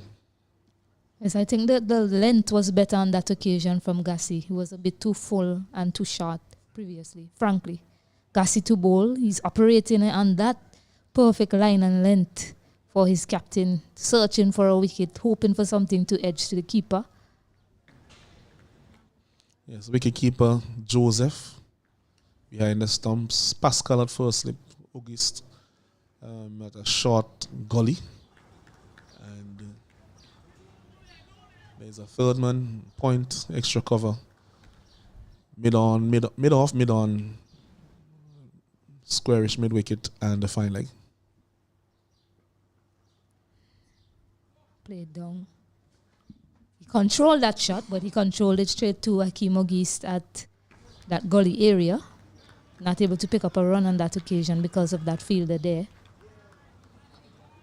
Yeah, and I think that the reason why August is there, it's as much a defensive tactic as it is an aggressive one, because that run down to third man is a shot that is quite productive, especially in the early overs when there's some pace on the ball. And so they're looking to block out that option as well for the batsman. Nicely driven, length into it. He won't get to the boundary, but well played by Walsh. He'll pick up 2 more to that score. Yes, that was a nice shot. It just hinted to move away from him a little bit, but he went with it, and his weight was fully into the shot. That's something that we saw there from him. He wasn't playing a half-hearted or halfway drive with his weight on the back foot, and that gave him the control that he needed to get over it.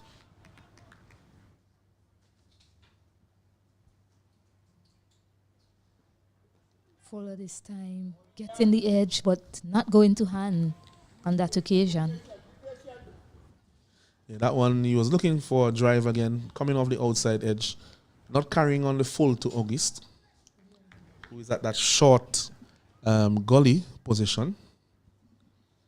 Very close he is there, actually. You would say that if something comes off a flying edge there, that it will take some catching by him. By my estimation, he's probably about 12 yards from the bat. Driven firmly, but straight to that man at mid-on.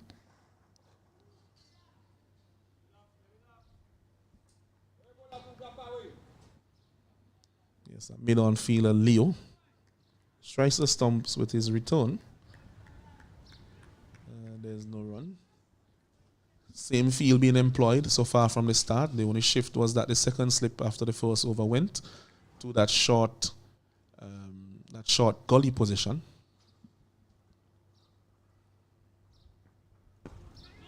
Nicely work, looking for the single. Good idea that he got back. They didn't look to take the single in the end because a direct hit from the fielder. Luckily, he was back, Jeremiah, the fielder, on that occasion. So that brings the end of the over, and the score moves on to 23 without loss after 7 overs. Yeah, so not a bad start here. Both teams really jostling and jabbing here and there at the beginning of the response from the Leeward Islands. And I see that, the Leeward Islands batsmen, they're looking a little bit flustered at some points. They're looking a little bit impatient, I think, where they have been looking for some shots. They haven't gotten them. And at times, they've played and missed on quite a few occasions. But the good thing for them is that they're still there. And the best place for you to make runs, of course, and the only place to do so is in the middle. Yes, Franklin to continue to Palmer. Short delivery, and he hits this down the ground powerfully for another boundary off the bat of Michael Palmer. Strong young man is Michael Palmer, getting that ball up and over the field at mid-off. Yes, showing his strength there for sure, because that was a short delivery, back of a length, outside the off stump, and he was able to flat bat it straight down the ground. Just a couple of bounces, but well over the man at mid-off for 4. So Palmer is showing at this point, anything that I get, that I see any little sniff at that I can score, I'm definitely going to be going after it. And well done to him. It's a limited overs match. Better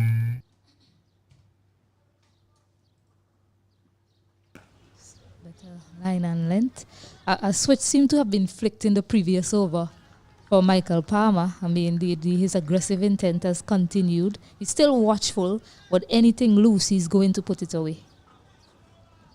Yes, and that's a good approach from him.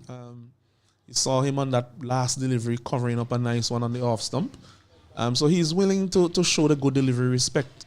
But he's saying that if I see anything that I can deal with, then I'm definitely going after it.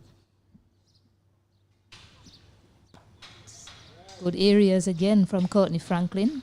But just to update you quickly in the other games, Jamaica is playing Guyana at Cumberland, and the Guyana team, they're currently 57 for 5. They're playing 37 overs. 18 overs have been bowled there. And Trinidad is playing Barbados at Cyan Hill playing field 39 overs. And the Barbados team, they're 132 for 8 in the 37th over. So challenging batting conditions, it seems, at both grounds there. Full delivery, looking for that drive, not getting close enough. He rehearses his shot. That's what he should have done for that delivery to get it through that gap.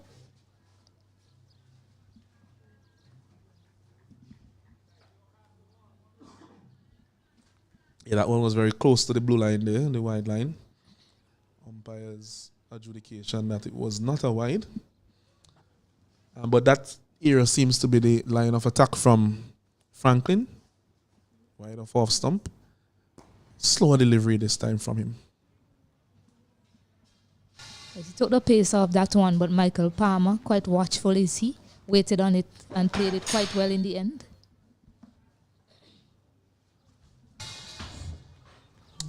Yeah, both batsmen, in particular Palmer, he's looking up set at the wicket now. He's looking set at the wicket now. And he's looking to do some damage. But it's a good over so far from Franklin. Aside from that short one that he was hit over, of which he was hit over mid-off for a boundary. It was a good recovery from him. Yes, after 8 overs, the score is 27 without loss. So not bad going by the Leeward Islands team. The Windward Islands team, they're searching for a wicket. They need wickets. I think that's the only way that they are going to restrict the Leeward Islands charge to victory here today. So they need to find a way to get wickets and get them quickly. As you see, a change in bowling. Kurt Murray is going to bowl from that Beckway end. A fighting knock from him earlier. He scored 22 off 22 balls. So he'll be hoping that he can... Sorry, it's Bolton Sayers that's going to be bowling from that far end. Yes, Bolton Sayers, a top order batter, also bowls some medium pace. So he'll be hoping to pick up a wicket for his team here at this point in time. Good start from him, not as quick as Gassi or Franklin, but good areas from him as I'm joined by Mr. Osnet Kato. Yes, good afternoon to you, Stacey, and good afternoon to all our viewers all around the world. It's a tight contest here at the Annesville playing field. Leeward Islands in pursuit of that total of 201 from Windward Islands. They've made a solid start so far, 27 in the 9th over.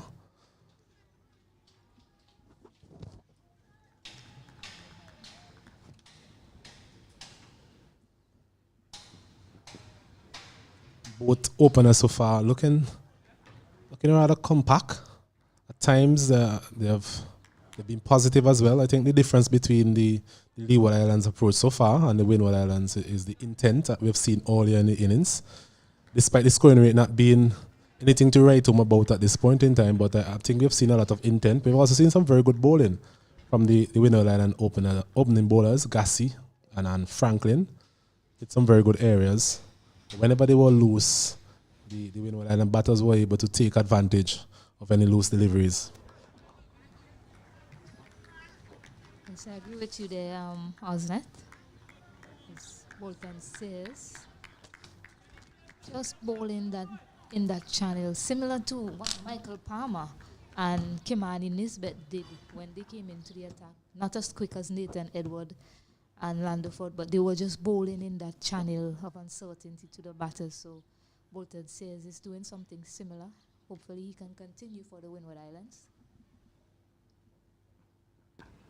Yes, indeed. Sayers will need to replicate those spells that you mentioned from Nisbet and Palmer. They came in, as you mentioned, they're not as quick as the opening bowlers, but they were able to string a few good overs together, and that kept the pressure on the Windward Island batters in the middle overs as well. So the Windward Island captain here will be looking to Sayers to provide a similar effort and hopefully get a breakthrough early and put some pressure in the middle of the Leeward Island cricket team.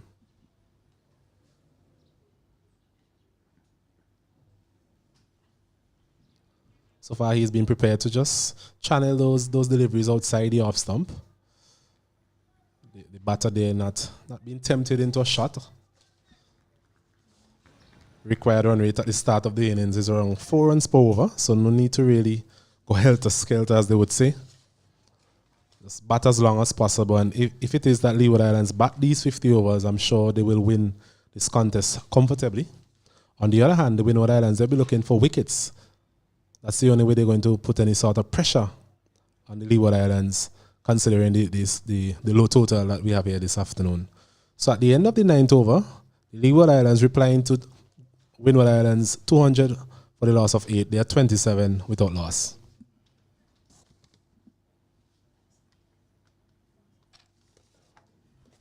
As a good follow-up over from Bolton says a maiden over to Malik Walsh.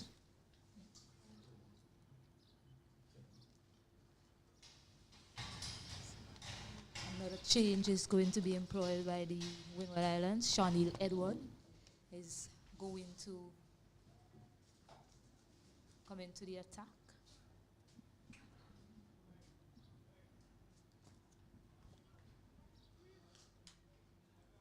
You saw a bit of him in the warm-up, a left-arm seamer. Came in as a replacement for Solomon Bascom earlier. Bascom succumbed to an injury of some sort. Bascom would have also played in last year's tournament and did very well. So some big boots to fill here for Edward. His captain will be hoping that he can do so. A bit of swing there from our angle. Here just above the bowler's arm. A foolish length though. The batter there was able to just walk that one down to final leg for a single. A foolish delivery. A bit of swing to start. That would be encouraging for Edward. Yes, indeed. So some movement there from Edward. However, he wasn't able to land it on the pitch. So it'll be interesting to see the follow-up delivery if he's able to get it to touchdown. It's a good start from Edward, although it was fuller.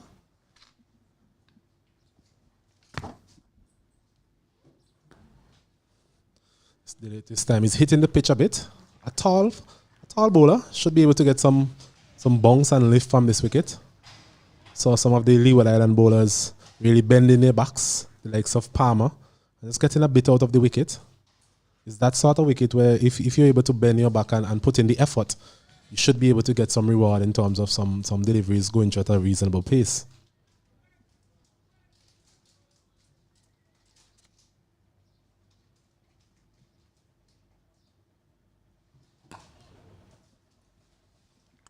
Not a foolish delivery there.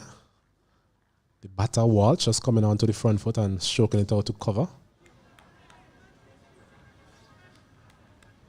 I think one criticism we can have of the opener so far is that they've actually found the middle of the bat, but they've actually found the fielders as well, which is why the score is still at 28 and we're into the 10th over.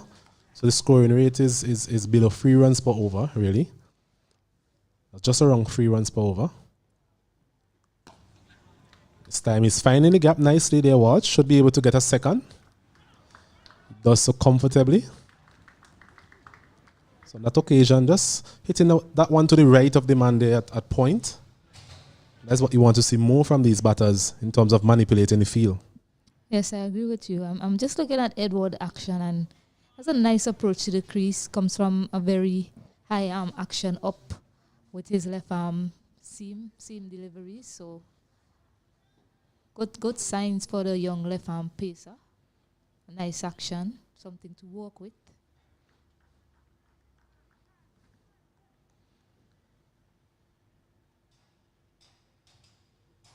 Not a foolish delivery. He's walking this one nicely. He's going to challenge the fielder there on the boundary. Once again, the slow nature of the outfield on that side. There's a limit in the batters there to 2 more runs. So Walsh, he moves on to 6. Score now moves on to 30 without loss. He's just getting it too full on that occasion. I wonder if it might serve him well to come around the wicket and try to angle it into the right-handed batter. He's not quite getting his lines. Well here, correct here. He's getting it too full on that occasion. Just need to find that perfect length to the right-handed batters. This one wide outside the off stump. I think what he's perhaps aiming for is that magic delivery, that magic left arm seamer dismissal where pitching just on around the off stump, angling back into the right-hander. But so far it's been a bit too full from him on both occasions, serving up full tosses. So it's about finding the right line and just walking away into the spell. That time he's trying to push that one across the right-hander, starting it a bit too wide. That's a better line and a better length, a big appeal here. An umpire, oh, he's given him. Umpire Sandy waited a while, a bit reluctant at first, but the reaction from the fielders originally told me that there was some sort of edge. And that's a very good delivery there. That is just the type of line that the bowler was looking for. And the Windward Islands, they get their first breakthrough. It's 33 for the loss of 1. Yes, that is the delivery right there. I was praising his action. It's a nice action. He has a nice approach to the crease, a nice run-up, and he gets that hand really high in his delivery stride. And there you go. All he needed to do was land the deliveries. He was getting it too full. I mean, he's making... He's a replacement player, as we mentioned, for Solomon Bascom. So definitely he was overstriding, trying to get that perfect delivery when all he needed to do was find that length. And he did so perfectly on that occasion. And the dismissed batter, Malik Walsh. So good start there from Shaniel Edward. So the umpire took a while on that decision. I'm wondering if he would have glanced at his square leg umpire just to get an indication, really, any help. I'm not sure if he would have held the edge on the first occasion. It took a while, the batter maybe already getting comfortable to face up to the next delivery, and then saw that dreaded index finger. So in the end, the batter there, Walsh, being dismissed for 8 of 32 deliveries. Yes, it was quite a vociferous appeal as well from the Windward Islands team. It didn't look like as if they were going to give up appealing the way they were going on about it. In the end, the umpire giving a finger. The last delivery of that over, the score 33 for 1. So a breakthrough for the Windward Islands team. Michael Graves, the new batter, and Michael Palmer still in the wicket. Stacey, it's difficult for us to really say if there was an edge based on our vantage point up here. We don't have the benefit of any sort of technology. But we are saying based on how the fielders, the close-in fielders really appeal, although sometimes you can't really use that as a total guide. But I would like to think that the correct decision was made. As we see Sayers, he's coming in for his second over now from the Beckwith end. Maybe bowling to Palmer. Deliveries on the line of the leg stump. Wide signal there by umpire Banwari. Yes, and that's not the line you want to be bowling to Michael Palmer. We have seen how prodigious he is. Anything on his pads, so he will punish you if you stray on your in line on his pads. Just a wide. Bolton says bowled a really good first of it was a maiden to Malik Walsh. So he needs to follow up because you have the attacking left arm seam at the other end who should be attacking these batters. So you need a good over from this end as well. Just as we spoke all in terms of batting in partnerships, it's very important that you have bowling partnerships as well. As you mentioned, Edward from this end, the old airport end, he seemed to be more of an attacking type of bowler. Has a bit of pace about him, getting the ball to move back into the right hand a bit. But from the backward end, we are seeing Sears. He doesn't have the type of pace that the other pacers would have had. But his job really would be to just do a containing job at that end, find a good line and length, and just do what he has been doing, especially in the last over. This one is hit high and handsome really over deep mid wicket for the second maximum of the innings. Both of them going to Palmer. So a shortish delivery there from Sayers. That's definitely not the length you want to be bowling to Palmer. You don't have the pace really to trouble him. And that was well put away there from Palmer. The score moves on to 40 for the loss of 1. Yes, he hammered that against the win and all at the Annisville cricket ground. He's a very strong man, and I mean, once he's very confident in his stroke playing ability, and once he gets in his zone, he's going to put it away. That's what I've seen of Palmer so far, and he's going to continue in that vein once you bowl anything loose to him.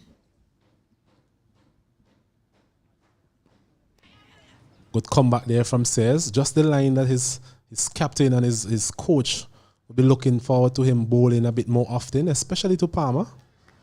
Line not full, just back of a length, on and about the off stump. Any little movement away or in to the batter can either threaten the outside or the inside edge.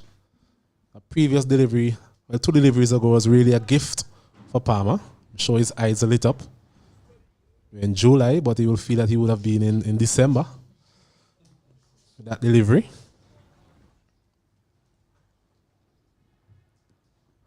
This delivery again, back of a length. So good comeback from Sayers, and that is what you want to see from these youngsters, learning from their mistakes. Well played again from Palmer, getting overly confident.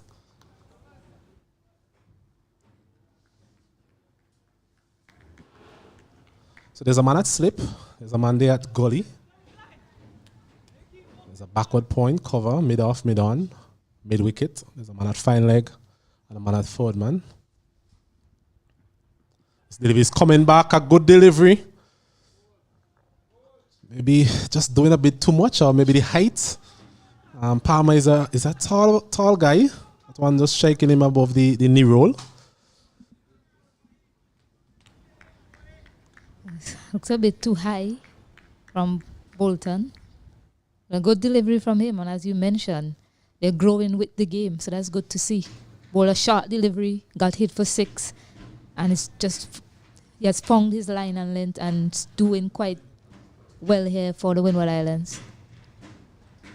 Yes, I think the height, that previous delivery would have saved them. Palmer. This delivery again is a good delivery on the line of the off stump. So a good comeback there in that over after being struck for a massive 6 over deep mid wicket. At the end of the 11th over, Leeward Islands responding to Windward Islands forcing in total of 200 for 8, they're 40 for the loss of 1.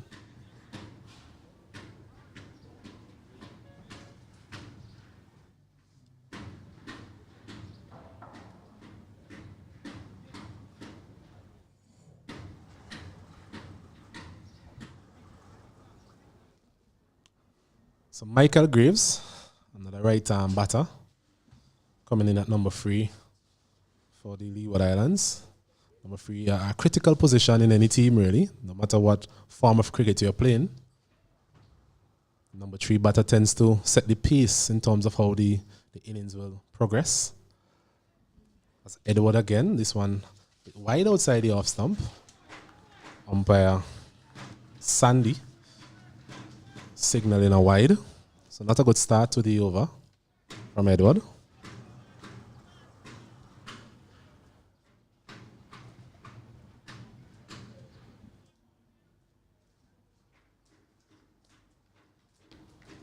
I think an interesting position is the man at gully. He's in quite a bit. Not sure if any specific reason for that.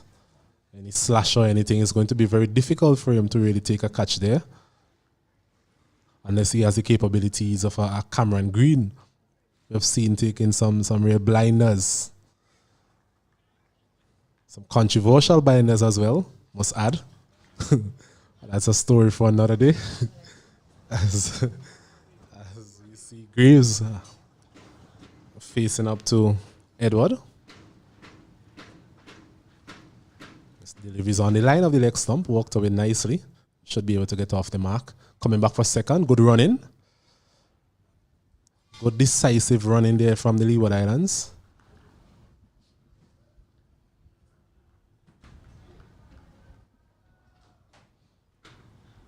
Yes, you were mentioning the position that the man at Gully is standing. He is very close, but if something is slashed there, then it will go away from him. But I believe it's a very attacking position. I'll continue after this delivery. Yes, it's a very attacking position for that, just that delivery that sort of bounces up and squares up the batter with the hope that it might just edge and drop close to Akeem Ogis where he's standing. Because it's a left arm pacer operating, so they're hoping with that angle that he can get that ball troubling the right-handed batter in that manner. But he's just too wide on that occasion, so he needs to be a little bit straighter.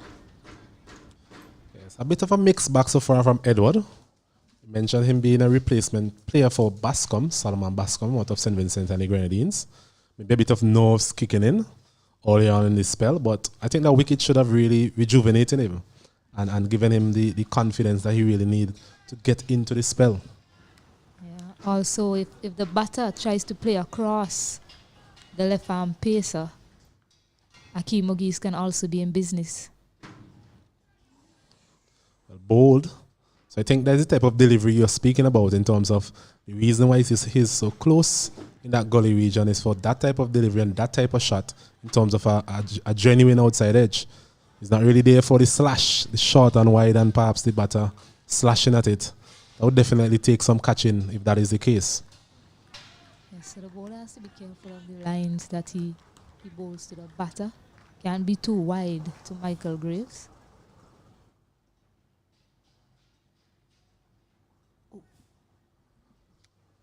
Delivery again down the leg side, so he has bowled wides on both sides of the wicket, which tells me that he just hasn't been able to find the rhythm that he's looking for. Previous delivery, well, 2 deliveries ago, was perhaps the line that he needs to bowl. That was the line that actually got him the wicket in the first place. So more of that his captain will be asking for, and he himself will be looking forward to finding or landing more deliveries in that particular area.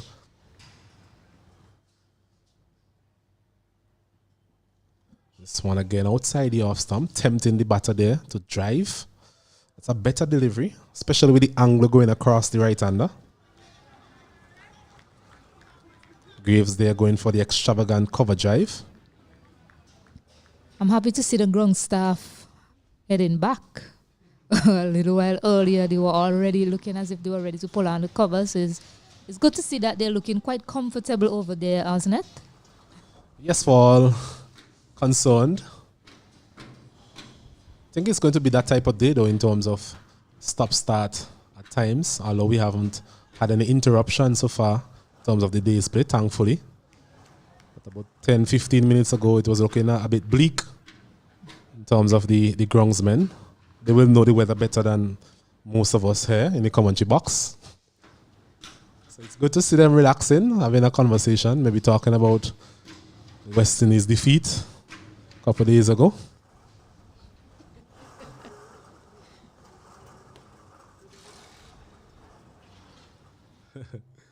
I use the word talking very loosely there. I don't think we can have any sort of civilized conversations when it comes to that topic, as Edward again, this delivery is on the line of the off stump, walked away nicely by Palmer, down to third man for another single.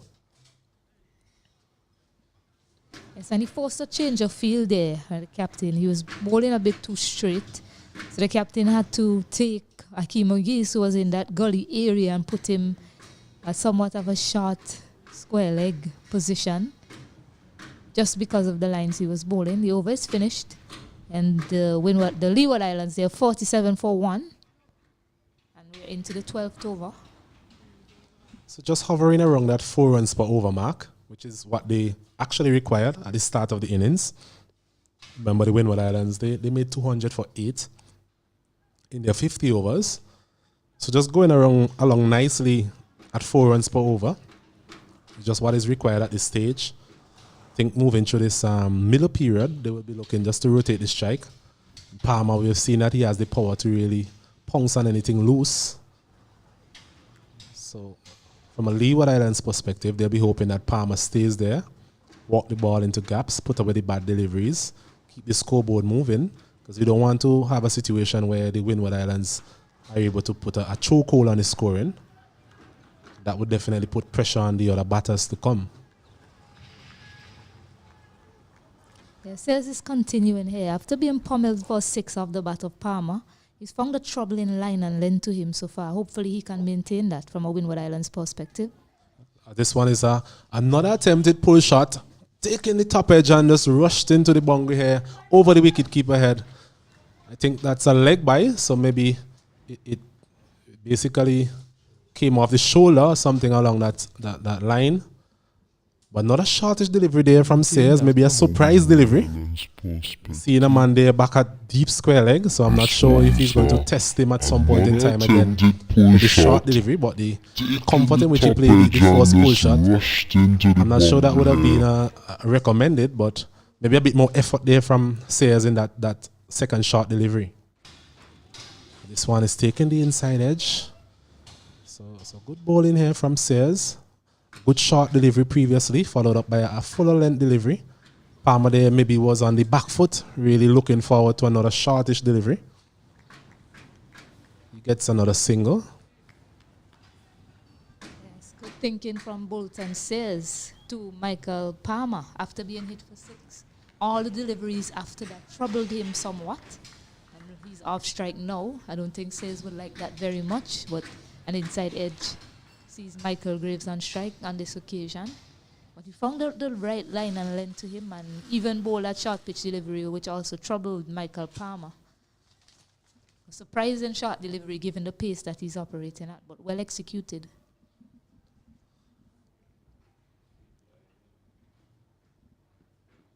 It's a good delivery again, nipping back. Seemed to be something that he's a very adept at. Saw in the previous over, and a little bit of the appeal against Palmer as well. So just getting that delivery to just nip back to the right-hander. That one on this occasion maybe doing a bit too much. The one to Palmer was a bit high. So good bowling from Sayers. He'll be looking to really get a breakthrough here for his team.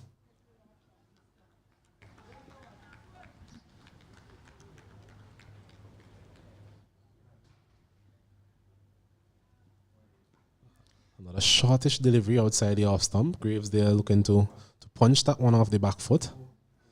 Not timing it as well as he would like. Yes, I must give credit to Bolton Sayers so far. It's very smart bowling from the young man, almost test match like.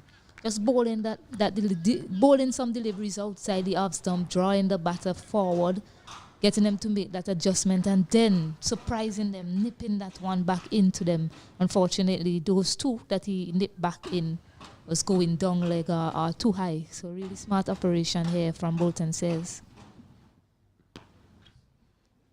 Another delivery in that channel of uncertainty, as we would call it. Well played though from Michael Graves. So it's the end of the 13th over. At the end of it, Leeward Islands, they are 52 for the loss of 1 wicket.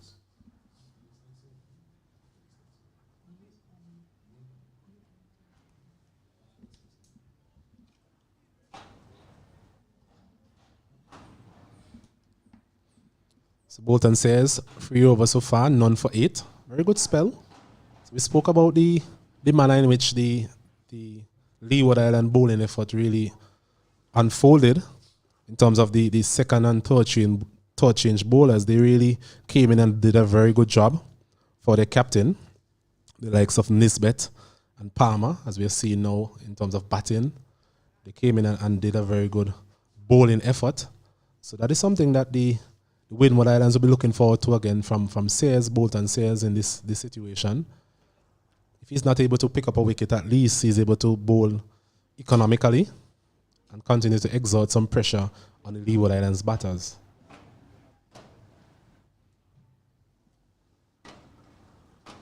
It's one slip now. Hakeem Ogisu was at gully. He's at short mid wicket. Short and wide on that occasion from Shawnee Edwards, but no timing from Michael Palmer. Yes, Edward there again. Short of a length delivery outside the off stump. I think, as we mentioned earlier, the length and the line that he needs to bowl is the one that got him the wicket in the first place. He's only been able to replicate that delivery now on about 2 occasions, which will be disappointing for him. As he's punching this one here, Palmer, and fielded there by Leo. Seemed to have been fully recovered now from that earlier injury when he was batting. He's diving around to his right there at mid-off and prevents a single. Yes, he hasn't been able to replicate that delivery that he got the wicket with. And from a bowling perspective, that would be disappointing for him because that is actually the ideal line and length to be bowling to the right-hander, just on about the off stump and just getting the ball to move away. This one is on the line of the leg stump. Well played there from Palmer. Just walking it nicely down to the man at long leg. A bit of a fumble in the outfield, but recovered well in the end there. Sears. Yeah, he's either been too straight, as it was on that occasion, or too wide outside the off stump. That has been really able to find that line that he found to dismiss Malik Walsh. Inconsistency is showing here from Chanel Edward. He'll be hoping that he can just find that channel once more. That was so effective for him to pick up that wicket of Malik Walsh.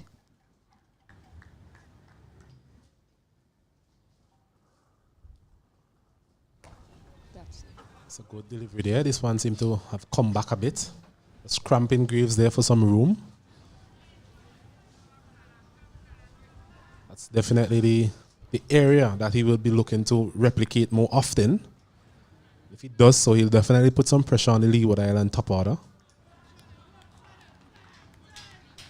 A bit of encouragement from his fielders. They will need that as well. If you remember earlier in the field, the Leewards, they were very vibrant throughout. The likes of Amory and the slip cordon, always lending his support to his bowlers as his deliveries outside the off stump again. Inconsistencies we alluded to earlier, just creeping back into his bowling here, Edward. The total that they have on the board, definitely not one for you to be giving away all these extras. Definitely not. I mean, he is an attacking option, however, he's leaking runs as well, so the captain might have to think about changing him from the other end unless he picks up a wicket here. And gets even worse as he's overstepped as well. Definitely not something that you want to be doing at this point in time, Mr. Edward. So it's a free hit for Michael Graves. He's been quite watchful since he's come to the wicket. Palmer has faced a lot of the strike, but he has a chance now to free his arms. Yes, another cardinal sin committed there from Chanel Edward. No ball this time around. Presenting a free hit opportunity here for Michael Graves. As you mentioned, he has not really gotten off to any quick start. He's just been rather sedate, watchful. But it's an opportunity for him to just free his arms and maybe get a boundary to just jumpstart his innings. And this one is swung through point, not getting the timing that he would have liked. A slow delivery there from Edward. Waited on it, Graves, and just managed to punch it through extra cover. Gets 2 from that free hit. The pace taken off there from Edward. But I was just about to mention, I'm not seeing anyone coming up to this young bowler and speaking to him. Captain, I haven't seen him come across and put a hand on the young man's shoulder. I mean, he does have something to work with. Quite a promising prospect here for the Windward Islands team, left-arm pacer. But he just needs to find his line and length. Better delivery there. Bit of swing as well. seen that he has the ability to get the ball to move back into the right-hander. Just a matter of finding the right line. As this over comes to an end, it's the end of the 14th over. The score, Leeward Islands, they are 57 for the loss of 1.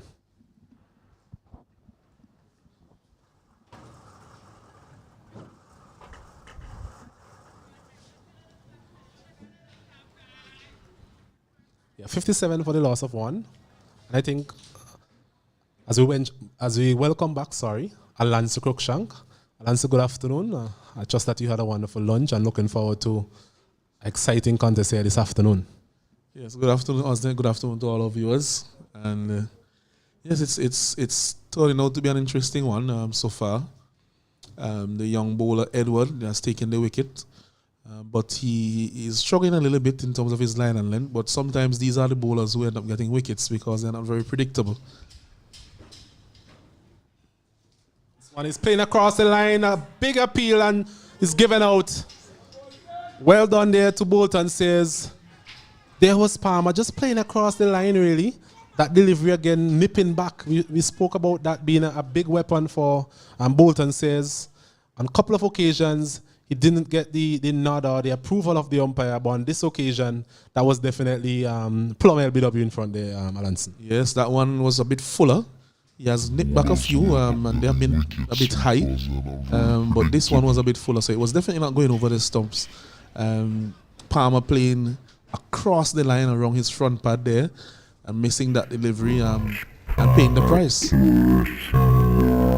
have seen that Palmer, his strength is in terms of on the onside. His first delivery being faced up today, he actually flicked it for 6 over long leg.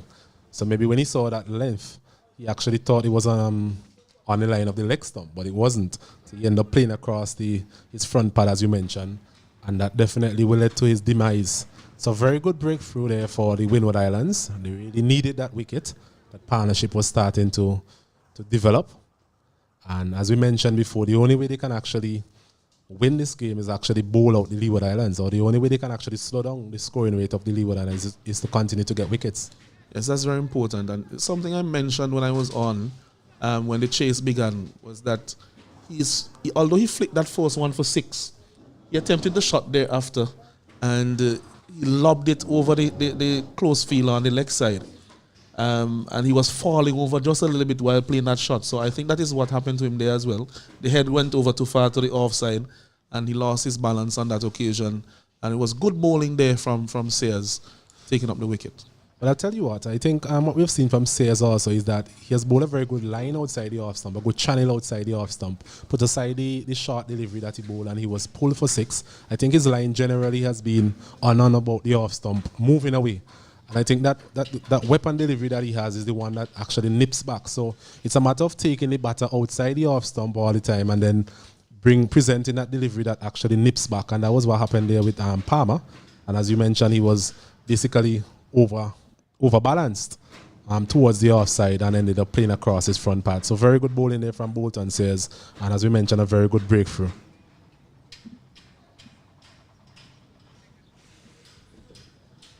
Okay, so we're having a small break here as the players get some refreshments. So we will join you in a couple of minutes' time.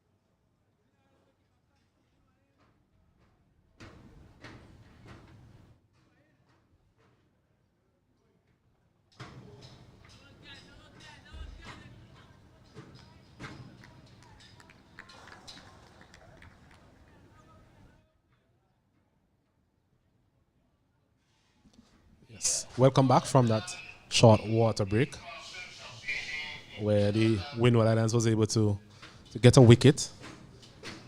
And the big wicket of Michael Palmer was looking very dangerous for a while there.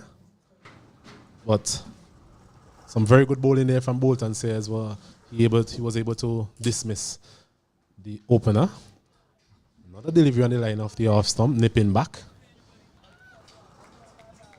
The new batter being Joel Andrew, another player who was part of the Cricket West Indies under 19 high performance camp all the way up this year. Yes, we saw him in the tournament last year.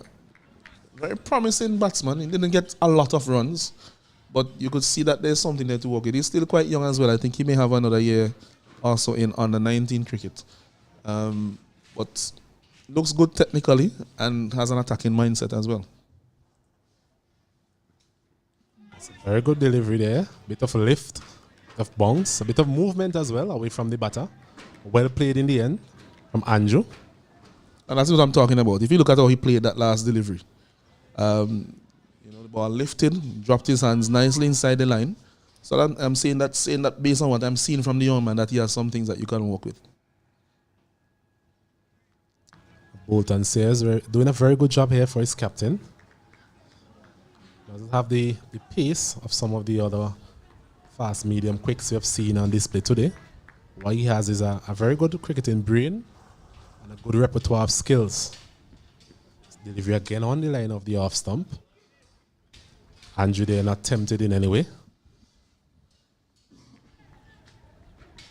Yes, and it's interesting to see the field has basically remained the same from the first over until now.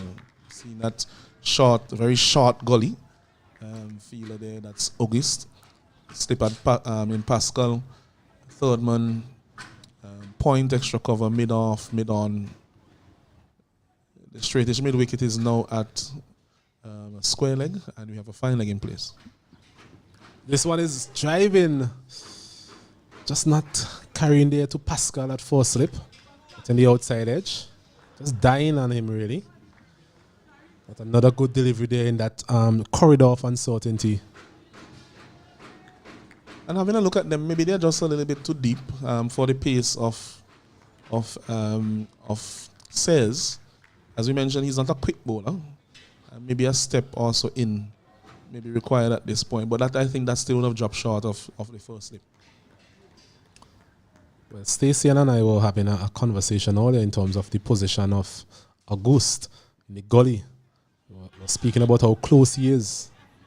So maybe because of the pace of the wicket, it's not a quick wicket as such.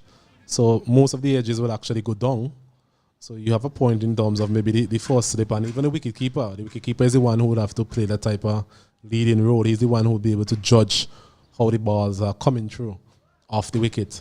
So that's something that they need to think about moving forward as we have the end of the 16th over, and the end of it, the Leeward Islands responding to Windward Islands 200 for the loss of 8. They're 57 for the loss of 2 wickets.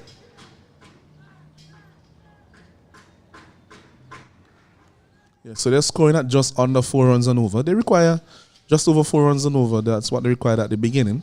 So they're in the vicinity of the scoring rate, but they have lost the 2 openers. The number 3, the experienced Graves, who was very valuable for them last time around, and also the promising Joel Andrew at the crease. So the Leeward Islands would want these two to bat for a considerable period of time to forge a partnership, while the Windwards will be looking for another wicket from their left seamer, Edward, who has been erratic at times, but he has bowled some very testing deliveries as well. Shortish delivery outside the off stump, umpire again signaling wide. He's bowled quite a few wides here, Edward. The batter there, Graves, trying to cut that one through the offside. Missing it completely. A lot of support from the Windward Islands fielders. It's going to be very important just to keep the bowler in good spirit. As we mentioned before, very good bowling conditions here throughout the day. Sun Sun is really nowhere to be seen. As my very good geologist mentioned earlier, his specialty in weathering, he mentioned about what we can expect throughout the afternoon.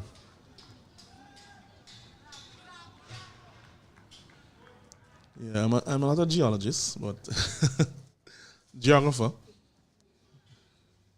Not a meteorologist either. I have a few friends who are meteorologists, and a couple of them are working out at the airport. But yes, and Israel is in a position where quite often, even though rain is around, somehow it tends to scatter around here most of the time. So hopefully it continues to be so throughout the afternoon. And that is what I mentioned this morning, but it has actually exceeded my expectations. I thought we would have gone off from time to time for a brief shower, but so far we have had continuous play from the beginning of the game, so that's excellent. Excellent indeed. There's a quick single here, chance to run out, a direct hit. Maybe would have had Andrew there in problems. Those are the type of opportunities that Windward Islands would definitely have to take with both hands. Jeremiah there, the opening batter, missing his stumps completely. And Andrew, he lives to fight another day. Yes, and when you're speaking about the bowling of Sean Edward, he is going at over 6 runs and over. He has the wicket, a solitary wicket, but he's definitely an attacking option, and I think that's why the captain has not taken him off just yet, because although he has been expensive, his bowling partner has curtailed the scoring to the extent that they could still persist with him. And I think that's important in this bowling partnership. As both bowlers look to take wickets, making inroads into the Leewards. But I think this partnership for the Leewards will be very important between Graves and Andrew. This one is driven nicely up to mid-off. Just to go back to your point in terms of the bowling partnership, and it's something that we would have alluded to earlier. In terms of it's very important that you bowl in partnerships, just as batting is important in partnerships. So here it is that Edward, he's a little bit expensive, but at the other end, Sayers, he's in the middle of a very economical spell. So that would have diluted some of the scoring rate, really. Leeward Islands here, they're not really running away from the Windward Islands as such. But as we mentioned, wickets are going to be critical for them if they are to curtail the progress of the Leeward Island team. This one is cut away nicely, magnificently. One bounce into the fence for 4. So you spoke about his caliber, his pedigree earlier, and we have seen a glimpse of it there with that shot. Yes, the young man has some talent, and I think that I have a good eye for talent. Not saying anything further than that. Yes, so it was a delivery outside the off stump, short, just asking to be it really. And there it was Joel Andrew just standing up on his toes really and punching that one over point, one bounce into the fence. He gets his first boundary, he's up and running. Yes, well, what I like to see from Andrew here is for him to make some runs and put some value on his talent, because we can all see that he has quite a lot of ability as a batsman. But what he needs to do now is to produce the goods, because at the end of the day, that is what is most important. Very much so. You're judged on runs, really. You can't make runs in the pavilion, as my former coaches used to say. Another wide delivery there from Sean Edward this time. Just struggling really to string any sort of pattern, any sort of consistency in terms of his deliveries. This one again on the line of the Austin. That's a better delivery, and that's once again is the area. If you look at his pitch map, I think we'll see about 4 or 5 deliveries just in that area of that previous delivery. However, what we'll see is a lot of deliveries outside the off stump wide and down the leg side, and it's definitely not the best grouping that you'd want to see from a fast bowler's perspective. But it's the end of another over. 16 overs completed. It's now 64 for the loss of 2 Leeward Islands. Well, if I were the captain for the Windward Islands, what I will do now, I think, is that I would actually make a change. I'm not too sure what the spin bowling assets are, but I think I'll go in that direction for the next over from this end. And just for an over or two, just to see what is happening. I think I'll give a rest to Sean Edward. He hasn't bowled a long spell, but I think that he has done what he was expected to do. He got the breakthrough, and he has been troubling the batsman. Maybe at most one more over for him, and then see what happens at this end. But I'll keep going with Sayers for as long as he remains effective, because he's doing an excellent job, and he's putting some pressure on the batsman to score. Yes, so Sayers into his 5th over. Very economical as well. Getting that prized wicket of Palmer. So his captain will be very pleased with his bowling performance so far. This one is outside the off stump, and there was Michael Graves just cutting that one to the right of Courtney Franklin. Goes around athletically. Gets the return in to the wicketkeeper. Khan prevents 2 runs. 2 more added to the total. Yes, so after 4.2 overs, he has gone for 10 runs and he has a wicket. So he's doing an effective job here. And of course, from those 10 runs, 6 of which came from one scoring shot. So excellent job being done here by Sayers at this point in the game for his team. Excellent indeed. We're looking for more of the same. Delivery again on the line of the off stump, just coming back into the right-hander. So I think both batters here will be mindful that he has the ability to take it away from the right-hander, but the delivery that they really want to be careful about is that one just nipping back. And it's a bit fuller as well. He seemed to bowl that in-ducker a bit fuller, which makes it all more dangerous. Absolutely. And as we are speaking, there was a change in the field. The man at short gully has moved. So one more field on the onside.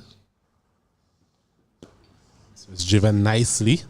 Well stopped there by the man there at mid-off. Diving away to his left. Certainly saved a couple of runs there. That's well timed there from Michael Graves. Seem to be getting the hang of the wicket now. Seem to be that type of wicket. The longer you stay there, the better you will get adapted to the conditions. Well, that is the case with most wickets. It's just that it is necessary on this one for sure that you give yourself a bit more time than usual to judge the pace of the wicket. And as we speak, because Andrew is a new batsman, the short gully comes back into place. This one is pulled nicely, magnificently for 6. What a shot. It was short again. There it was. Bolton says, testing the middle of the wicket. And as was the case in the previous occasion, it went straight over square leg for 6. Yeah, maybe it's a case that he's tired, because I don't think that he would want to bowl that length to this young man. So I'm not too sure. Maybe it was just a case of pulling down a little bit early in his delivery, because I don't think he really intended to bowl that as short as it was. But it was very easy pickings for Andrew in the end. Timed it very well over the square leg region. As I said, this young man, I like the look of him. I spoke about him from last year when we saw him in the tournament, and it seems that even this year he's looking even more impressive than he looked last year. So I'm wishing him all the best. Easy pickings indeed. Didn't look to be in any problem at all from that short delivery. So that's definitely not the length to be bowling to Joel Andrew. Seemed to have a very good bat there as well. I'm not seeing any maker's name on it. I'm not sure. I had no maker's name on it. At first I thought it was an MSDA bat. My good friend there, Mark, in New York. Big up to you, Mark, wherever you are. The MSDA brand. As that over comes to an end, at the end of the 17th over, it's 73 for the loss of 2 wickets. Yes, so they are going right now just over 4 runs and over. So they have surpassed that, 73 off 17. So 4 runs and over would have been 68 at this point. So that's 6 and a few other runs that came recently. It has propped up the scoring rate just a little bit. And so they are now ahead of where they need to be in the chase. And we are going to have a change of bowling. Left arm spin will be introduced. And as I said before, it was about that time when you should make a change, because I think that because of the sameness, the batsmen were starting to get accustomed to what was on offer and settling in at the crease. Yes, just an update in terms of the other matches. The game between Jamaica and Guyana. Guyana, a very disappointing batting performance, 78 all out in 23.4 overs. But they're playing 37 overs due to a late start. And in the game between Trinidad and Tobago and Barbados, they made 152. And Trinidad and Tobago, they are 6 for 1. So some low-scoring contests today in the first day of this regional tournament. Maybe the weather conditions had a part to play in terms of those scores. I'm not sure, but we'll keep you abreast in terms of those scores from the other matches as we see. Court Murray played a very handy knock at the back end of the Windward Island innings. He'll be looking to take that confidence into his bowling. Left arm orthodox.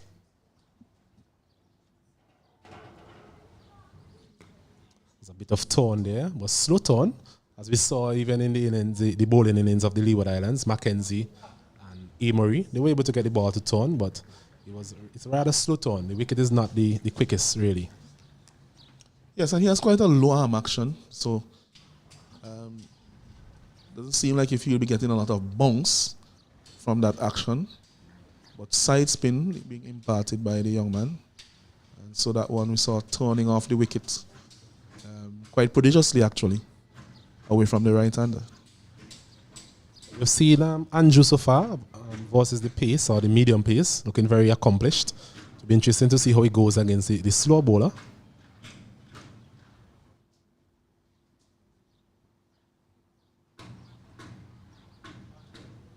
Short, and he's pulling this one straight back over the bowler's head. One bounce into the fence for 4. Maybe not in the direction he was really aiming, but because of the way the ball rushed onto him a bit, he just managed to get it over the umpire's head, and another boundary to him. Yeah, that one was too short from Murray. We already said that the turn is slow, so it gave him all the time in the world to go onto the back foot. And although he was looking over the mid-wicket region initially, he was able to get it down the ground for 1 bounce 4.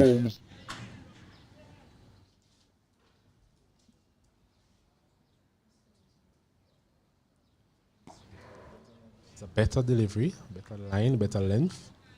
It's a rather slingy sort of action, really. Something similar to what Suleiman Ben, almost an action close to Suleiman Ben. Suleiman Ben being a bit taller. Way taller, as a matter of fact. This one is cut away nicely again, past backward point. Should be able to get some runs here. Andrew comes back for a second. Just using the depth of the crease there. Delivery pushed through again from Murray. But giving the batter there some room outside the off stump. And there was Andrew going back and punching it nicely past the man there at backward point for another 2 runs. So he's up and running, looking very comfortable at the crease. And at the end of the 18th over, Leeward Islands responding to 200 for 8. They're 80 for the loss of 2 wickets.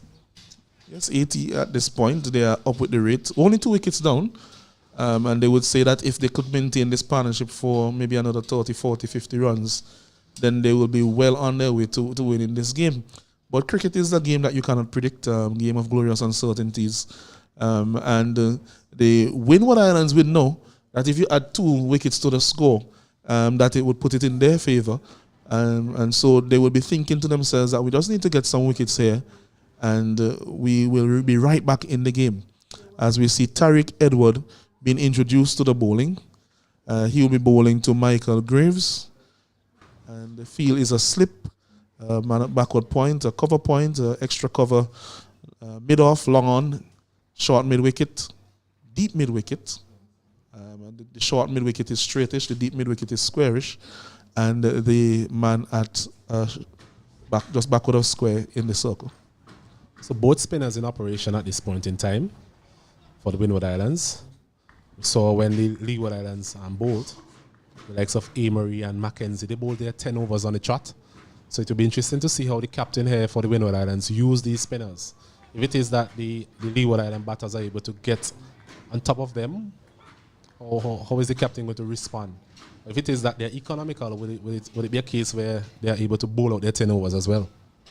Well, I think you hit the nail on the head. It depends on how they go. against the batsmen at the crease. Because you may have preconceived plans as you ought to as you go out on the field as a fielding team, but you have to adjust based on what is in front of you. Tariq Edward, a tall spinner. So another tall spinner in the form of Amory.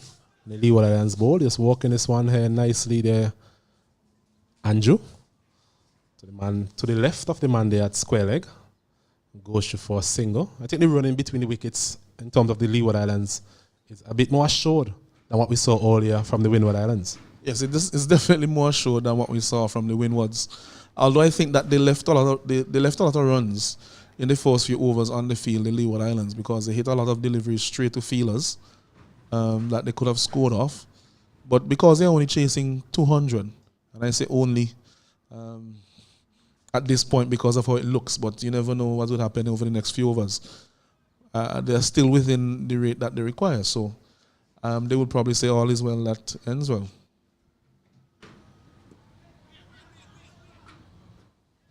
Yes, I think that's important to note in terms of there's no sort of scoreboard pressure really on the batters. Required rate at the start of the innings is around 4 runs per over, and it has remained that way throughout the innings so far. So there really no pressure for the batters to really try and go after deliveries that they have no need to really go after. So it's just a matter of them just manipulating the field, getting those singles, twos where necessary, and putting away any bad deliveries that may present themselves. And as we have seen so far, both of these batters, they have the ability to pierce the field or even clear the field. Yes, what I'm seeing here from Edward, he's a very tall young man as he overcomes to an end, but he's using his height in his action. He's bowling over the top, and he's coming straight over with his right arm. So he should be able to get a lot of bounce as Amory did when he was bowling because of that action and his height. So it'll be interesting to see how he goes. But so far he has been bowling quite full, so there hasn't been much opportunity to see whether or not he has been able to extract that bounce. But it'll be useful to see as time goes by. The captaincy is also going to be very important here, Alanson, in terms of, as we mentioned, there's no sort of scoreboard pressure, so smart batting by the Leeward Islands would definitely get them there in terms of walking the ball around. So it's up to the captain to manipulate the field in some way, in terms of field placing and that sort of thing, to put a bit more pressure on the batters, because you can see now we only have 5 fielders in the circle. All things being equal, it shouldn't be difficult. Well, 6 actually. It shouldn't be difficult for these batters to punch the ball in the gaps and get singles. So he would have to be innovative, Stefan Pascal, in terms of his field setting as it relates to the type of bowler that he currently has in his operation. That's a good full delivery there. But that's something that I noticed very quickly from the Leeward Islands when they fielded. They kept a lot of fielders in the circle even when they didn't have to. And it heaped a lot of pressure on the Windwards in the middle overs, especially against the spinners. This one is driven nicely once again from Andrew for another single. So he definitely has a good tempo to his innings, and that is very important. Batting is all about tempo, intent, especially in limited overs cricket. As long as you have a good tempo, then as a batter, your feet begins to move better, you make better decisions, and ultimately you score more runs. This one there was Graves winding up to hit that somewhere in the vicinity of the commentary box here. Thankfully we are safe because it just basically took the inner portion of the bat.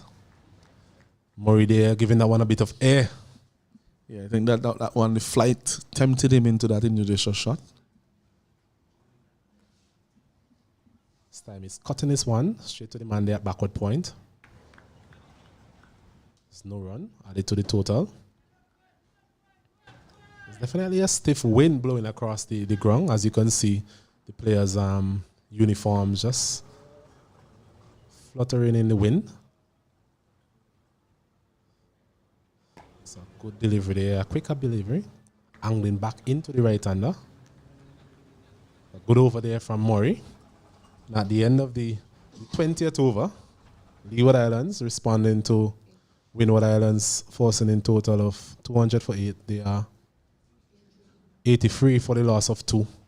And at this time, I'll hand over to my co-commentator, Stacey and Adams. Thank you very much, Osnet. Quite warm, the mic, after handing it over.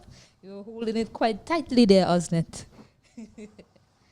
Yeah, so, I'm back here in the commentary booth with Alanson Crookshank, Tariq Edward about to continue to Jewel Andrew. Excellently played. Oh, that's a marvelous stroke from Jewel Andrew. This young man, I'm here to sing his praises because while he was batting, I took some notes. That shot going for 4. What I've seen from him is he picks length really well. And that's a sign of an excellent batter. And because he picks length really well, he gets in his strike zone quite quickly. And that allows him to be certain with his shot selection. So that's a marvelous display of batting here from Joel Andrew so far for the Leeward Islands team. Yes, fabulous shot. I don't need to speak further about Andrew because of what I said earlier. So I think Stacey is just corroborating and supporting my earlier points regarding this young man. So he just needs to put the body of runs together, and that will build his confidence over time. Squares him up on that occasion, but he still manages to get an edge to get a single and get off strike. Nice soft hands from him. So nice signs here from the young batter, Joel Andrew. Yes, his batting seems very natural as well. He doesn't seem to be overcoached. And so whatever he's doing at the crease, whether against pace, against spin, back foot, front foot, it just seems like there's a natural movement. Whether he's attacking or defending, same thing. And that is good to see from him at such a young age. And hopefully he develops and goes forward to greater things.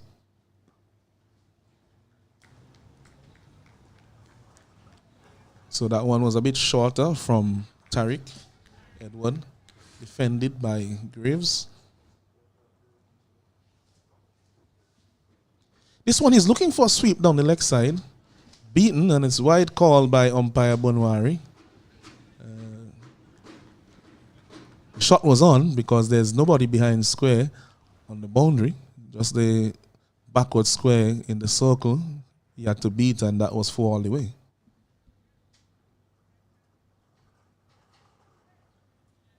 Nice bounce on that occasion. So I will mention that Tariq, he was bowling quite full in his first couple of overs, but he's pulled it back just a little bit now, and you've seen that bounce that I mentioned that we saw from Emery as well. Yes, this is much better from Tariq compared to the first over. He's found that length and he's operating quite well there. Just need to get it a touch straighter. That's it right there. That's the delivery that would be as what we want to see from Tariq Edward. He uses his his height quite well as also. So a good over from him there. The score is now 89 for 2 after 20 overs. 21 rather, sorry.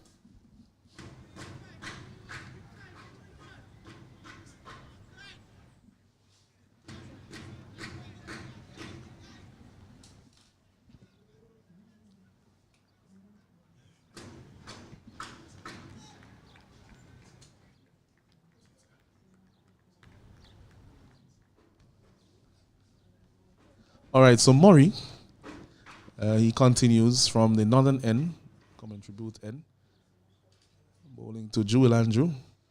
This one is short. He's looking to pull it, not timing it there at all. Was a bit flatter that delivery. And defeated him on the angle, just came in with the arm, didn't get any turn. Yes, and because of Murray's wrong arm action, they have to be careful of that delivery skidding into the right-hand batter. Quite deceptive the way it comes off, so the batters have to be quite wary of him and be a little bit more watchful. Of course, when the bad delivery comes, they'll put it away. If a bad delivery comes, that is.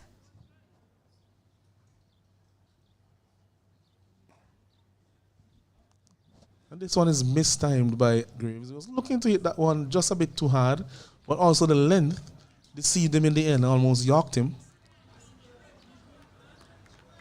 Andrew on that occasion, number 3 on his back.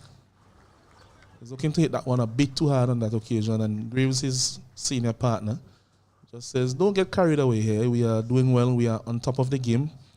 You just keep the innings going. And these are the things that I had said I want to see from the young man.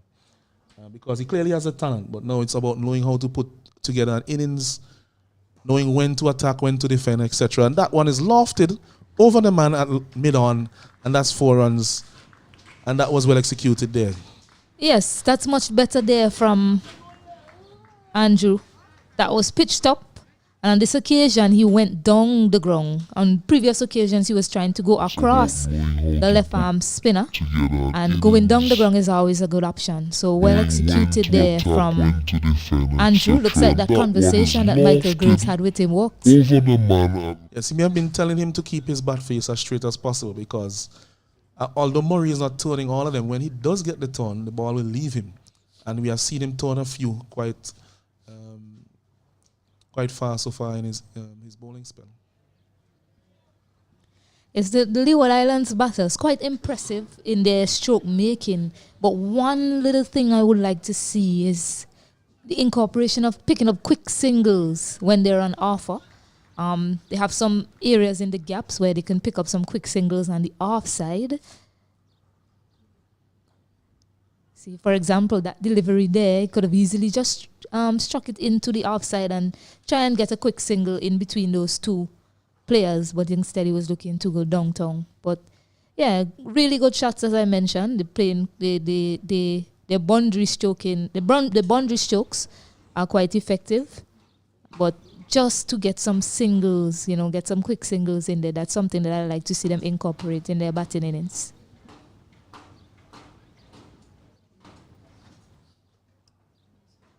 Thank you, Stacey. And I do agree with you. The score at this point is 93 for 2. And they're in pursuit of 201 to win. So they need 108 runs to win. Another 108 runs.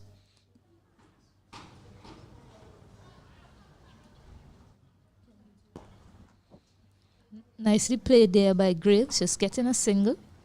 Singles are just as important as the boundary, so a good start to the over from Graves.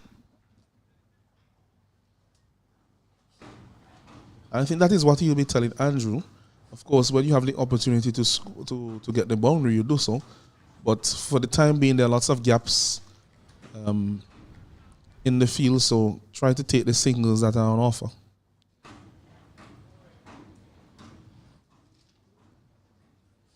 It's another good delivery there from Edward. Showed respect by Andrew. Pushes it back to the man at short extra cover. Slip still in place from Pascal, which is good to see. He knows that he needs wickets. Looking to hit that one a bit too hard in the end. Was half stopped. Good feeling by Leo still. And they have taken a single. As the last few deliveries played by Joel Andrews looked as if he's ready to be dominating to these bowlers. Just be better off just looking to get a single every now and again when it's on offer. Graves looking for a single on that occasion.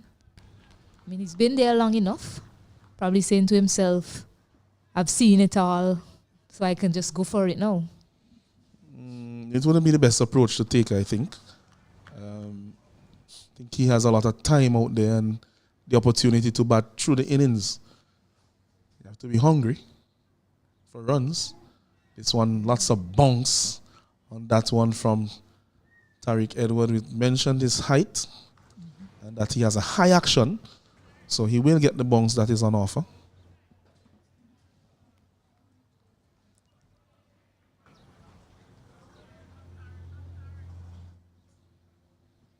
Braves played some very patient innings in the 3-day tournament last year.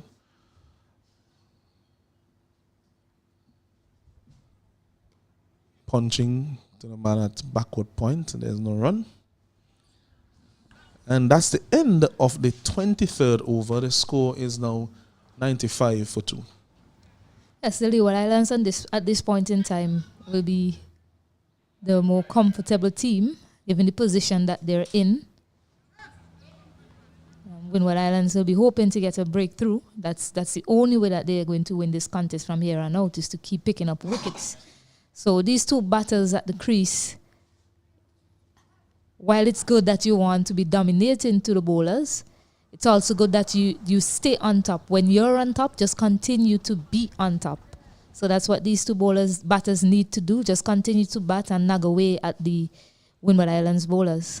Yeah, we saw that error from the English in the Ashes on several occasions. They were in dominant positions, but got carried away just a little bit with the baseball approach.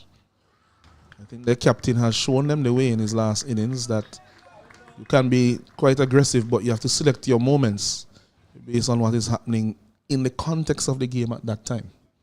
Bide your time just a little bit sometimes. Yes, I was about to mention that, but I say, you know what? I don't want to step on any toes. I don't know who's listening, so I'll stay away from mentioning the Ashes series right now. But a good single taken by these two batters, Joel Andrew and Michael Graves, on the previous delivery.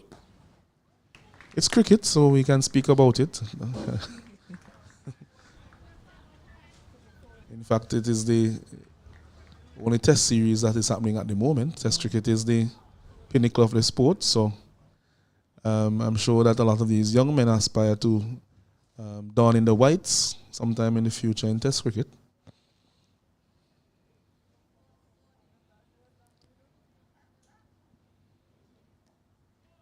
One is flighted, peeling off the edge somewhat, but in the end it's a comfortable single as Sean Edward does the fielding.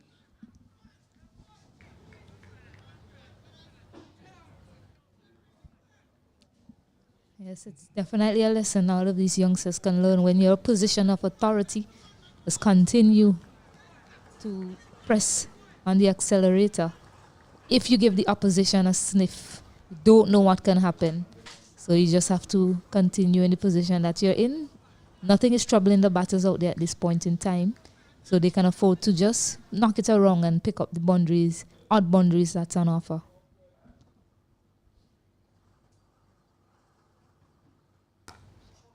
This one is flighted, very full, driven along the ground by Graves. Gets a single out to the fielder at sweeper cover. 99 now for 2.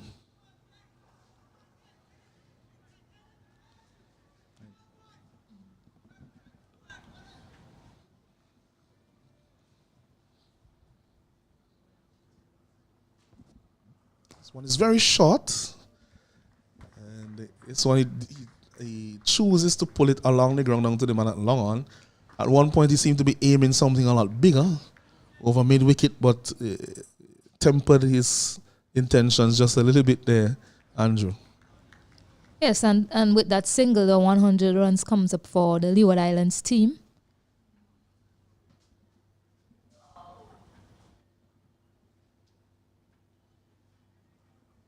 This one is full, comes in with the arm, and it's a dot delivery.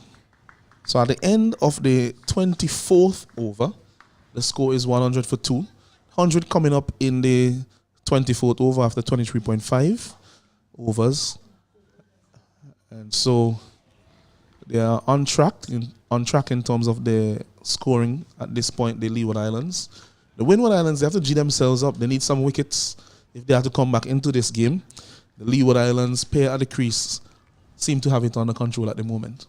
Yes, indeed so, Alanson. They now require 101 from 156 balls. So the game is well in their control at this moment for the Leeward Islands. The Windward Islands, they definitely need to find some wickets and back-to-back if possible. Need to get some wickets and get some wickets in a hurry if they are to fight their way back into this game.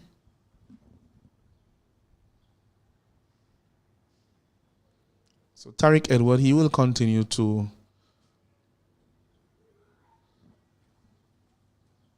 young Joel Andrew. It's turned off the pad. But there are 3 fairly close fielders there on the onside. Maybe they're considering the bounce that he gets. Maybe one of those shots that they try to turn on the onside may get a leading edge and pop up to them. for the time being, they're just in run-saving positions.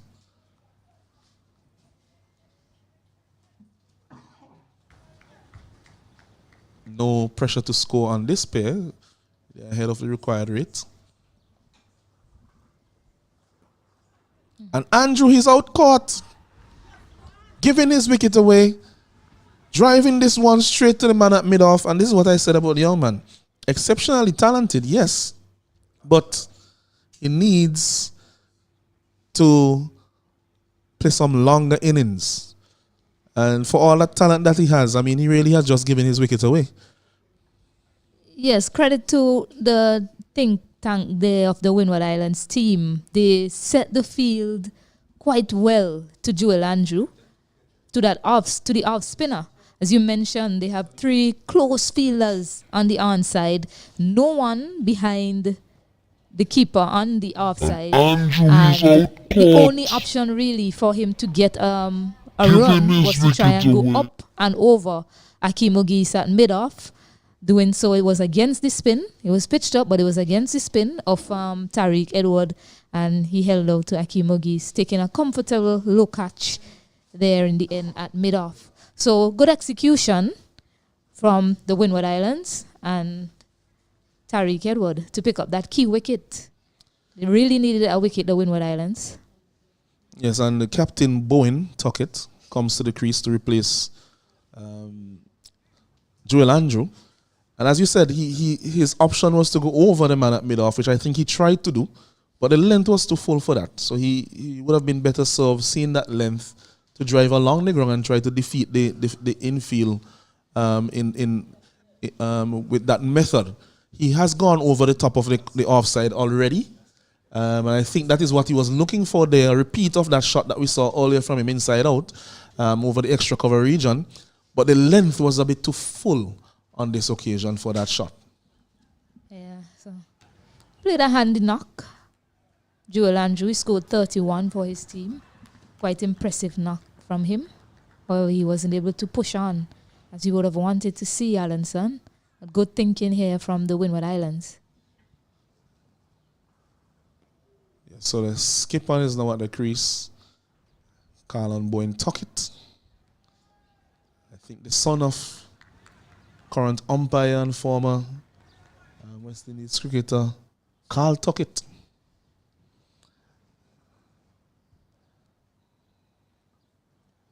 This one is driven by Tuckett out to the man at the sweeper position.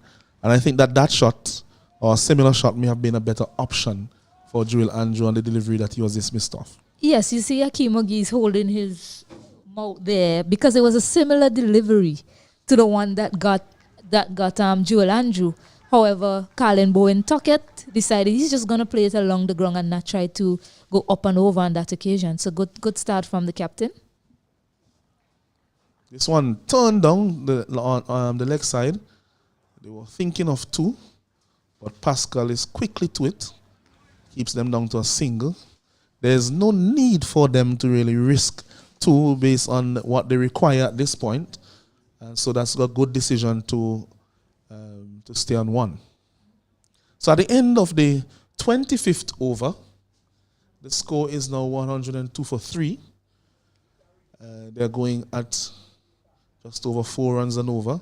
So if they maintain the current rate, they will be over the line at the end of the game, unless they lose all 10 wickets. So the Windward Islands bowlers and the think tank, the captain, those of the field in management, they have to come up with a way to dismiss Leeward Islands batsmen or to curtail the run scoring.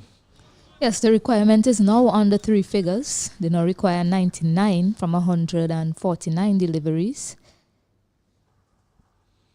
This one is a bit shorter. Punch back to the bowler.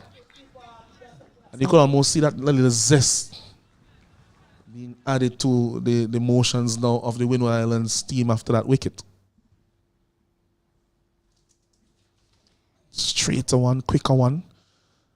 Played very late there with soft hands by Graves. At one point, he seemed to be in some trouble, but he negotiated well in the end. Yes, and you can see it in the fields that they have set. Their plan is to try to shut down the scoring areas of the batters and try to get them to play an impatient shot. What we saw Joel Andrew doing just that. Holding out to mid-off. So Court Murray will have to be spot on with his line and lengths to the new batter, Carlin Bowen Tuckett.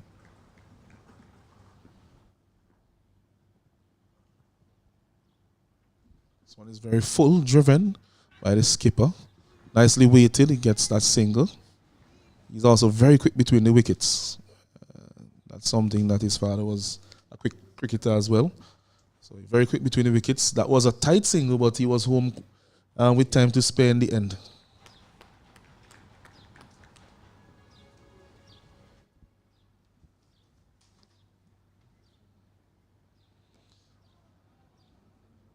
It's a good line and length there being bowled by Murray.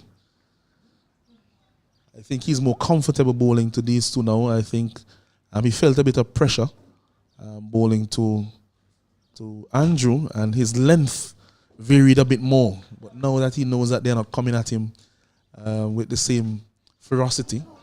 Oh my goodness. That one missed the leg stump by a quarter varnish. It was full. He was looking to go down the ground. And he was beating all ends up. Beat the keeper, beat everyone, and a bye is taken. Yeah, I thought he was gone there. It was very low, so it would have been a difficult take for the keeper, Noel Leo, to affect the stumping. But that was really close. On that occasion, Graves looking to take on Tariq Edward, playing into the impatience of the batter. Yeah, that Graves really doesn't have to do that at this point. I think he has tried to hit a few deliveries of Murray, including a slog sweep that we saw, attempted slog sweep from him earlier. And that's really not what he needs to do at this point. I could imagine him doing that with 40 runs left or 50 runs or maybe 30 runs, trying to get to the target a little bit more quickly. But at this point, just knock it around. Yes. Excellent shot by him there. This one goes down to the third man era, which was vacant, and 2 runs taken. Yes, delicately played there by Michael Graves. Had a chat with his captain, probably telling him to rein it in a bit. We don't need to lose another wicket so quickly. And played with nice soft hands into that vacant area to pick up 2 runs. Just as easy as that, to get runs. Indeed. Here we go again. This one should be 1. Good feeling there by Leo. Again, he has looked quite sharp in the field, Leo. And I think generally the Windward Islands feeling, the ground feeling has been very good so far in this innings. Yes, a really good manipulation of the field there by Graves. He's forced a change now from the captain, bringing someone into that area. It's a slip, it's an attacking option. But it will get the Windward Islands team thinking, do we need to put somebody there to cut off that run scoring option compared to the field that he had set, and it will open up another area for him to score runs on. So good manipulation from Graves so far.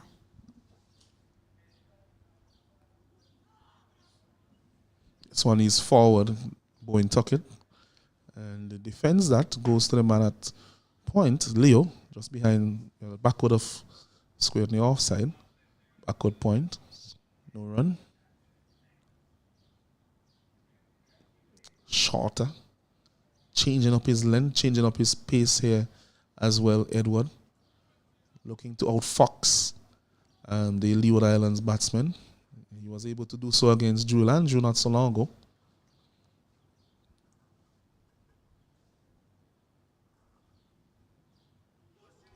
Excellent delivery. That one seemed to have left him off the pitch, or maybe just holding its line, and defeated Bowen Tuckett, beating his outside edge. Top delivery, that one. Yes, after that first over that Tariq Edward bowl that was really too full by his standards, he has pulled his length back quite nicely and is causing a bit of trouble here to the Leeward Islands batters. He picked up that wicket of Joel Andrew, a very important wicket for the Windward Islands team. There's still a lot in this game here. They still require 90 3 runs at this point in time. And the Windward Islands, they're looking to put some pressure on these 2 batters out in the middle. And that's the only way they're going to get them to make a mistake. So after 27 overs, it's 108 for 3. Murray to continue.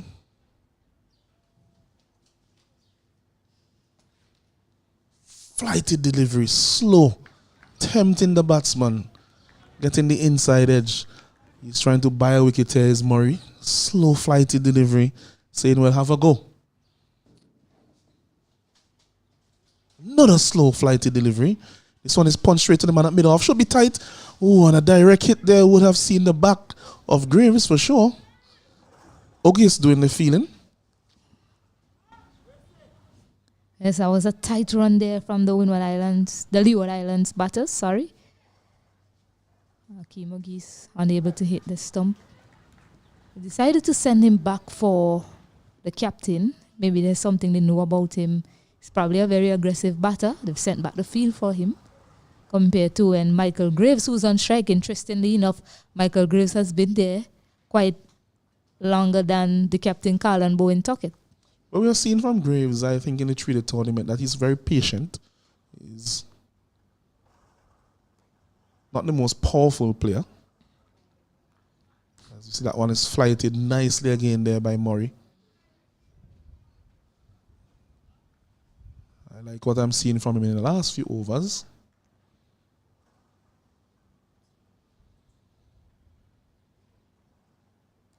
This one is pulled, should be caught at square leg. And that is the dismissal of Bowen Tuckett. Oh my word. And Graves has a look at him as to say, what have you done, skipper? What have you done? Oh my goodness. Cannot believe it. He cannot believe that he hit that ball straight to the man at square leg. And don't you just love it when a plan comes together, Allenson? The Windward Islands team, they decided to spread the field for Captain Carl and Bowen Tuckett. And he fell into the trap. Yes, I think that he'll owe his team a massive apology if they lose this game, because that was a poor shot from the skipper. Man of his experience, young man of his experience. Ball was short, looked to pull it, didn't really get over it, and although he was under the shot, he didn't really play it fastly enough to go for 6 either. So it was a between and betwixt halfway to nothing type of shot. And it wasn't really a necessary shot to play it. It wasn't it's not as if the scoring rate is in any danger of going over 4 runs per over at this point in time. He looked quite compact. He was looking to pick up the singles when he came in and just decided he's just going to take on Kurt Murray, playing against the turn as well, a left arm spinner. Instead of hitting it down, he decided to go aerially. Probably a bit half-hearted. He didn't really know whether to take it for 6 or keep it down. Maybe he was in 2 minds there playing that shot. Unfortunately, it brought about his demise. And I think what also defeated him was the wind direction here. Because he's hitting with the wind, and the better thing would have been to just go through with the shot. It most likely would have cleared the man at square leg, because the wind will definitely pull it over in that direction. Yes, a lot was against him. He's also playing against the spin. Indeed. So I think what you mentioned before, that indecision really led to his downfall, because he didn't show any conviction in the shot.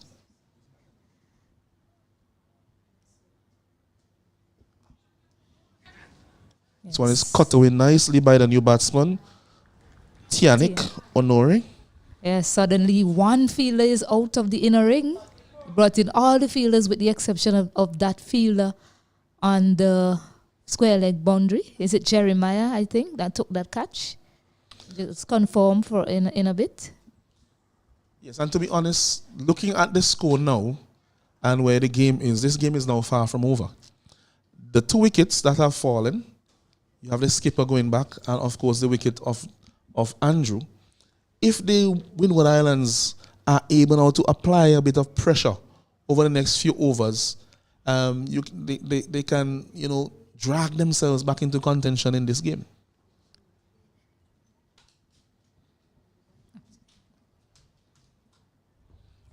Let me finish that thought. On the other hand, if the Leeward Islands just settle, knock the ball around, maybe for the next 5 or 10 overs, then they will be in the ascendancy for sure.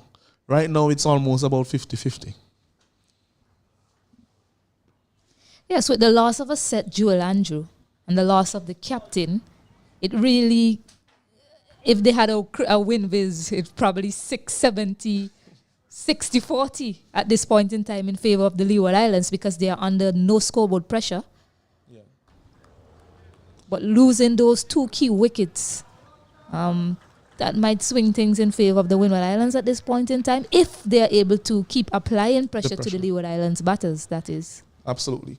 So a lot now depends on the experience Graves, who, if my memory serves me correctly, was the vice captain last year. I'm not too sure if he's the vice captain this year.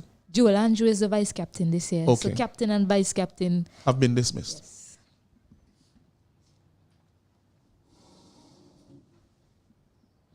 So Edward, bounce and turn, vicious delivery.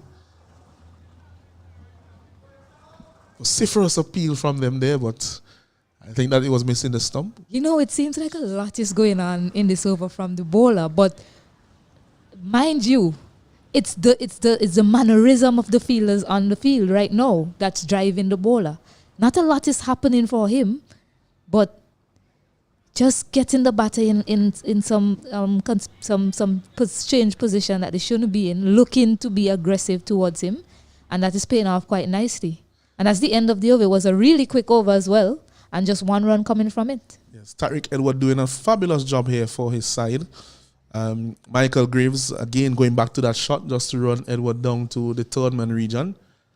It's something that they may consider plugging for him.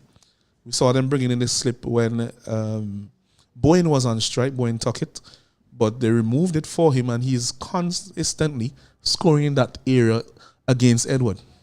I don't know if I'll plug the gap and put somebody at third man, given that Tariq Edward is an off spin and he's taking the ball into the right-hander.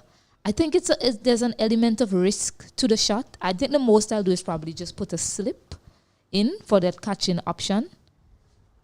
Yes, the slip definitely. But I want to plug the gap to cut off the single. I'll have an attacking option in the slip and just have him thinking about where else can I go to score?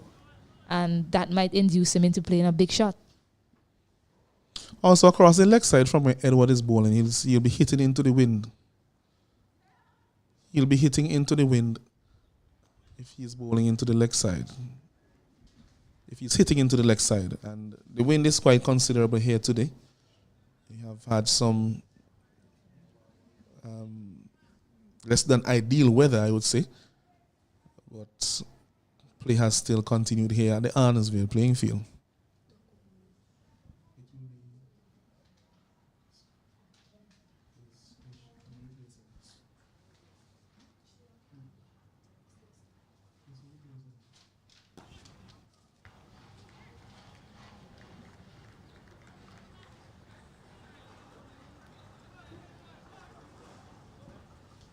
It's good bowling here from Kurt Murray. Oh, he looks to go down the ground. Oh, brilliant effort from Kevin Gussie there. Got a hand to it. Wasn't able to hold on. Leo, I'm sorry. Leo. Good hands from him. Brilliant effort from the young man, but just wasn't able to hold on that occasion. And Kurt Murray getting the batter to go big again. And that's what they want to see, the Windward Islands. That's the shot that is fought with a lot of danger against the left arm spinner. And I would say especially this left arm spinner because of the action that he's bowling with. This low arm action, the ball continues to come into you. And because of that, you have a tendency, if you're going for the slog sweep, to come off the inside edge because of the angle of the ball. So you're not going to get the contact that you want. This one is full and driven down to the man at long off by Honori.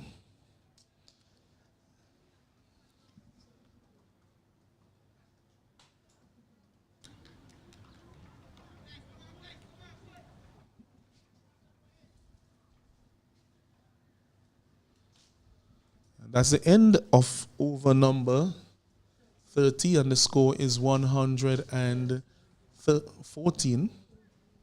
114 for 4. So they're ahead of where the Windward Islands were at the same time. But the Windward Islands were quite productive in this period of their innings from here onward. The spell of Tariq Edward proving to be quite important here for his team, as was his batting innings.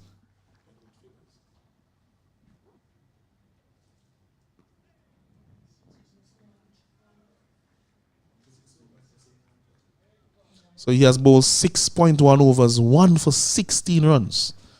Doing a very good job here for his side, the off spinner.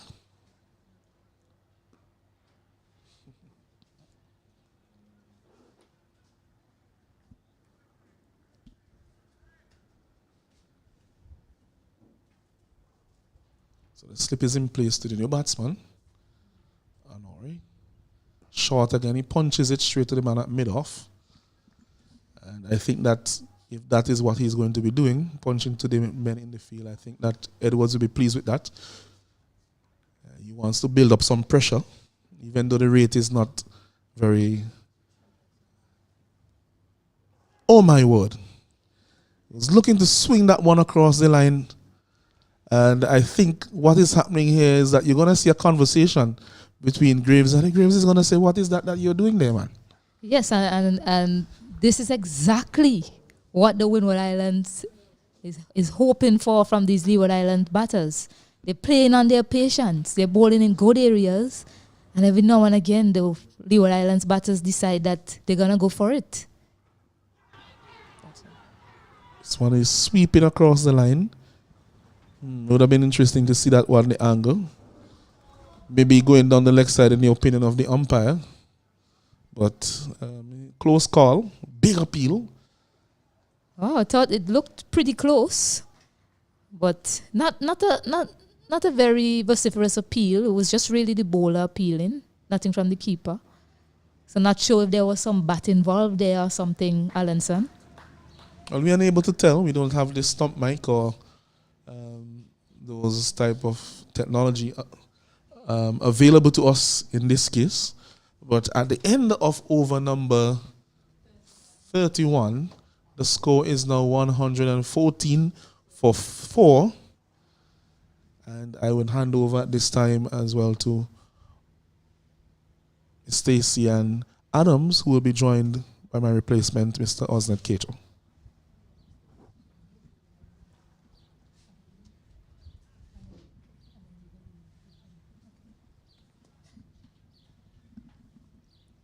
Yes, 87 runs required from 114 deliveries for the Leeward Islands batters. It's been tough going with these two spinners in operation.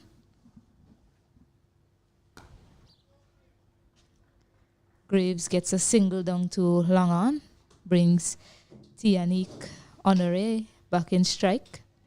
Yeah, it's tough going with these two spinners operating in tandem for the Leeward Islands batters. A period they'll be looking to see off. But there are still singles available to pick up here and there. They just have to be mindful of the big shots that they're trying to play to these two spinners.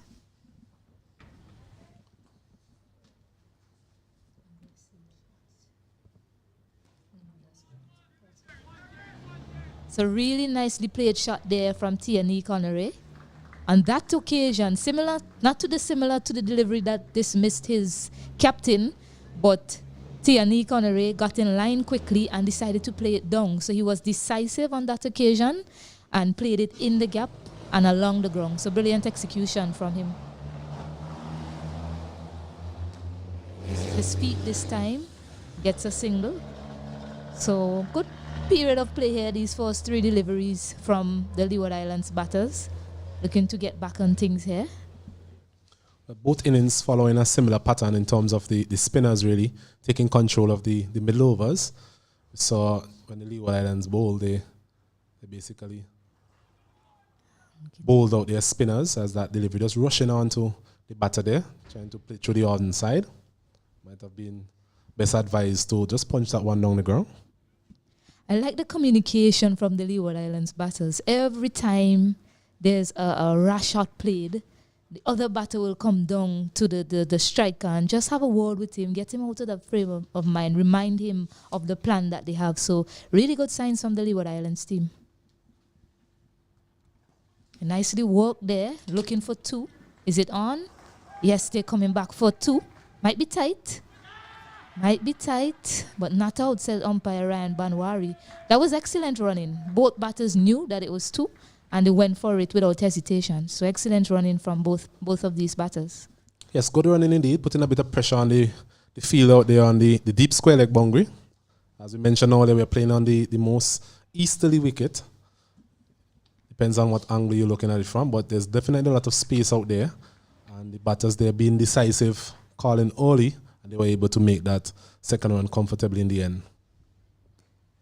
Nicely driven, good hand from Shawnee Edward there, and that brings the end of the over. It's 120 for the loss of 4 wickets. So I'm impressed with the way they played that over, Osnet. It's something we were talking about earlier, about the lack of singles being taken by the Leeward Island team, on that occasion. Soft hands in the onside from Graves, and they picked up 2. So really good signs here from the Leeward Islands team. Very good signs indeed. More of that is needed throughout this innings. We would have mentioned before that the scoreboard pressure is not really there in terms of the asking rate as such. Just around 4 runs per over required still, even at this stage. And it's just a matter of building a partnership here. The longer this partnership goes on, the more pressure it will put on the Windward Island captain Pascal there, we have seen at slip.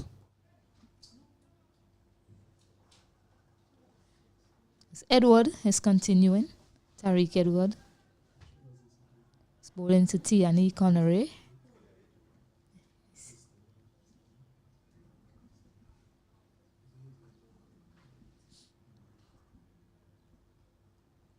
Oh, that was nicely bowled. That turned a bit. That bounced and turned back into the batter. It's nicely bowled by Edward.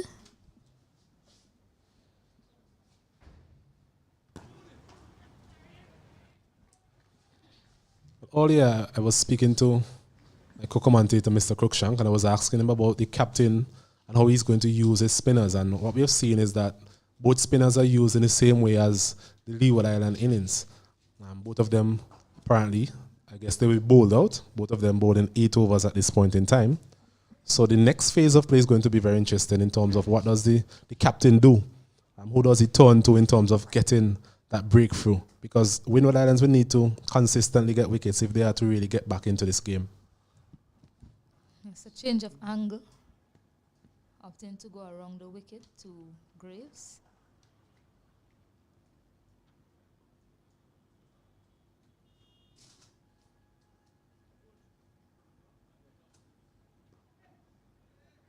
Nicely bowled. Good control there from Edward. Yes,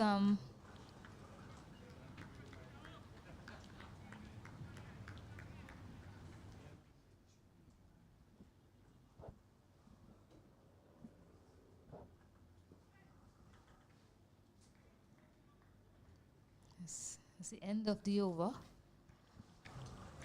And score is 121 for 4. At this point in time, the players are going to take a drinks break, and we'll be right back with more action here at the Annisville Cricket Ground shortly.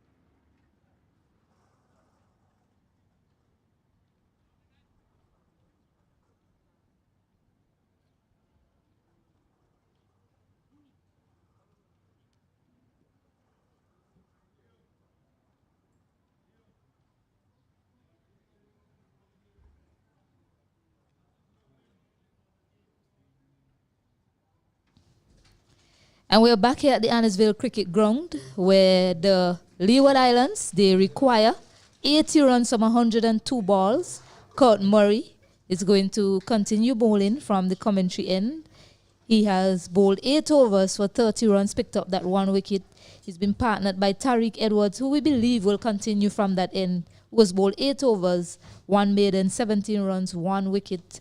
Both batters at the crease, Tianik Honore, 7 from 19 balls. And Michael Graves is 25 from 63, playing that holding role for his team at this moment.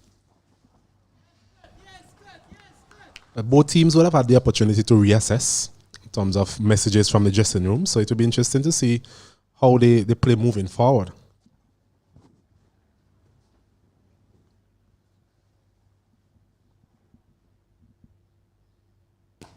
Swings it across the line. He picks the gap to perfection on that occasion there from Tianik Honore. Excellently played there. 2 full from Kurt Murray on that occasion. I think he has attempted that shot on a couple of occasions. What he has been mindful of is the length of the delivery that he's trying to play that shot to. On a few occasions, the ball has been a bit too full to play that type of shot. But on that occasion, it was a full toss. The line. Thankfully for him, he was able to get enough connection and get himself a much-needed boundary at this point in time. Yes, and they're getting a single.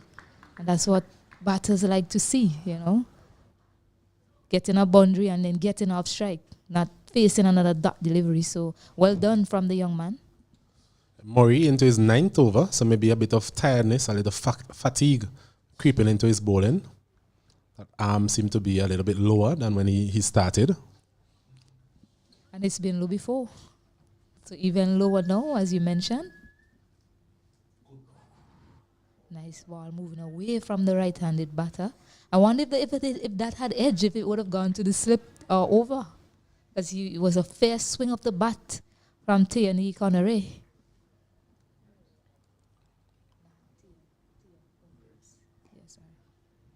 From Graves, sorry.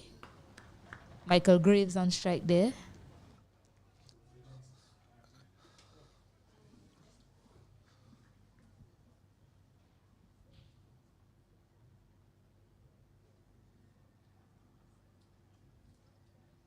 Seemed to be a favored area of his, Michael Graves, just looking to delicately play that ball with soft hands. Well, delicately play that ball down to that third man area. So they actually placed the fielder there for him on that occasion to Kurt Murray. I don't think Murray's bowling with any sort of pace, so that shot definitely will not be as fruitful as it was if he's batting from the other end. Tariq seemed to be getting the ball to go through a bit quicker, at a quicker pace. So that shot, it has an element of risk to it, as we mentioned before, but thankfully for Leeward Islands, no harm done on that final delivery. But it appears as if this pair is going to bowl out in tandem. Osnet, who are your bowling options? Who are you turning to when their 10 overs are up? Well, we spoke about Shawnil Edward being a wicket-taking option. He was expensive in his earlier spell, but he got the breakthrough originally. So I think he would be in the minds of the captain at this point in time. Gassi, he had a very good opening spell as well. Got the ball to move away from the right-hander. Not sure he will get that type of movement in the second spell, but he will have to find a way of getting a breakthrough. So it's all about getting wickets. And as a captain, all you need to ask yourself, who's the bowler that is likely to get a wicket for me in your second spell? Yes, not just a wicket, you also need control, because as we mentioned, the run rate isn't anything troubling for the Leeward Islands. So you do need a bowler that can give you control as well as pick up that wicket for you. Bolton says he had a very good early spell, 5 overs, 1 for 17. I think he might be a good option as well. He spoke about that control element. He was able to exert a degree of control in his earlier spell, as well as being threatening to the batters. Got the big wicket of Palmer. So he's another option for the captain. I'm not sure of any other spin bowling option. This is in the air. And it's taken by Noel Leo. Tariq Edward producing the mistake off the bat of, is it Tianik Honore? Oh my, a wicket, Tianik Honore against the run of play there. Both of these batters look quite comfortable since the dismissal of the captain. However, on that occasion, looking to just play an aggressive shot that wasn't on the cards, getting a top edge and falling safely into the hands of Noel Leo, who is quite happy because he dropped a difficult chance earlier. On this occasion, he was able to take that easy catch. So, 5th wicket down for the Leeward Islands. Well, that delivery just had a bit of bounce, really, and he was trying to maybe punch it over the bowler's head. I think a better option would have been to maybe employ that shot he has played so far in terms of run it down to third man, because the length was there, the line also outside the off stump, but he was just trying to get a bit more. Maybe he got a bit greedy on that occasion, and that's a much deserved breakthrough there for Tariq Edward. He has toiled away from that Beckwith end all afternoon, and just reward for his effort, really. A new batter, Nathan Edward, bowled quite well this morning. He's now here to hopefully take his team home along with Michael Graves at the non-striker end. But Tariq Edward, he definitely didn't need to give him another wicket. He was coming to the end of his spell, so the best thing would have been to just see him off. Of course, if a loose delivery comes, you put it away. But anything that brought about bring about any sort of uncertainty to the batters, they could have played it a little bit more watchfully. Definitely so. Edward has some ability with the bat as well. I'm wondering if the captain can find a feeler from somewhere just to put a bit more added pressure on Edward there. But it's the end of the over there from Tariq Edward. A successful one as well. And at the end of the 35th over, it's 126 for the loss of 5. Leeward Islands chasing the Windward Islands total of 200 for 8.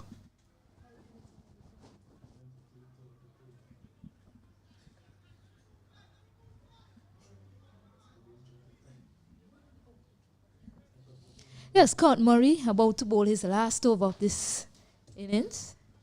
He's bowling to Michael Graves, a very patient Michael Graves.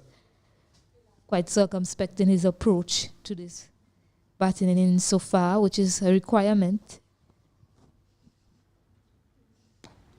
Yes, which is a requirement given that they just needed 4 runs and over.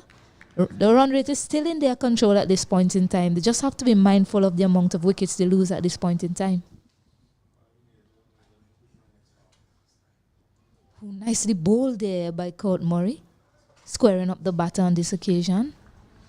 Yes, Murray has gotten the ball to turn a bit away from the right-hander. He has bowled the ball slow as well. So I think that actually helps in terms of getting a bit of rip off the wicket. But as we have been saying all day, it's slow turn really. Most of the batters have the opportunity to really adjust to whatever turn there is.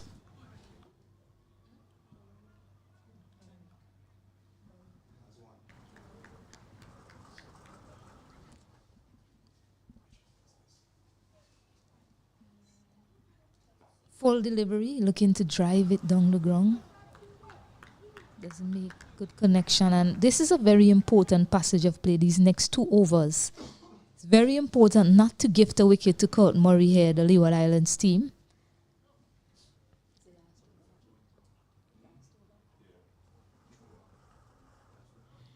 Nicely played there by Graves.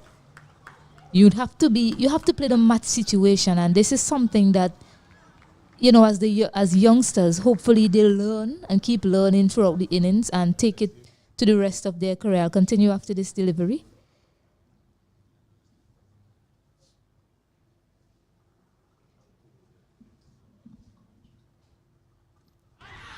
Loud appeal, but that one is definitely going down leg as Court Murray's spell comes to an end.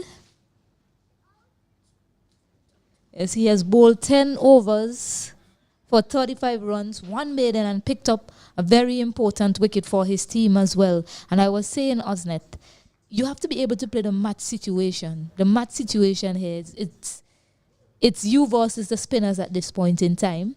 Shonil Edward, he bowled. He's an aggressive option. However, he wasn't very accurate, so you know that's a bowler that you can target at the back end. The pacers might be some Pacers might be what they prefer on the bat. So, as I mentioned, playing a match situation, this is Tariq Edwards' last over. You just have to see him off. You cannot gift him another wicket. And that is what these two batters should be looking to do if they're able to take their team to victory. We spoke about Nathan Edwards' experience in terms of he's a West Indies under 19 player. As you see a wide signal here by umpire, they come through for a single. 2 more runs added to the total. So we were speaking about his experience in terms of being a West Indies under 19 player, and you spoke about him being awarded a contract from the Leeward Islands Hurricanes as well. So he will definitely need to bring that sort of experience and pedigree to a situation like this. And from the Windward Islands perspective, they will need to find a way of getting him out, because he will be key, especially with the lower order coming in this sort of situation.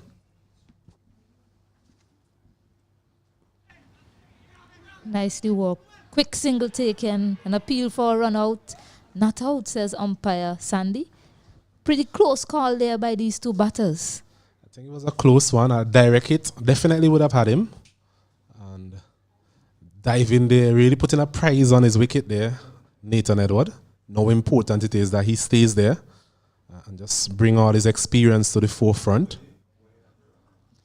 Of course, I like the fact that they're looking for the quick single, but you have to be mindful of where you pick up your singles. You can't just tap and run. You can't just tap and run. If that had hit directly, that would have been the end of Nathan Edward. Right? So as I mentioned, I like the fact that they're looking for quick singles, but you have to be able to judge your run as well. But this is the situation of the game. Tariq Edward, he has a few more deliveries in his spell remaining. And Nathan Edward and Michael Graves, they have to see him off. Now, I'm not saying that another bowler, another of the pace bowler, can come in and be just as effective as them. But at this point in time, Tariq Edward and Kurt Murray, they were the threatening bowlers. So right now, see them off and see what's to come. Agreed. Spoke about the singles there and judging a good single. That's not something we have seen a lot of today. 2 of the more accomplished batters for the Windward Islands, they went to the run-out option. Disappointing from their perspective.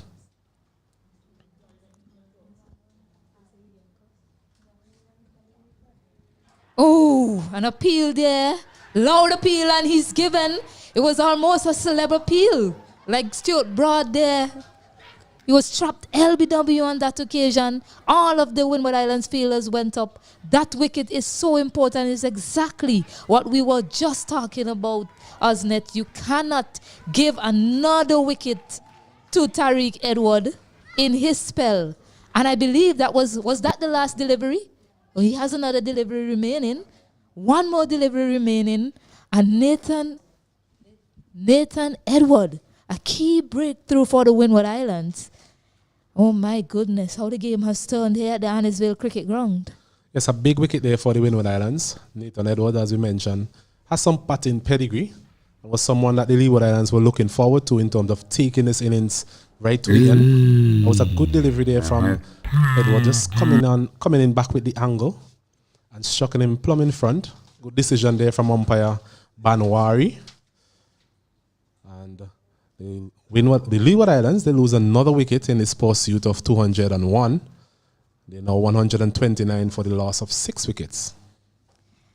Yes, and Landerford, Chamiko Landerford, his opening bowling partner was just dismissed.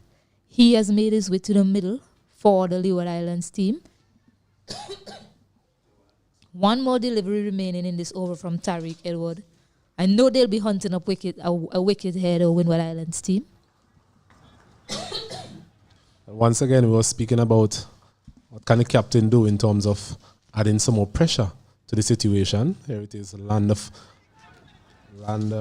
Landerford coming into the wicket to face up to Tariq. His last delivery of his spell. I would have liked to see another fielder close in. This one is... Gets off strike, gets off the mark right away. And last delivery for... Oh, there's another delivery remaining. Thought that was the last delivery in the over.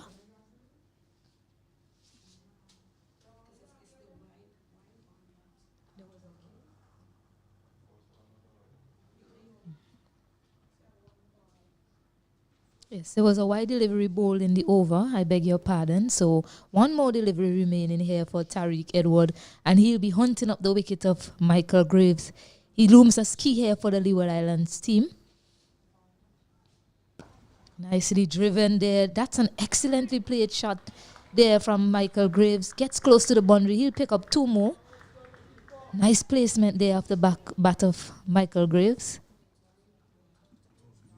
That's the end of the over from Tariq Edward, and also the end of his spell. An excellent spell of bowling. You can see him hand on his knees. He wanted more out from that delivery. Wish he could have picked up another wicket. He picked up 3 and has definitely brought his team back into the equation here at the Annisville Cricket Ground. Look.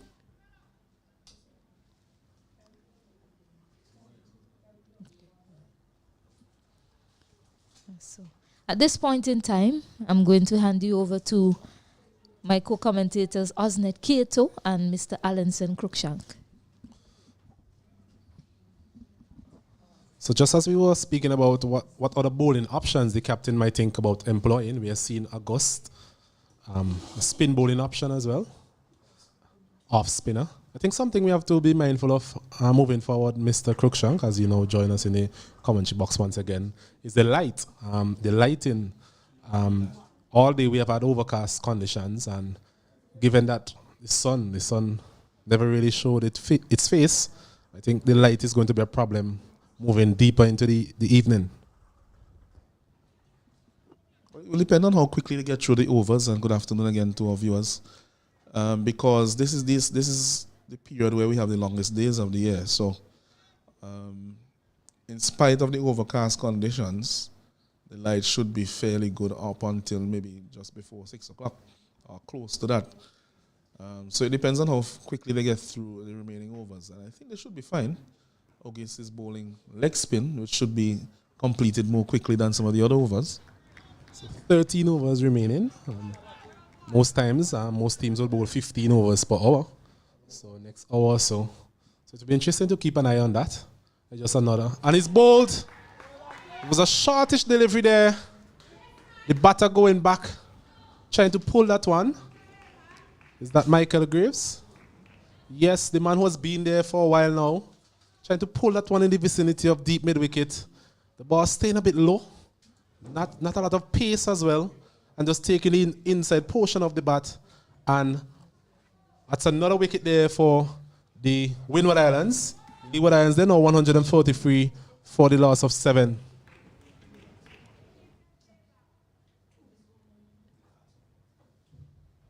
So this game definitely going down to the wire here this afternoon at the Annisville playing field.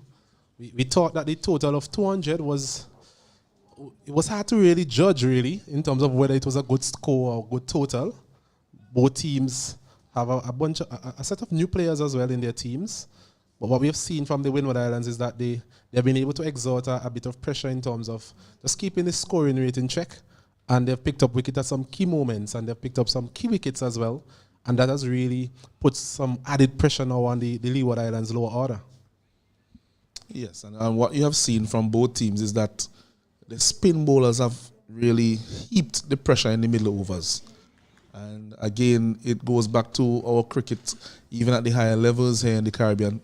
It is something that we need to work on. We need to find the answers. And of course, you can't blame the young men because they are just learning their games. But the answers need to be found and need to be found quickly as to how to approach this aspect of the innings, because the spinners, they are taking wickets and they're also being quite frugal.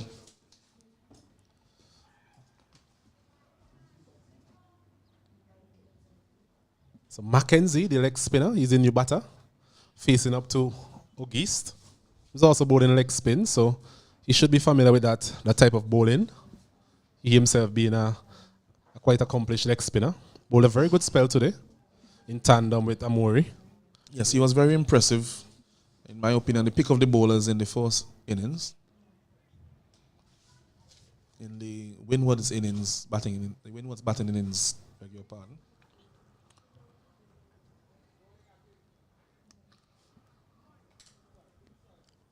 Lots of encouragement coming from the fielders, rightfully so.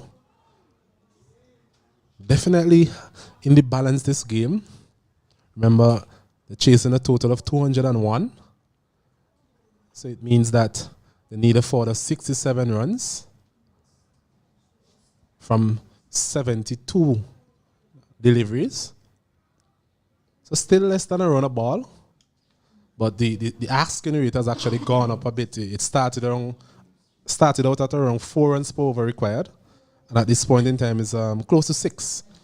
But that's the point I was going to make, that really and truly, the wickets that have fallen, I don't think should be attributed to the rate. It's just, I think, that the decisions have been made with clarity of thought from the batsmen, because really and truly, in a limited overs game requiring about less than a run a ball, which is what they have required all throughout the innings, the rate has not gone above that. And I think some of the shots, in particular, the dismissal of the skipper and that of Andrew, I think he put a lot of pressure on Graves because he's not the attacking type of batsman. He will be there just to hold through the innings, and then everyone basically was getting out around him. So he had to attack now. And now with his dismissal, it leaves a lot now on the lower order. As we see Gassi, the opening bowler, coming back into the attack. So Tariq Edward bowled a very good spell from the backway end. Bowled his 10 overs on the trot. Same can be said about Murray as well. Both of them coming together and really choking the scoring rate, and also making some very good breakthroughs as well, some essential breakthroughs that really put the Leeward Islands on the back foot. Leeward Islands from here, they will be looking to just build a partnership of some sort. As this one is a lifting delivery there from Gassi. Still exerting a little bit of pace. Low order here. Mackenzie there, sporting the number 2 on his back. We'll be looking to just carry this one through for his team.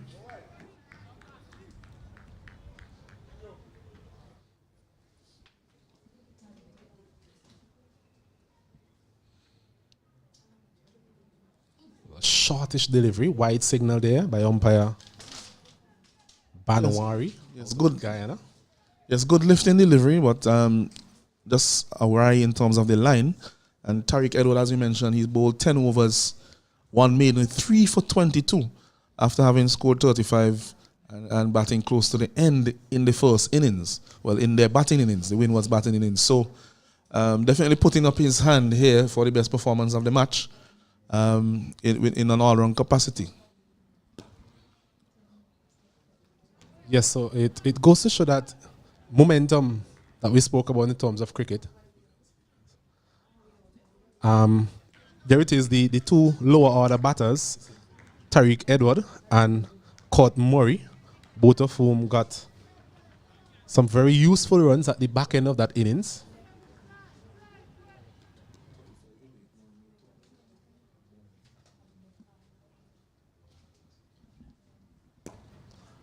This one is pushed out to the man there at mid-off.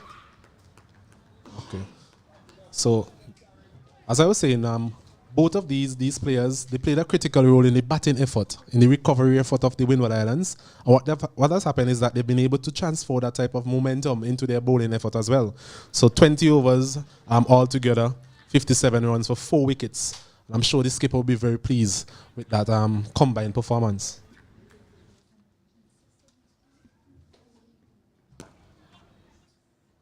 This one is driven nicely there by Mackenzie.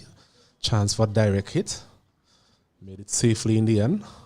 Now looking at the seamer coming back into the attack, Alanson, how is he looking to get the batters out here? Because when I'm looking at the field, there's really no slip. There's no one in short in any catching positions really. There's a short mid-wicket. But how is he looking to get the batter out in this situation? I think that he's bowling a defensive with a defensive plan at this point. He has gone to his Yorker a few times in the over. So I think that, the stumps they are his target, hoping that the batsmen will play big shots in search of the runs that are required. But do you think that's the best option really? I'm thinking be more attacking, like that sort of length, and maybe having a fielder there at short leg, and even a slip, just to put some pressure on the lower order batters. Yes, but remember you still have you are limited to 2 bouncers and over, so it's an option that you can use maybe toward the end of your over if you haven't used a short ball early in the over, and maybe if you have that control, we're not too sure if that's the case, but if they have that control, then they could stay between, short enough not to be over the shoulder height, as well. But yes, it's definitely an opportunity for them to try to attack the Leeward Islands lower order here and try to get the 3 wickets that they require as quickly as possible. While the Leeward Islands will say, well, we still have some batsmen, we will see if we can score these runs. Indeed so. Wickets still important for the Windward Islands. We've been saying all innings that they definitely need to bowl out the Leeward Islands. That's the only way they're going to win this game. Can't see the Leeward Islands batting all these overs and not getting close to that 201 score. Absolutely. Even at this case, the rate required is still, I would say, manageable. Still not in excess of a runner ball just yet. Maybe just about at the end of this over, it may be. As we see that feeling there of his own bowling from August. It's always handy to have a top order batter who can actually come in and give you some overs, and that is what Ogis is giving his skipper here. Some very good tight bowling, not giving away much. And also he was able to pick up a wicket in his first over as well. So definitely bonus overs here being given by Ogis. He's also bowling his overs quite quickly. By the time you wink, the over is ended. And that is something that will heap even more pressure on the batsmen, because they'll be thinking to themselves, hey, the deliveries are going through quickly and we're not scoring. Another well-flighted delivery there. Ogis. There was Mackenzie just pushing that one up back to the bowler. The end of the 40th over. So we're in that final phase of play. 10 overs remaining. It's 137 for the loss of 7. It's actually 64 from 66 deliveries. 60 deliveries, sorry. So for the first time, as my co-commentator was saying, the asking rate is actually above 6 runs per over. And the batting team will definitely need to be mindful of that as well. It's one thing to bat when the scoring rate required is 4 runs per over, where you can manipulate the singles. But whenever that starts reaching 7, 8 runs per over, it means that you need at least a boundary per over. And boundaries have been few and far in between throughout the day. Yeah, and you'd have to question the approach after the dismissal of Andrew. Because the field was still fairly well spread. Probably 5 in the ring, maybe 6 at times. And it meant that singles was still on offer. But they went into their shell a little bit, and there were several dot deliveries. And over time, with the dismissals that went thereafter, Edward exerted a lot of pressure with his bowling, the off spinner, and that just caused the run rate the required run rate to lift even further. And now with the lower order in, you would expect that there will be even more dot deliveries, and scoring will become a little bit harder for the Leeward Islands. And so at this point, the Windward Islands are in the ascendancy, but cricket is a game of glorious uncertainties. We'll have to see what happens. Yes, they're in the ascendancy, but they will definitely need to drive home this advantage. So they will need to mop up this lower order as this delivery is just going down the leg side, really. A stifled appeal from the Windward Island players. So they need to just wrap up this innings. I don't want to say the tail enders. Most of these teams, they have batters who are able to handle their own at the lower end. And you don't want these lower order batters frustrating you, because a partnership here would definitely just put more pressure on the fielding team. He's swinging at this one, a bit of the outer portion of the bat. It will fall safely in the end. And 2 runs added to the total. So there was Landerford trying to go over the top. The mid-off was in the circle. So that was always going to be a good option for him if he is able to make any sort of contact. Should be able to get some runs. So luckily for him, evaded the man there at mid-off. Yeah, he just got under it a bit too much. Not enough forward momentum in the shot. Deliveries on the line of the leg stump. Wide signal there from umpire Banwari of Guyana. I'm sure he'll be very disappointed with the Guyana's performance in terms of the batting effort. The last two score we saw, they were all out for 78. Remember, they're playing against Jamaica. We'll get that updated total for you in a while, as well as the other scores between Trinidad and Tobago and Barbados. This one is punched nicely there by Landefort. More of that is needed. Well taken single there to the man at mid-off. Score moves on to 140.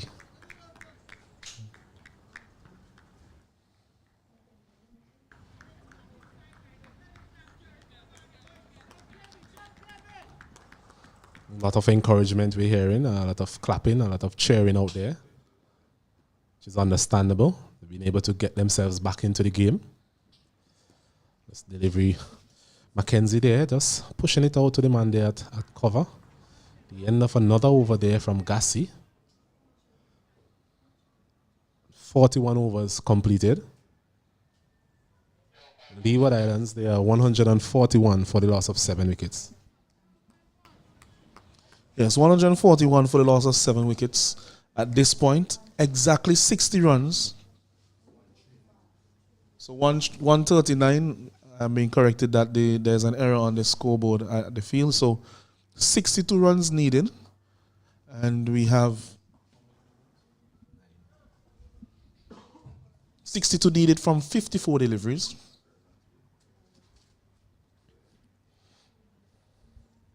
As Ogis continues.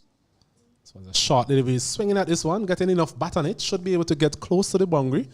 Comes back for second. Should be able to get a third as well. I think that is very poor running there by these two batters. There was a delivery there, getting close to the fine leg boundary. A lot of distance there. And they really should have came back for the third run. So 2 more runs added to the total. It's a full toss. He's swinging at this one again. The outer portion of the bat this time should be able to get 2 more. So not the 2 best deliveries we've seen from Ogis in this spell. A long hop on the previous delivery. Got away with it. Only managing to suffer 2 runs. And on this occasion, again, a big full toss outside the off stump. And there was Landefort not able to get any sort of connection that he would like on that. The offside field is up. As long as he hit it with any sort of conviction, I'm sure he would have gotten more than that 2 runs that he just received. Another full toss again. My goodness. Misses out again there. Landefort. I guess from those 3 deliveries, we see why he's batting in this position that he is. Not being able to take advantage. Another full toss again, my goodness. So it's been an over of freebies, really. But thankfully for the Windward Islands, the batter there just not able to capitalize really on those poor deliveries.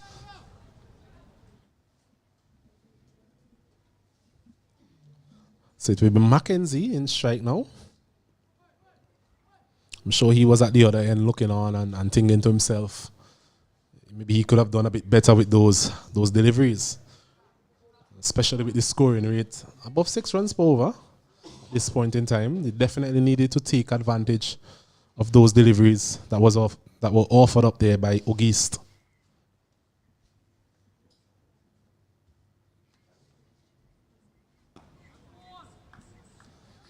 It's a better length, a good comeback there from Auguste.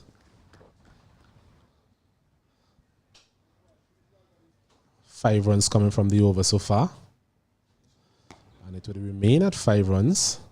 Another over completed in record time there from Ogis.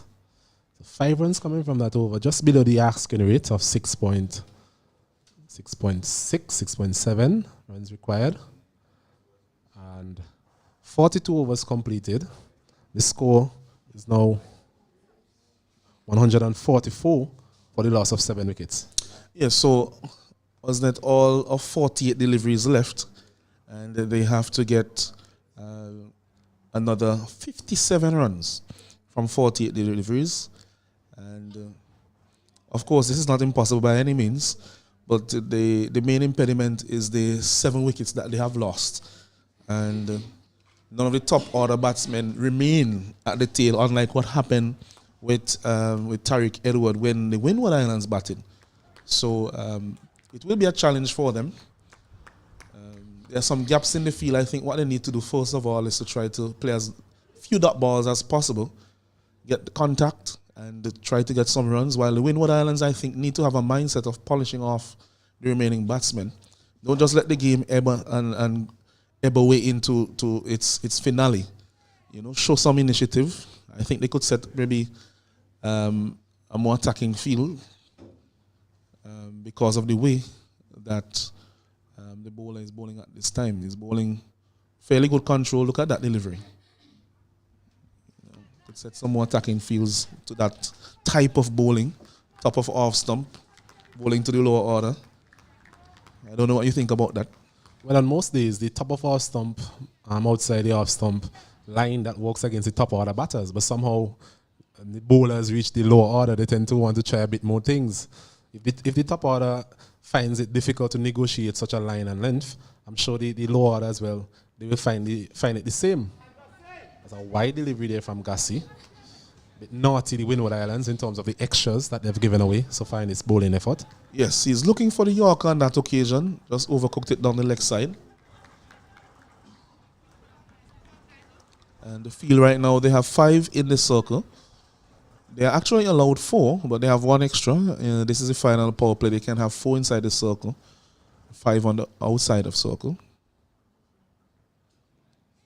This one is walked away nicely by Landefort for singles. So more of that is really required. The big shots, they're going to be difficult to play, especially against Gassi.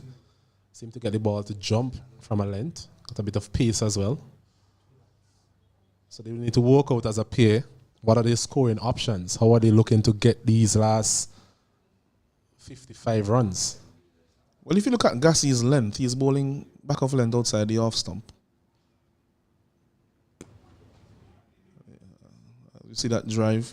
He's bowling back of a length also outside the off stump. So your scoring area in your mind has to be somewhere on that offside. And looking at the field there, the fielders are all fairly far away from the bat.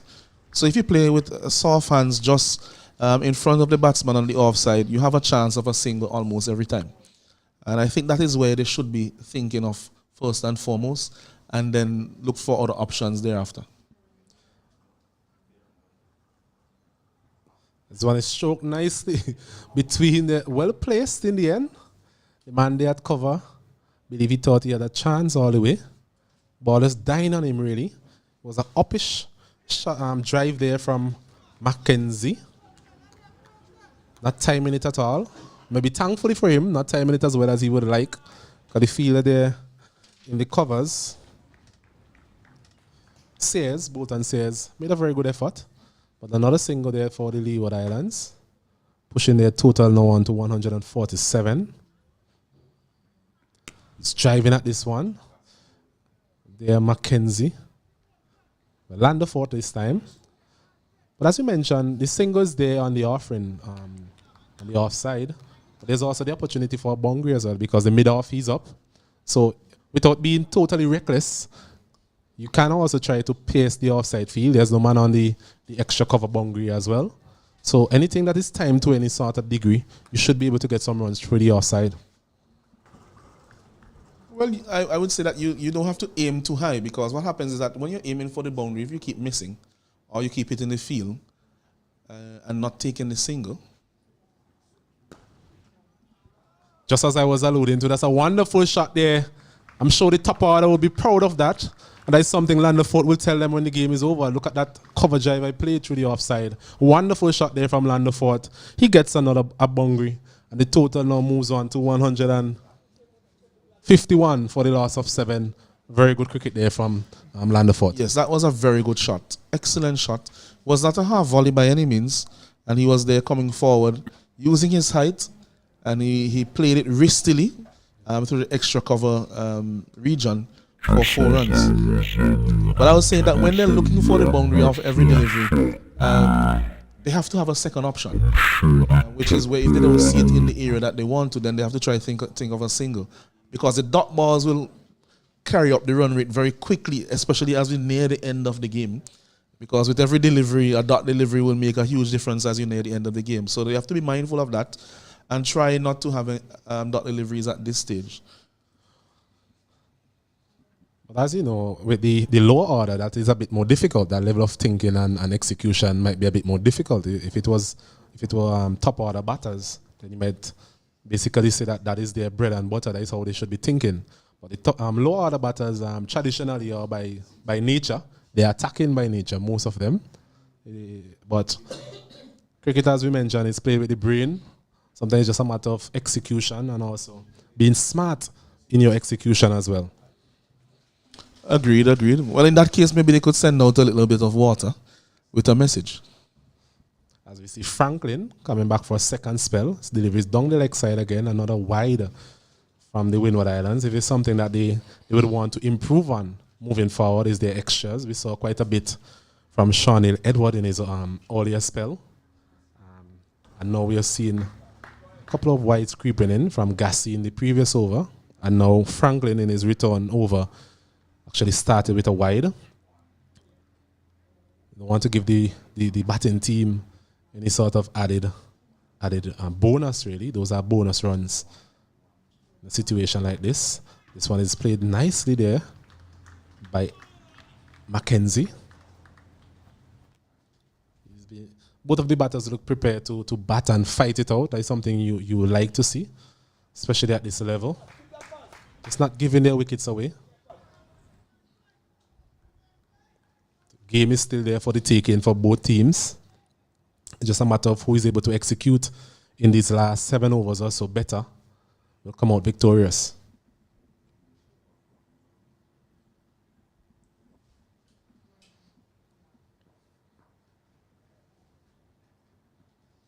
This one is swung straight to the man there at mid-wicket. It was a low shot, really. It was not a full delivery. It was a back of a length delivery. And there was a Lander Fort trying to punch that one off the front foot there, just taking the inner portion of the bat, and the captain there at mid-wicket takes a relatively easy catch in the end. So the Leeward Islands, they continue to lose wickets here at the Arnos Bay playing field. They are now 153 for the loss of 8. Yes, and I think with that wicket, it's Landefort who has been dismissed, and he has been the one who has been looking to push the scoring. We saw that nice boundary from him in the previous over through the extra cover region. But now, with him being dismissed, it puts even more pressure now on the remaining 3 batsmen, and they still need almost 50 runs of the last few overs. So it's definitely a challenge for them, and the Windward Islands will feel a lot better at this point in terms of their chances of winning, and I think that the confidence will be going up. But I think one of the things that both teams should consider is run rate, net run rate. Even at this point of the tournament, it will be very beneficial for the Leeward Islands, even if they don't win, to get as close to this 200 as possible, and at least to bat the 50 overs. And for the Windward Islands, they should be seeing it as the opposite, where they would want to dismiss the Leeward Islands team as early as possible and for as little runs as possible as well, with those latter parts of the tournament in the consideration regarding net run rate. Very good point. And even if it is a case that they do not become victorious here this afternoon, just take the game as deep as possible, and that definitely would not dent your net run rate overall. As we hear voices you're hearing, those feeders in the inner circle, just telling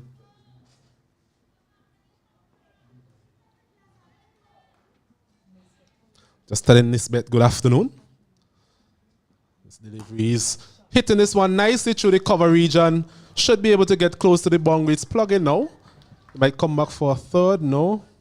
2 runs. So it was a full delivery there after that short delivery that caused such excitement among the fielders in the inner circle. Pitched this one up, and there was Nisbet. I'm driving that one through the cover And he's off the mark, so 2 runs added to the total, 155 for the loss of 8 Leeward Islands.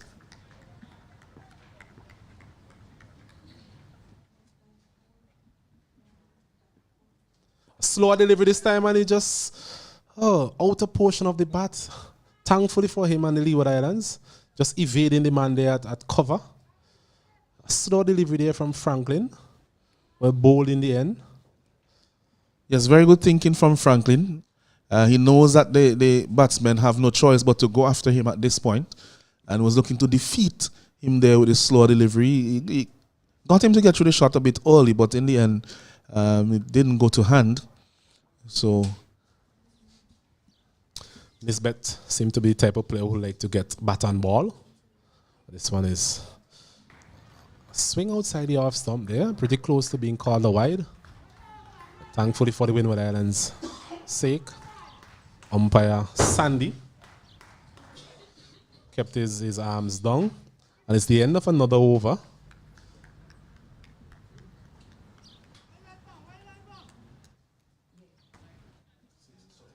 So 44 overs completed here at the Annisway playing field. Leeward Islands, they're in chase, in pursuit of 201. They are 156 for the loss of 8. So 45 runs required from 36 deliveries. So more than a run of ball, as has been the case in the last couple of overs. Still not out of the question yet, Osnet. It's still possible that they can get there. You never know. They should just try keep getting runs and keeping themselves in the game, because with the pressure building in the last over, you never know what can happen. Definitely so. And just a couple of inside edges, outside edges can go their way as well. So it's just a matter of manipulating the field still. They want to be bowled down in the 47th over. At least take the game to the final over and see and reassess what is required. This one is bowled him. There was Nisbet getting greedy, really. And Gassi bowling that one straight. That's a bit of movement back into the right-hander and hitting the leg stump. A poor shot there, given the context of the game at this point in time. And the Leeward Islands, their wheels are coming off here at the Annisway playing field. They lose another wicket. It's 156 for the loss of 9 wickets. Yes, thoughts of glory there in the mind of Nisbet. Thinking to himself, well, we need another 45 at the beginning of this over, of 6 overs, and I'm going to get them by smashing the ball all over the place. But easier said than done, and that is why I think that they really should have been aiming to get as many singles as possible. Get yourself close in the last over, because even if you need 20 on the last over or 15, who knows, you might connect with one early, and that puts pressure on the bowling team. The great MS Dhoni always advocated for taking the game as close to possible towards the end, because what happens is that the closer you get to the last over, the pressure increases greatly on the bowling team. And that is something that a lot of people don't factor in. And then the bowling team can start to make mistakes. Definitely so. And Mahendra Singh Dhoni, as we know, one of the best finishers who have played the game. We've seen it on so many occasions, winning games single-handedly, both for India as well as CSK. So the last batter, Onaje Amori, will be facing up to Gassi. This delivery is leaving that one outside the off stump. A good leave, I will call that. Very close to the off stump. Not sure about his batting abilities. Alonso, maybe you have a bit more idea than I do. Well, based on what we saw last year, he's a number 11. He's batting in his correct position, and justifiably so. Okay. Leeward, I was be hoping that he has one of those days. Of course. We have had many days like that from Walsh. Even you could remember that game in 1999 against Australia. It's a good delivery there, good Yorker length. And he has kept it out, wasn't it? So he's doing well. At least he's seeing. Gassi there trying to just finish off the innings. Lots of encouragement, as we mentioned before. It's a long way down to dig out a Yorker for Emery. He's about 2 meters there, thereabouts, 6 feet 5, 6 feet 6 inches tall. So it's not a bad ploy from the bowler Gassi. It's a Not a straight delivery. Emery coming forward and is it nicely. Just languidly, a languid approach from him. Maybe just ensuring that he's not the one to get out. Remember looking at that same innings you alluded to earlier with Courtney Walsh and listening to him, he was saying that he wanted to make sure that he was not the one getting out. Right? So maybe that's a similar approach that Emery will take here and give Mackenzie an opportunity to try and see how much he can score from the other end. And we mentioned Courtney Walsh, and you look at that last leave alone from Emery, exaggerated leave alone, turning around to look at the keeper after he had completed the shot. So quite a jovial type of cricketer. Enjoys his cricket. That's good to see. That even in such a situation, he could still, be quite joyful. So 45 overs completed. Score is still 156 for the loss of 9. To be Franklin from the old airport end. Spoke about that left alone. I'm sure Courtney Walsh was hoping that he would have copyrighted that left alone. That outside the off stump, we're seeing so many people copying that.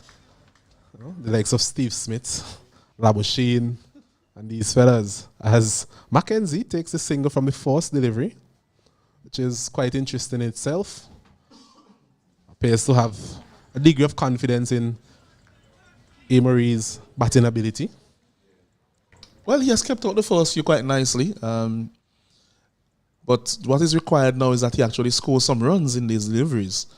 I think that they will be thinking to themselves that we have 3 overs and a few deliveries left. First thing we need to do is to reach to the 50th over.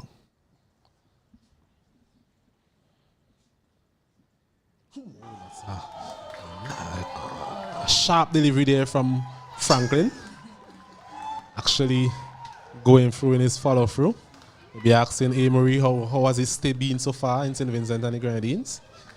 Well played in the end by Emery as well. Yes, he did play it well, and he's a very tall man, so he has a lot to move out of the way. And he was able to get himself out of the line of that delivery quite nicely. And we saw the reaction from him while he was on the ground there as well, giving some good entertainment for those who are here. I'm sure the Leeward Island supporters will be hoping he entertained them with some boundaries. This one is not as short as the one before. Passing very close to the bat there. Emery once again with his usual antics. Just trying to enjoy the moment, really. Yes, and after a long day here in the commentary position, it's a good way to end the day, Osnet, with some entertainment from Henry. Definitely so. 157 for 9 in over number 47. Leeward Islands chasing 200, and it's a big full toss there. And no ball as well. I think the umpire will give him a warning as well. So it's a free hit here for Emery. What does he have? He has some long levers there, Alanson. He has a perfect opportunity now to get a swing at the delivery. Because the question is, remember you said before that he would have been saying probably that as long as I'm not the one to get out, well, he can't get out of this delivery. So do as you please. See if you can get it for 6. I'm sure Franklin will be testing the middle of the wicket again. I don't think he'll want to serve up anything floating in Emery's half. A shortish delivery on Emery there. Then as a chance for run out here and the end of the innings. Yes, it is. So it was a free hit. And the only way you could have been dismissed is via the run out option. And thankfully for the Windward Islands, they were able to effect the run out. So the Windward Islands, they are victorious in this first encounter in the Cricket West Indies Under-19 tournament. They batted first after being inserted by the Leeward Islands. They made 200 for the loss of 8 wickets. And Leeward Islands, in response, they have been bowled out for 158. So the Windward Islands winning by 42 runs here comfortably in the end. Get a summary of the day's play for you in a while. But Alanson, what are your take? What is your take on what transpired here today at the Hands Bay playing field?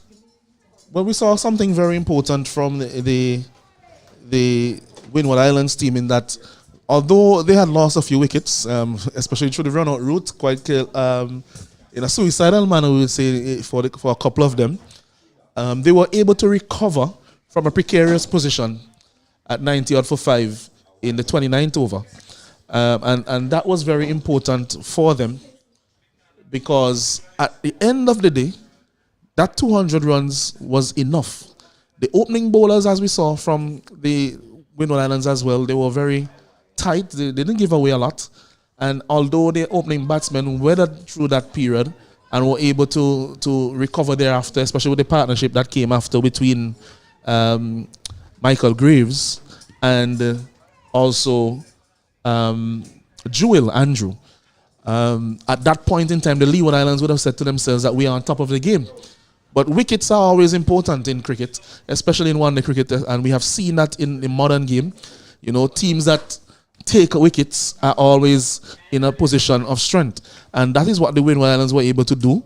And as a result of that, they have been able to restrict the Leeward Islands team to the below the score. And the 201, I would say, was maybe a subpar total, I would think, based on conditions. And even with that subpar total, they were able to restrict the Leeward Islands. Well, we spoke about the 200 being maybe a psychological win, really, in terms of just wanted to reach 200, given where they were after 30, 31, 32 overs, just barely making 100 at that point in time. So in the last 20 or so overs, they were able to recover, thanks to the effort of Tariq Edward and Court Murray. They really put on some very good partnerships, scored at a very good rate as well. And 200 runs on this wicket, it was always a matter of getting the right start, getting the right tempo to your innings. And unfortunately for the Leeward Islands, they lost wickets at regular interval, and they were not able to forge the type of partnerships that would have been needed in order to dent the confidence of the fielding team. And what I would add to that is to say that during the Leeward Islands innings, there was only one point when they had the momentum. And it was during that partnership, that third wicket partnership between Andrew and Michael Graves. That was the only point in time where you felt like if they were in charge of the game and they were definitely going to win the game. And, you know, something that we saw after that is that once the wicket fell of Andrew and then the skipper was dismissed, it's almost as if that confidence was deflated, you know, and it showed itself from there on as to what happened in the game. And also, we have to say that the Windward Islands from that point on gained a lot of confidence. They became very boisterous on the field. They were chirpy and showed that, you know, they were feeling that they were now in with a good chance of defending the total that they got in the morning. Earlier in the day, we saw very good bowling performances from the leg spinner, the young leg spinner, Mackenzie. He took 2 for 30 odd, and we also saw 3 wickets to Nesbitt. But I was very impressed, in particular, with the bowling of Mackenzie in the first innings. But I think really, when you think about this game, Osnet, we have to commend 2 players for the Windward Islands, both with bat and ball. Murray and, of course, in my opinion, the man who had the standout performance of the game, Tariq Edward. Very much so, agreed. So this morning, the Leeward Islands, they won the toss, selected to bowl first. The Windward Islands in their turn at the crease, they made 200 for the loss of 8. In response, the Windward Islands were able to bowl out the Leeward Islands for 158. So they get their first win, the Windward Islands, by 42 runs here at the Arnorsville playing field. Remember, action continues on Thursday with 3 more matches. It will be Jamaica versus TNT at Arnorsville, Leeward Islands versus Guyana at Cumberland, and Windward Islands versus Barbados at Sion Hill. So we'll take a bow at this stage. I hope you enjoyed our commentary here from the Arnorsville playing field. Have a good afternoon.